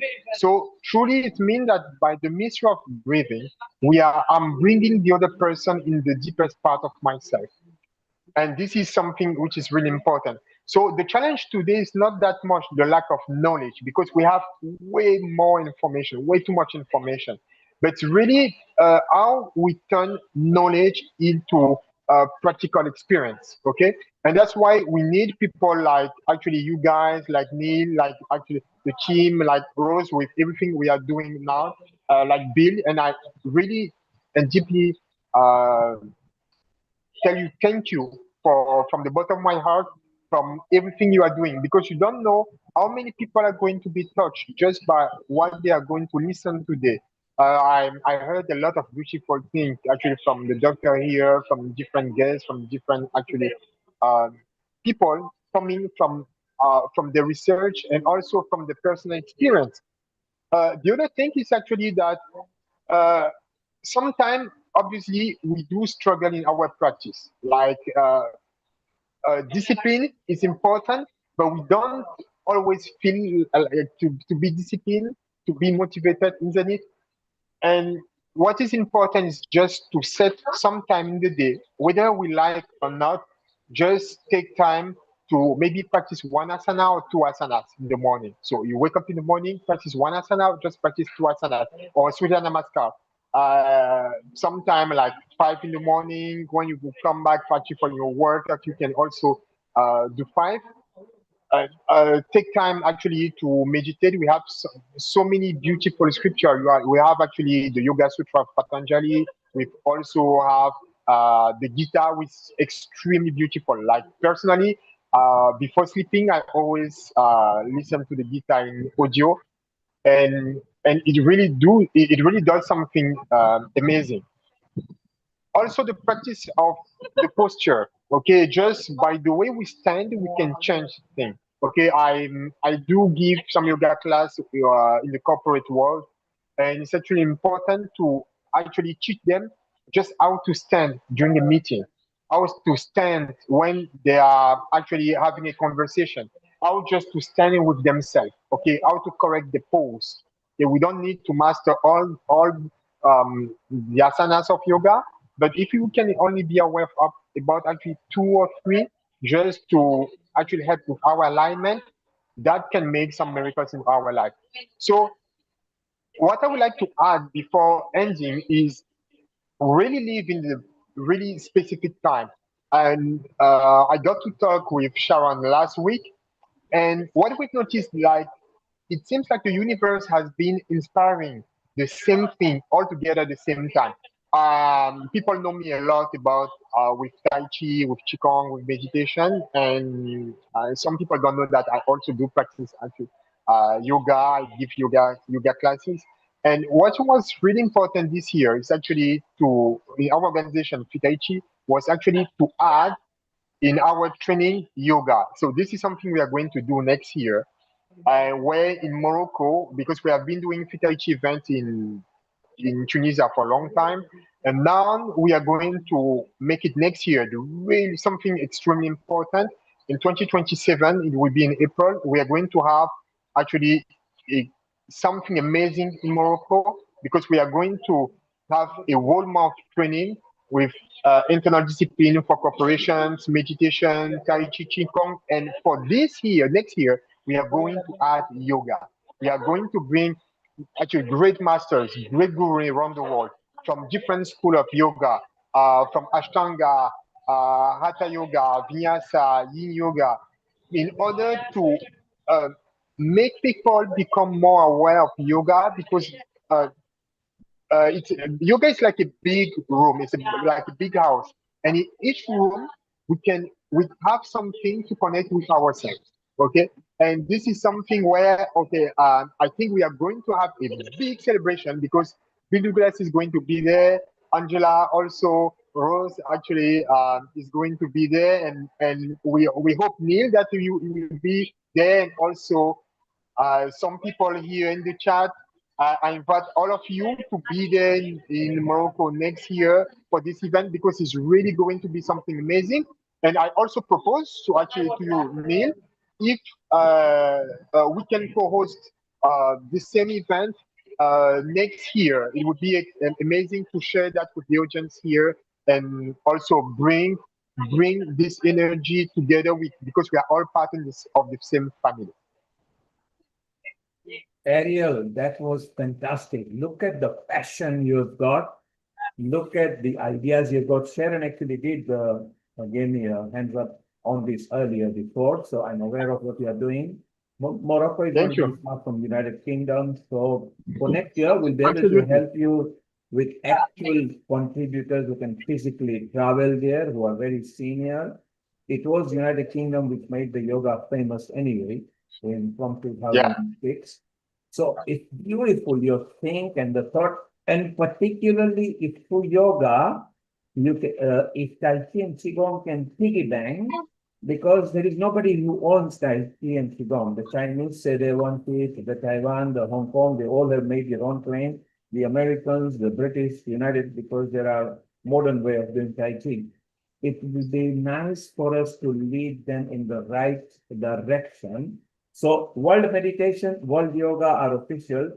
Let us bring Tai Chi and Qigong, even if you have to piggy bank on yoga. And Ariel, you've got it absolutely right. The energy, the synergy that you are planning, you are of course not new to Healing Our Earth. You've been here on Tai Chi and Qigong episodes before. So we always love you. Sharon, exactly what you promised that he will deliver. We will definitely support this, not just online, but maybe in a physical format, because Morocco actually does yoga. And so, Anukul, the passion that Ariel is precipitating and how passionate he is about yoga and bringing Tai Chi and Qigong, which is what even Bill and Sharon wants to do. It's amazing. I was discussing about this with some other people that I know, and including some patients, very senior politicians over here. And it's interesting how the concept of spiritual alignment with physical activity with Tai Chi and Qigong is very, very interesting. It's something that was never possibly emphasized amongst the common people in general. But I think it has been very well brought forward by Bill Douglas's previous attendances, his previous participation. And today I see it with Dr. Ariel. Fantastic. I think it is really worth having all of them together. We could all work together, Anupul, with the team, with Amrita, and maybe leverage Tai Chi and Qigong, even with the yoga. And next year, we got exactly 1 year to plan out. We can do some free online session, which is definitely a must, and maybe physically bring it up, because there are very good prominent yoga meditation teachers. Even if someone like Sister Genti travels to Morocco, they've got a big following there in Morocco and Tunisia. And because she represents United Nations, that'll be good. So Ariel will try to make it happen as what your dream is. And because Sharon and Bill are part of Healing Our Earth, and they've been here for yonks, ever since Healing Our Earth started, you got our full support. Keep in touch with Sharon, who will introduce. Thank you again. Thank you again, Neil. Yeah, she will introduce you with some steering group which can maybe help. Sharon, wonderful. Bill, thank you for bringing someone like Dr. Ariel, because he is not only talking about it, he's passionate. You can see the emotion he brought, the passion, and he didn't just talk, he also gave ideas how it can come to fruition. So I love it.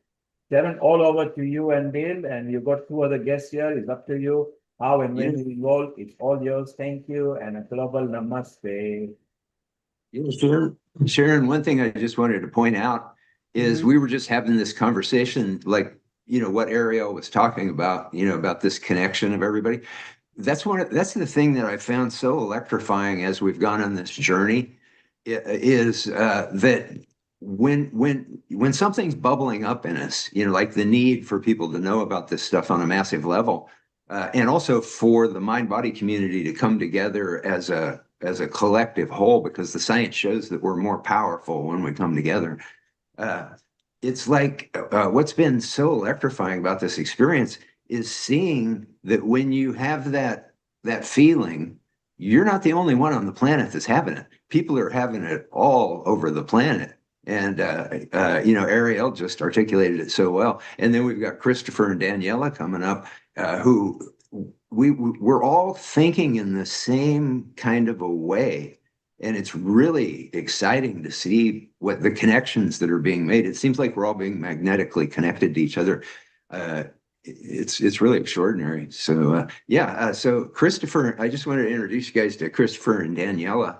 And we met through the Excellence in Yoga program, where you guys had a whole bunch of different yoga teachers on, and that was really what's kind of been going on in the Tai Chi and Qigong world as well, where we're just celebrating all the teachers and just kind of melting the idea that we're competitors and all that kind of stuff, and realizing that we are all part of like the vanguard of the new possibilities for the planet Earth. And so it's really, really exciting to have you guys on the program today. Thank you, Bill. Thank you, Sharon. Global namaste to everyone, to all the speakers. We are so honored. Myself and Daniela, our business is called Great Energy, and Daniela will introduce a little bit more about what we're here for. Thank you so much. It's great to see you all. And, I thought about this, and I wanted to start with the conversation that I have internally when I open my eyes in the morning and each new precious day is before me. So I thought we could just step back for a moment and just reconnect with, well, the whole purpose of our human experience. I love the looking at our lives through the lens of, we really are spiritual beings having a very human experience. And we're not just human beings occasionally having these spiritual experiences. We are spiritual beings having a human experience. I grew up loving Joseph Campbell. And there were 3 lines that I have carried with me my whole life. I'm in my 50s, and I think about these every morning. The first is that it is the privilege of a lifetime to be who you are. The second is that the goal of our life is to make our heartbeat match the beat of the universe, to match your nature with nature. And then this one just blew the top of the cake off for me. He said, I think people say that what we're seeking is the meaning of life, but I don't think that's what we're really seeking. I think what we're seeking is the experience of being alive. So we feel the rapture of our being alive. His Holiness said to Andrew Harvey when asked the question, what is the purpose of our life? And he said, without missing a beat, which is a very non-traditional Tibetan Buddhist response, he said, we are here to embody the transcendent, to embody it, not just think about it, right? Not to occasionally touch on it in our meditation and then shift back into our daily lives, but to live inside the embodiment of the transcendent in our skin, in our bones, in our daily curriculum of life. And so why does this perspective matter when we think about meditation as one aspect of our yogic path? Because meditation isn't a retreat from life.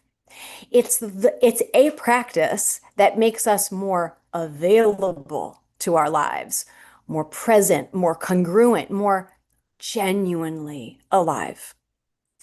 And so Christopher and I, we love sharing a particular style of meditation called effortless meditation. And this style of meditation is one that is an invitation to attend to your interior castle, to sort, to explore, to reorganize, to create those inner conditions in which that something deeper can be felt.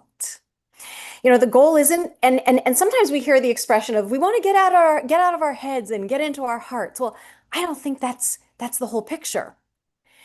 I think more accurately is we want to make all of our three centers, these centers of divine, creative, brilliant intelligence, the head, the heart, the hara, the solar plexus, which is our center of power and action, because we want the head and the heart and our core to all be communing so we can live this inner congruency in the curriculum of our lives, exactly as our lives appear to us. So unless you signed up for the monastic path, which I don't think we did, most of us here didn't, then we're on the path of the householder, the path of full engagement in life with the whole spectrum of intimacies and joys and terrors and challenges and bliss. It's meditation that allows us to meet the all of it, the full range of our human experience with sobriety, with presence, with a lightness of being that does not depend on everything's going well. So before we go any further, and Christopher is going to lead us actually in an effortless meditation practice. You know, there are lots of different meditation styles. There's concentration practices, focus, visualizations. These are all genuine and valuable. And effortless meditation offers something a little more specific. It begins by dismantling some common assumptions. The first myth, I want to bust 3 myths. The first myth is that the purpose of effortless meditation is to try to stop my thoughts and quiet my mind. Well, this is a myth that stops more people from ever finding a genuine practice than almost anything else. The mind is doing what it does. Thinking is what minds do, much in the same way that lungs breathe and hearts beat. So effortless meditation doesn't ask us to stop that or try to battle our minds, and we're not trying to concentrate into quiet. It's an invitation to come into our interior world and to allow stillness to find you rather than chase it. It's a fundamentally different doorway. So the second myth I want to bust, and then I'm going to turn it over to Christopher, is if your mind is busy during meditation, I must be doing it wrong, or I have a monkey mind. We want the best gauge of the quality of your effortless meditation practice not to be what happens on the cushion. The real litmus test is everything that happens after. How do you treat yourself internally? How do you treat others? How do you treat the world and the rest of your day before you when you get that text? Are you present in conversations or waiting to speak? Do you feel that sweet inner smile in the living moment? Do you feel a steady and persistent gratefulness for your existence? Do you touch in on that lightness of being? Does that permeate you? See, that's our meditation working. The cushion is just the preparation. And the last myth I want to bust is that meditation is about getting out of your head and into your heart. We want all three centers congruent: head, heart, hara. The solar plexus being our center of action and power so we can live the head and the heart together. We're not here to try to transcend our humanity. We are here to feel the rapture of being alive, to live inside of our lives, in our skins and bones, in our daily, in our extraordinary, and in the ordinary. And along this journey, come back into remembering through direct experience that is most often spontaneous. We cannot make this happen.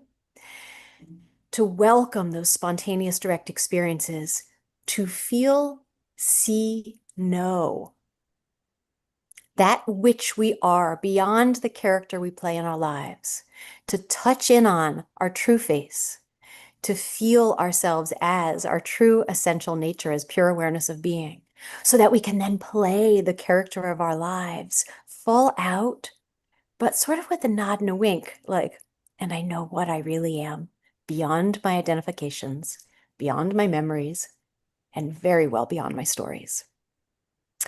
So I thank you for this opportunity for this conversation.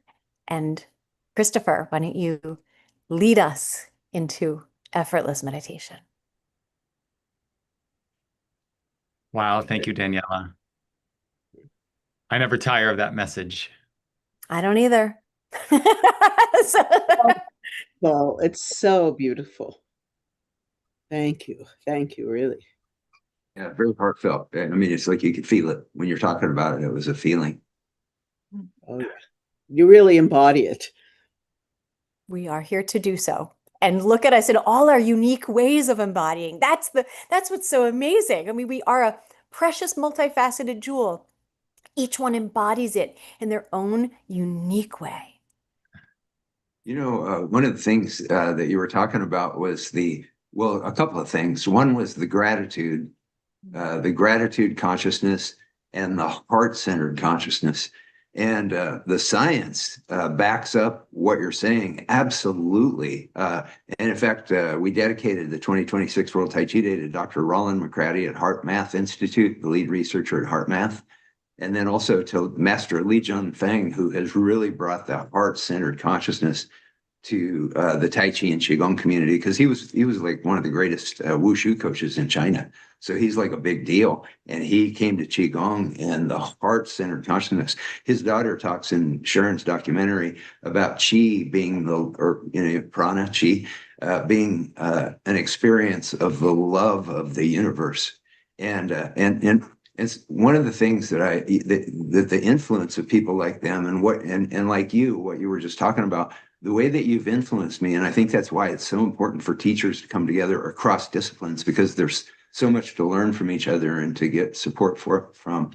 But with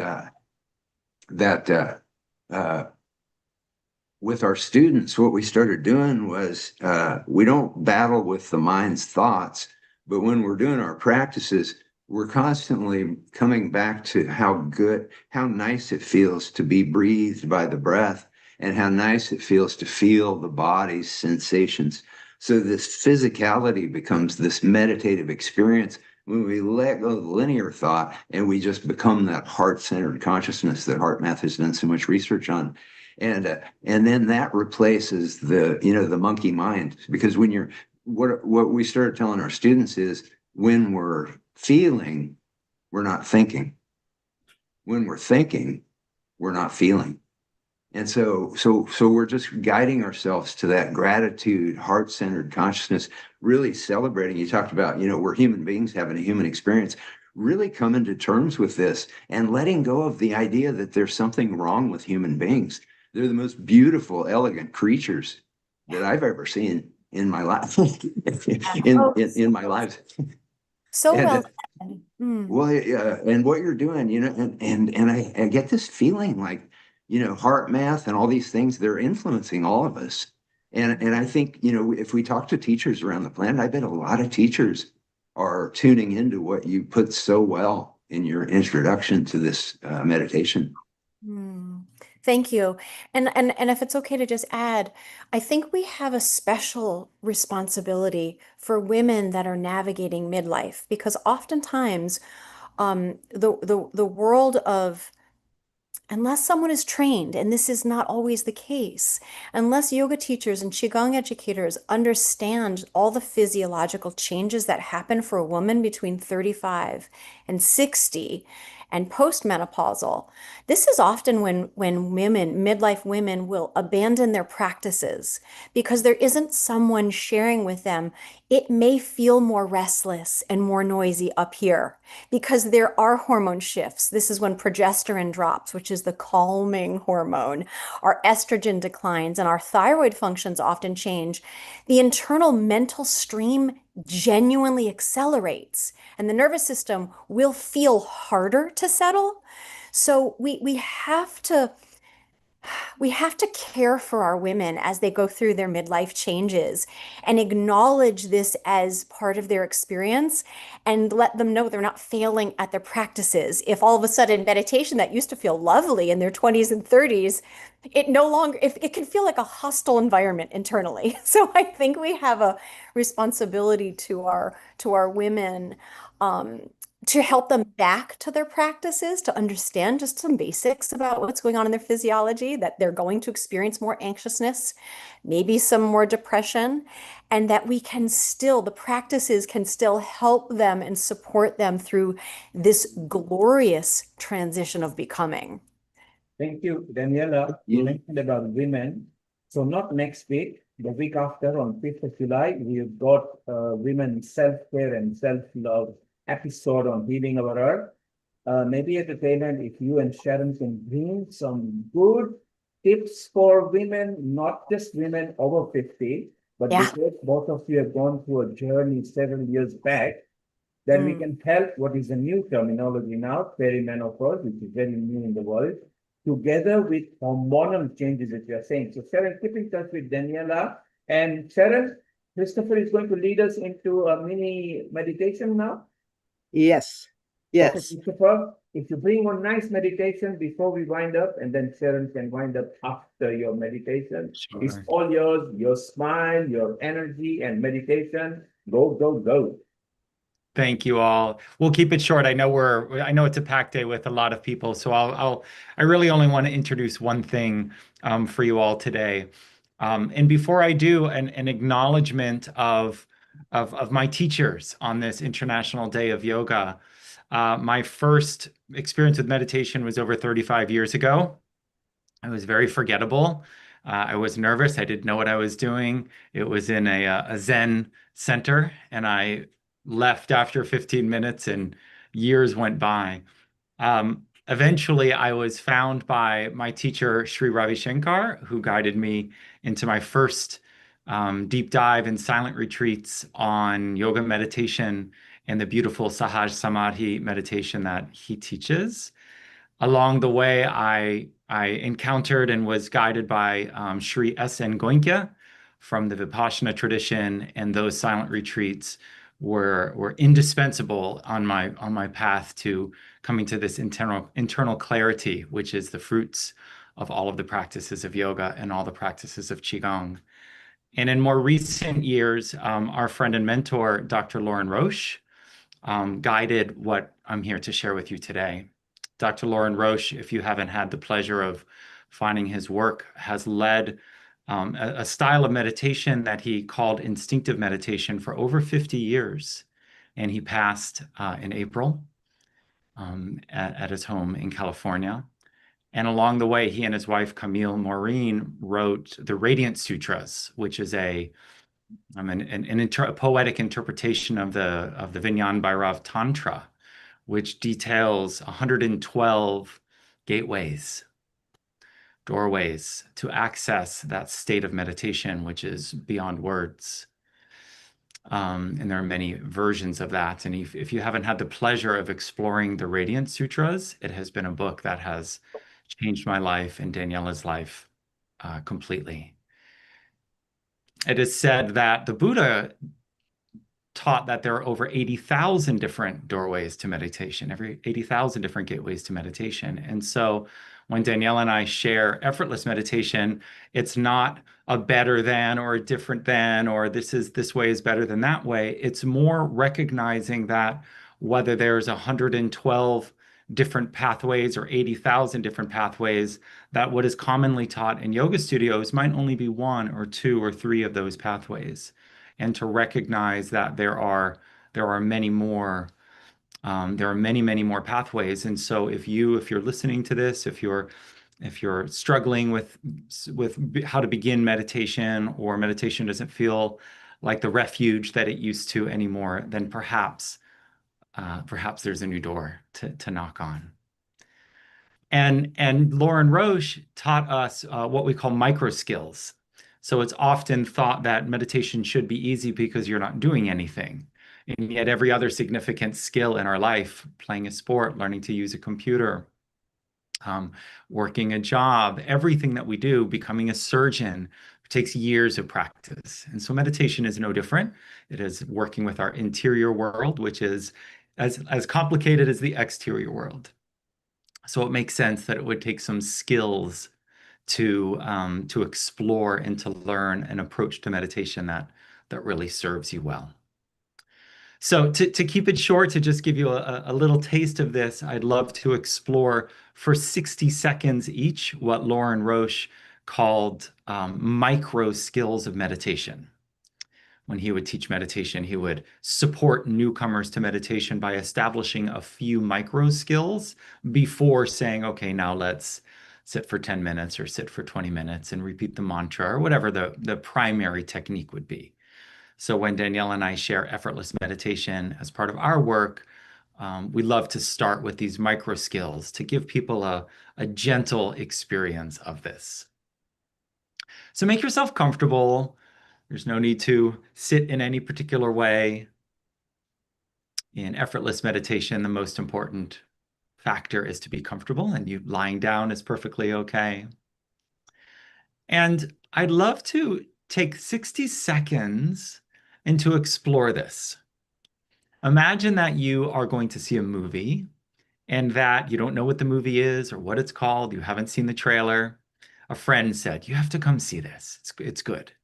So you sit down in the movie theater, you get your seats, the lights come down, you sit back and relax, and you await what's next without expectation. So let's treat the mind like a movie theater, and we'll spend 60 seconds and lean in with curiosity. Don't even think of this as meditation.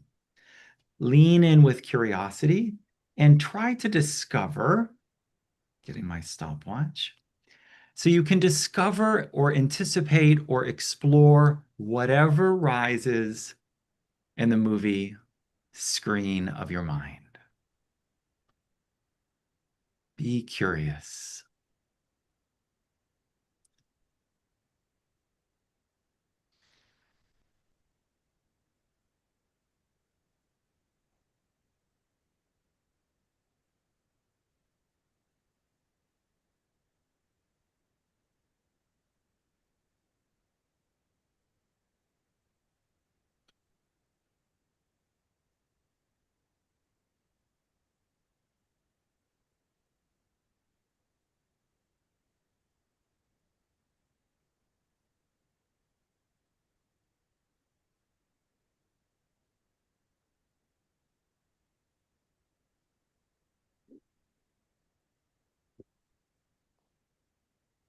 And you can release that practice. And take a note for yourself. Were there more thoughts or less thoughts than you expected? Was anything surprising that arose? Were you able to relax into the curiosity without trying to control the mind? So we'll do one more, we'll do two more, and then one more here, which is the next step of this. So the next step is 60 seconds of welcoming all the thoughts and feelings, whatever they may be. Imagine that you threw a dinner party and every aspect of yourself is invited. They come in costumes, the heroes and the villains, everybody's there. And whenever they show up at the door, you say, welcome, come on in, have a cup of tea. So 60 seconds, relaxing wherever you are, and welcome in all the thoughts and feelings. Nothing is turned away from the tea party.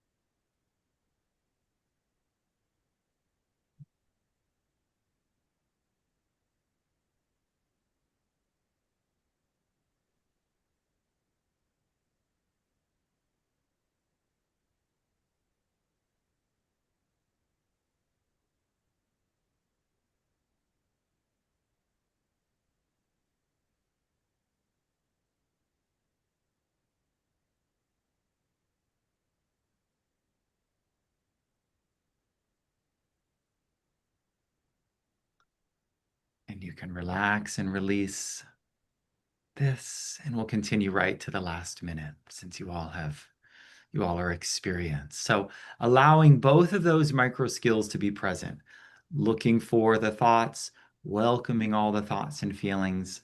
I'd like to invite you now to choose something that you cherish, something that you love. It might be a person or a place or a memory or a feeling.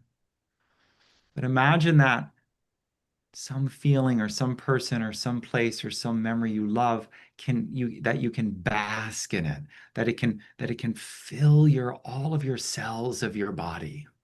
Every time you breathe in, let this feeling that you cherish, this feeling that you love, soak into your souls. And we'll give this 60 seconds.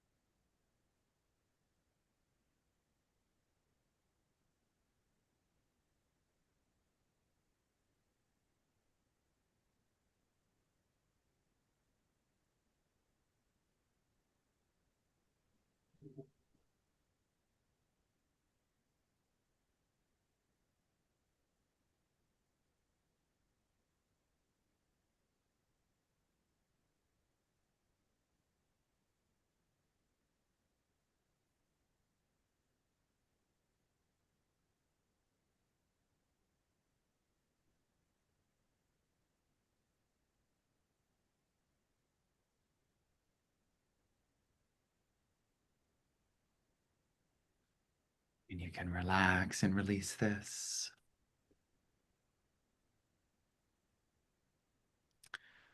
Danielle and I had the honor of spending some time with our friend and mentor, Lauren, in his final weeks. And a couple of days before he passed, this is what he shared with those who were with him. So whether you knew him or perhaps there's someone else in your life who has passed on, you can receive this message. Lauren said to share with his loved ones, "All you need to know is that I am dissolving into golden light. I am in ecstasy and music. When you think of me, I am body surfing in the sunlight.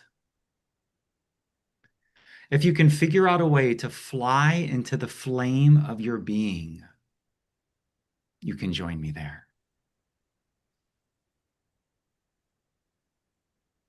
Thank you all. Thank you, Ella. Thank you both. That was so lovely and heartfelt and, greatenergy.org. Anyone, please go there so you can see the fullness, although we're getting to see them directly, direct experience, the fullness of what they bring. I'm so grateful to Bill, actually, for introducing me to Danielle and Christopher and Ariel. We're on a really amazing journey right now. And I started yoga in about 67.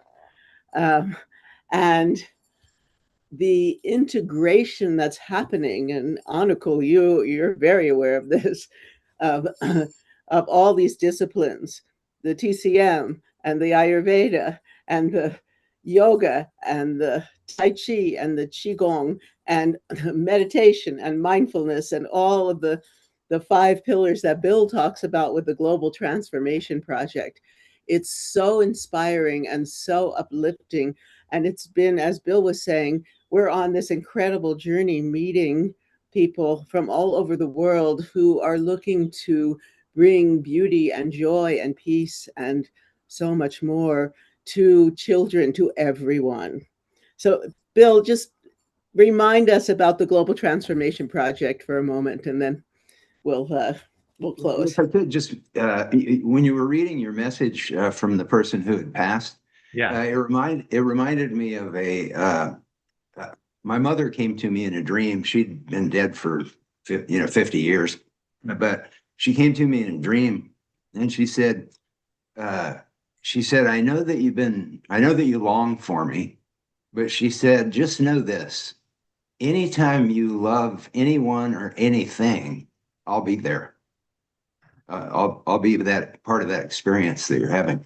And, today with World Yoga Day, one thing that's really important for people to know is that this book is free. I just got to tell people this while I have a second here. The Gospel of Science, second edition, is free. It's 700 pages of compiled science on the power of our consciousness and mind-body's proven ability to unleash this through society. And that's what Sharon was referring to, the Global Transformation Project. Get it into public education worldwide. It's crazy that it's not already happening.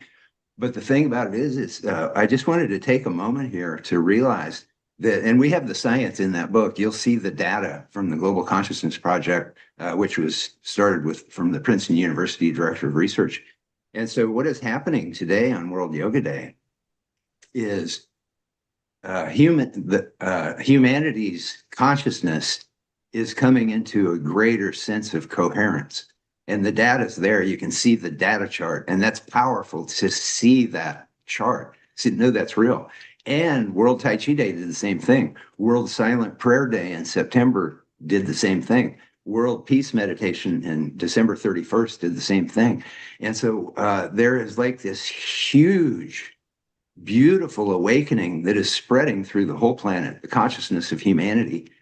And it's being evidenced in a lot of different ways, really beautiful ways that we're just not going to hear about in the angst-filled news and media. And somebody else has been referring to that earlier. And I think Sharon's documentary, Daisy's comments about we can't control the world, but what we can control is, where we are in consciousness.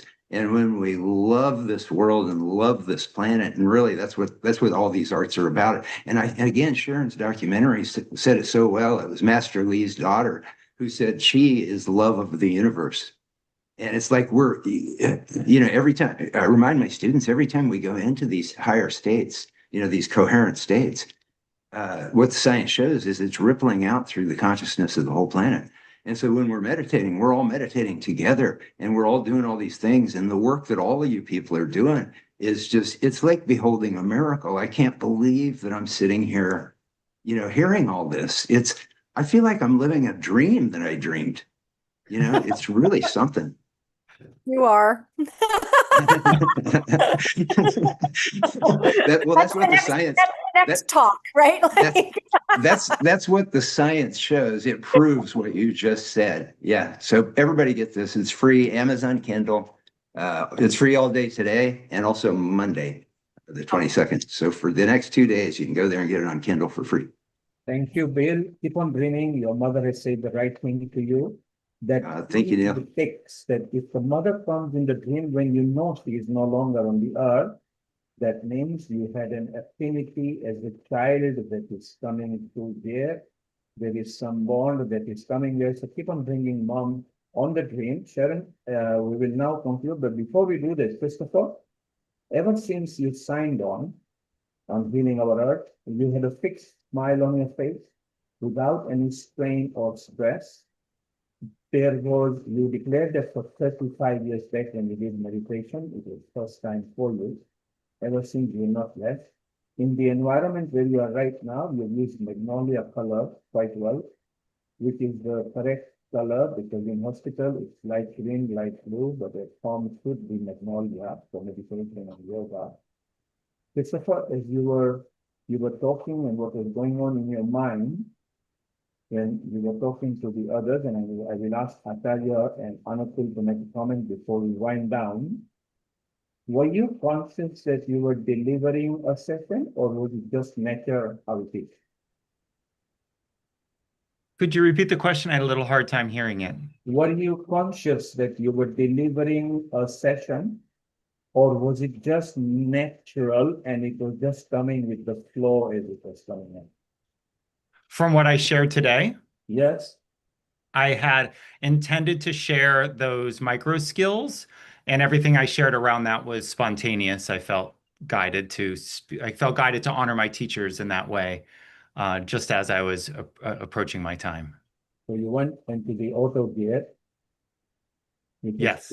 Because once you go on the auto gear, it is in within you. If you become subconscious, then you are having to import in the mind and then deliver.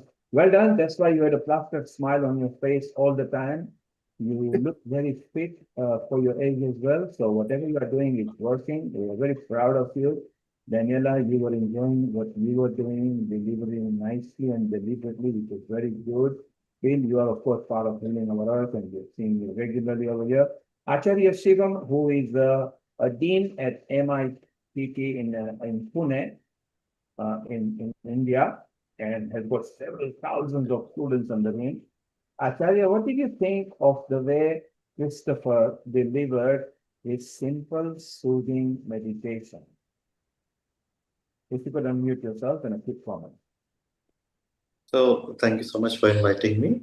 So I believe there are two types of meditation. One meditation is when we are doing meditation with the self. And another meditation is when we are guiding the meditation and asking people to do it. So when we are in meditation, there are no thoughts. There is nothingness. There is just pure awareness. And when we are totally into it, there is just an observer, a witness, and awareness. But when we are doing and guiding meditation for others, we have the next thought in our mind, that what I have to say next, what I have to say next. There is an SOP, standard operating process, and through that process we operate. So I believe when we are guiding meditation, it happens with me most of the times, that while doing guiding meditation, I have found myself totally into it, and many times I've forgotten what to say. And during that awareness, I realize, oh yes, the meditation is going on. Then I bring back my awareness, and then I think, where was I? And then I guide the next step. So this is very common. If we are practitioner, this is very common. It happens with us.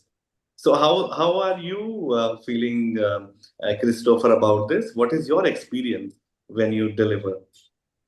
One thing I wanted to interject real quick on this is what I started doing when we're doing meditations in my class is I'll think of like a key word for the next thing that we're going to have to do. And then I just flash that key word right in the center of my brain, like it's on a big screen. And then I let my mind get lost in the experience.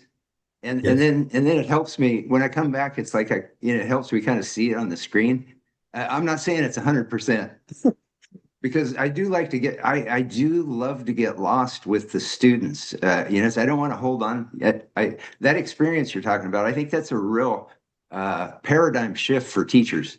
When you get to the point where you can start to get lost in the experience with your students. Yeah, and not be the teacher, but really be a fellow meditator with the group. It's pretty cool. I'm so glad you talked about that. And I think it's a good space to be lost in. It's beautiful to be lost in it. Exactly. And actually, it shows that the meditation is going right, because till the time the practitioner is aware about the meditation is not happening, because meditation, I believe, is the byproduct. We have to cultivate meditation in order to experience meditation. We cannot forcibly do it. Yeah, because the brain changes physiologically. As we do the meditation, then the stress and fear part of the brain shrinks physically, and so it's those changes that we go through. But yeah, it's the whole teaching. Well, I get lost in my Tai Chi form, my Tai Chi long form. Because when you really get in the flow, you'll kind of lose track of where you are sometimes. And so then I'll have to look at my students, to find out what I'm supposed to be doing. And so I think that's one of the really cool things about doing Tai Chi in a group, because when you're in a group, you can lose your mind and become kind of part of the group mind, because you know that you can just, if you get lost in the flow, you can look over at the person next to you and know exactly where you need to be. And so I like that group aspect of it. And I bet yoga is very similar. When you get a high level group, where everybody knows the poses and everything, you can just get lost in it and not have to. Actually, this reminds me of. Thank you, Sri. Thank you, Sri. Seema, your 30-second comment, and then Anukul, your 30-second comment, then Sharon, Gayatri Mantra. Seema, over to you. Thank you so much for all the nuggets of wisdom. I'll say meditation for me, like Acharyaji said, it's guiding somebody is one way to start, but the inner calmness that comes later on. So for me, my meditations, when I quiet, like the painting behind me, that's my paintings. I paint a lot while I'm meditating because I get into the zone, or when I'm out in nature. So for me, the creativity with meditation works. I teach a lot of kids yoga classes as well. So I have to make it a little more picturesque in terms of storytelling, be it nutrition, be it space. So peace, I did one on space, like different yoga poses, named it for the different, things, aspect of space, like the rocket and all that. And then the message was peace at the end. So it depends on whether I'm teaching kids or adults and how creative I had to be. But yes, the expression, meditation is living in the moment to me, no matter what you do, just focusing with awareness in that moment. Thank you. Thank you, Seema. Anukul, you were deeply involved when Christopher, with his smile, just went on to his song of meditation. Your 30-second comment, and then we end it with Gayatri Mantra, 7 seconds. Over to you. Firstly, I want to thank Daniela for expressing the thoughts so very nicely and accurately about how to connect yourself internally to your own soul. But also now talking about what Bill has been trying to talk about, the scientific valuation of all these things together, getting Tai Chi and Qigong is a fantastic idea. But I must tell one thing, that there was somebody called Francisco Varela. He was a neuropsychologist, and he had mentioned that it's very difficult to convert what you can experience, experiential ideas, into something which is third person's ideology as to how to convert it into mathematics and statistics. And that's very, very central to the whole process, is that there is an Indian word called anubhava. I mean, what you can feel cannot be expressed in mathematical models. So that's something that we have to recognize. And I think science also, current day science, has to recognize the fact my experience of any particular thing cannot be expressed by mathematical tools. And it's something that is uniquely ours. So that's something that we must experience. Thank you. Thank you, Daniela. Thank you, Christopher. Thank you, Anukul. Thank you, Shivam. Thank you, Seema. Time to go for 3 Gayatri Mantras. So Anukul will go first. Sri Shivam will do the second Gayatri Mantra words. And Sharon, you can finish with the third one with Om Shanti Shanti at the end, okay? And if Wait, Bill needs to speak to what Anukul said, I can tell. So, sorry, shall we unmute. Unmute, Bill. The only thing that science can do is measure the shadow of our experiences. You're absolutely correct. The experience is far beyond that. But we know scientifically, if we teach school children how to breathe in and then exhale in a relaxed, longer exhale, we know that biologically that changes the heart, changes the brain, lowers stress chemicals. So there, you see what I mean? There's a marriage. People, they really need to get this for free today and tomorrow and read the science and get immersed in the science, because it shows that it's just crazy that we're not teaching every school kid how to do this already. It's just too overwhelming. Yeah. We live in still in a mechanistic world that wants to know the science, even with the film, right. Going out there. Everybody wants to hear, oh, this professor from Harvard says this and that. So, I mean, I love what Bill's doing because, well, his passion is incredible for it. His heart is so in it. And he merges all aspects, the scientific and the really deeply felt, heartfelt, well, every cell in your body felt aspect of these teachings. So thank you, Bill. Well, thank you all of you, everybody. It's really beautiful. Thank you, everyone. It's an honor to be here. Thank you for being here, Christopher, Daniela, and everyone here. And Anukul, we have to go into the sound healing talk soon because I'm working more and more with those principles of sound healing in the music I'm making. And it's, you know, music has really powerful effect on meditation, on the mind, on every cell again. So let's do that sometime. Surely. Thank you, Anakul. If you could go with the first Gayatri mantra, over to you, and then we can. Thank you. Om Bhurbhuvatsva Tatsaviturvarenyam Bhargo Devasya Dhimahi Dhiyayuna Prachodayat. Om Bhurbhuvatsva Tatsaviturvarenyam Bhargo Devasya Dhimahi Dhiyayuna Prachodayat. Om Bhurbhuvatsva Tatsaviturvarenyam Bhargo Devasya Dhimahi Dhiyayuna Prachodayat. Om Shanti, Shanti, Shanti. You can still carry on with one more, as promised. Please carry on, and then Sharon, you do the last one. Thank you. Om Bhurbhuva Swaha Tatsaviturvarenyam Bhargo Devasya Dhimahi Dhiyo Yona Prachodayat. Om Bhurbhuva Swaha Tatsaviturvarenyam Bhargo Devasya Dhimahi Dhiyo Yona Prachodayat. Om Bhurbhuva Swaha Tatsaviturvarenyam Bhargo Devasya Dhimahi Dhiyo Yona Prachodayat. Om Shanti, Shanti, Shanti. Sharon, you still have a program. Just finish this one. Om Bhurbhuva Swaha Tatsaviturvarenyam Bhargo Devasya Dhimahi Dhiyo Yona Prachodayat.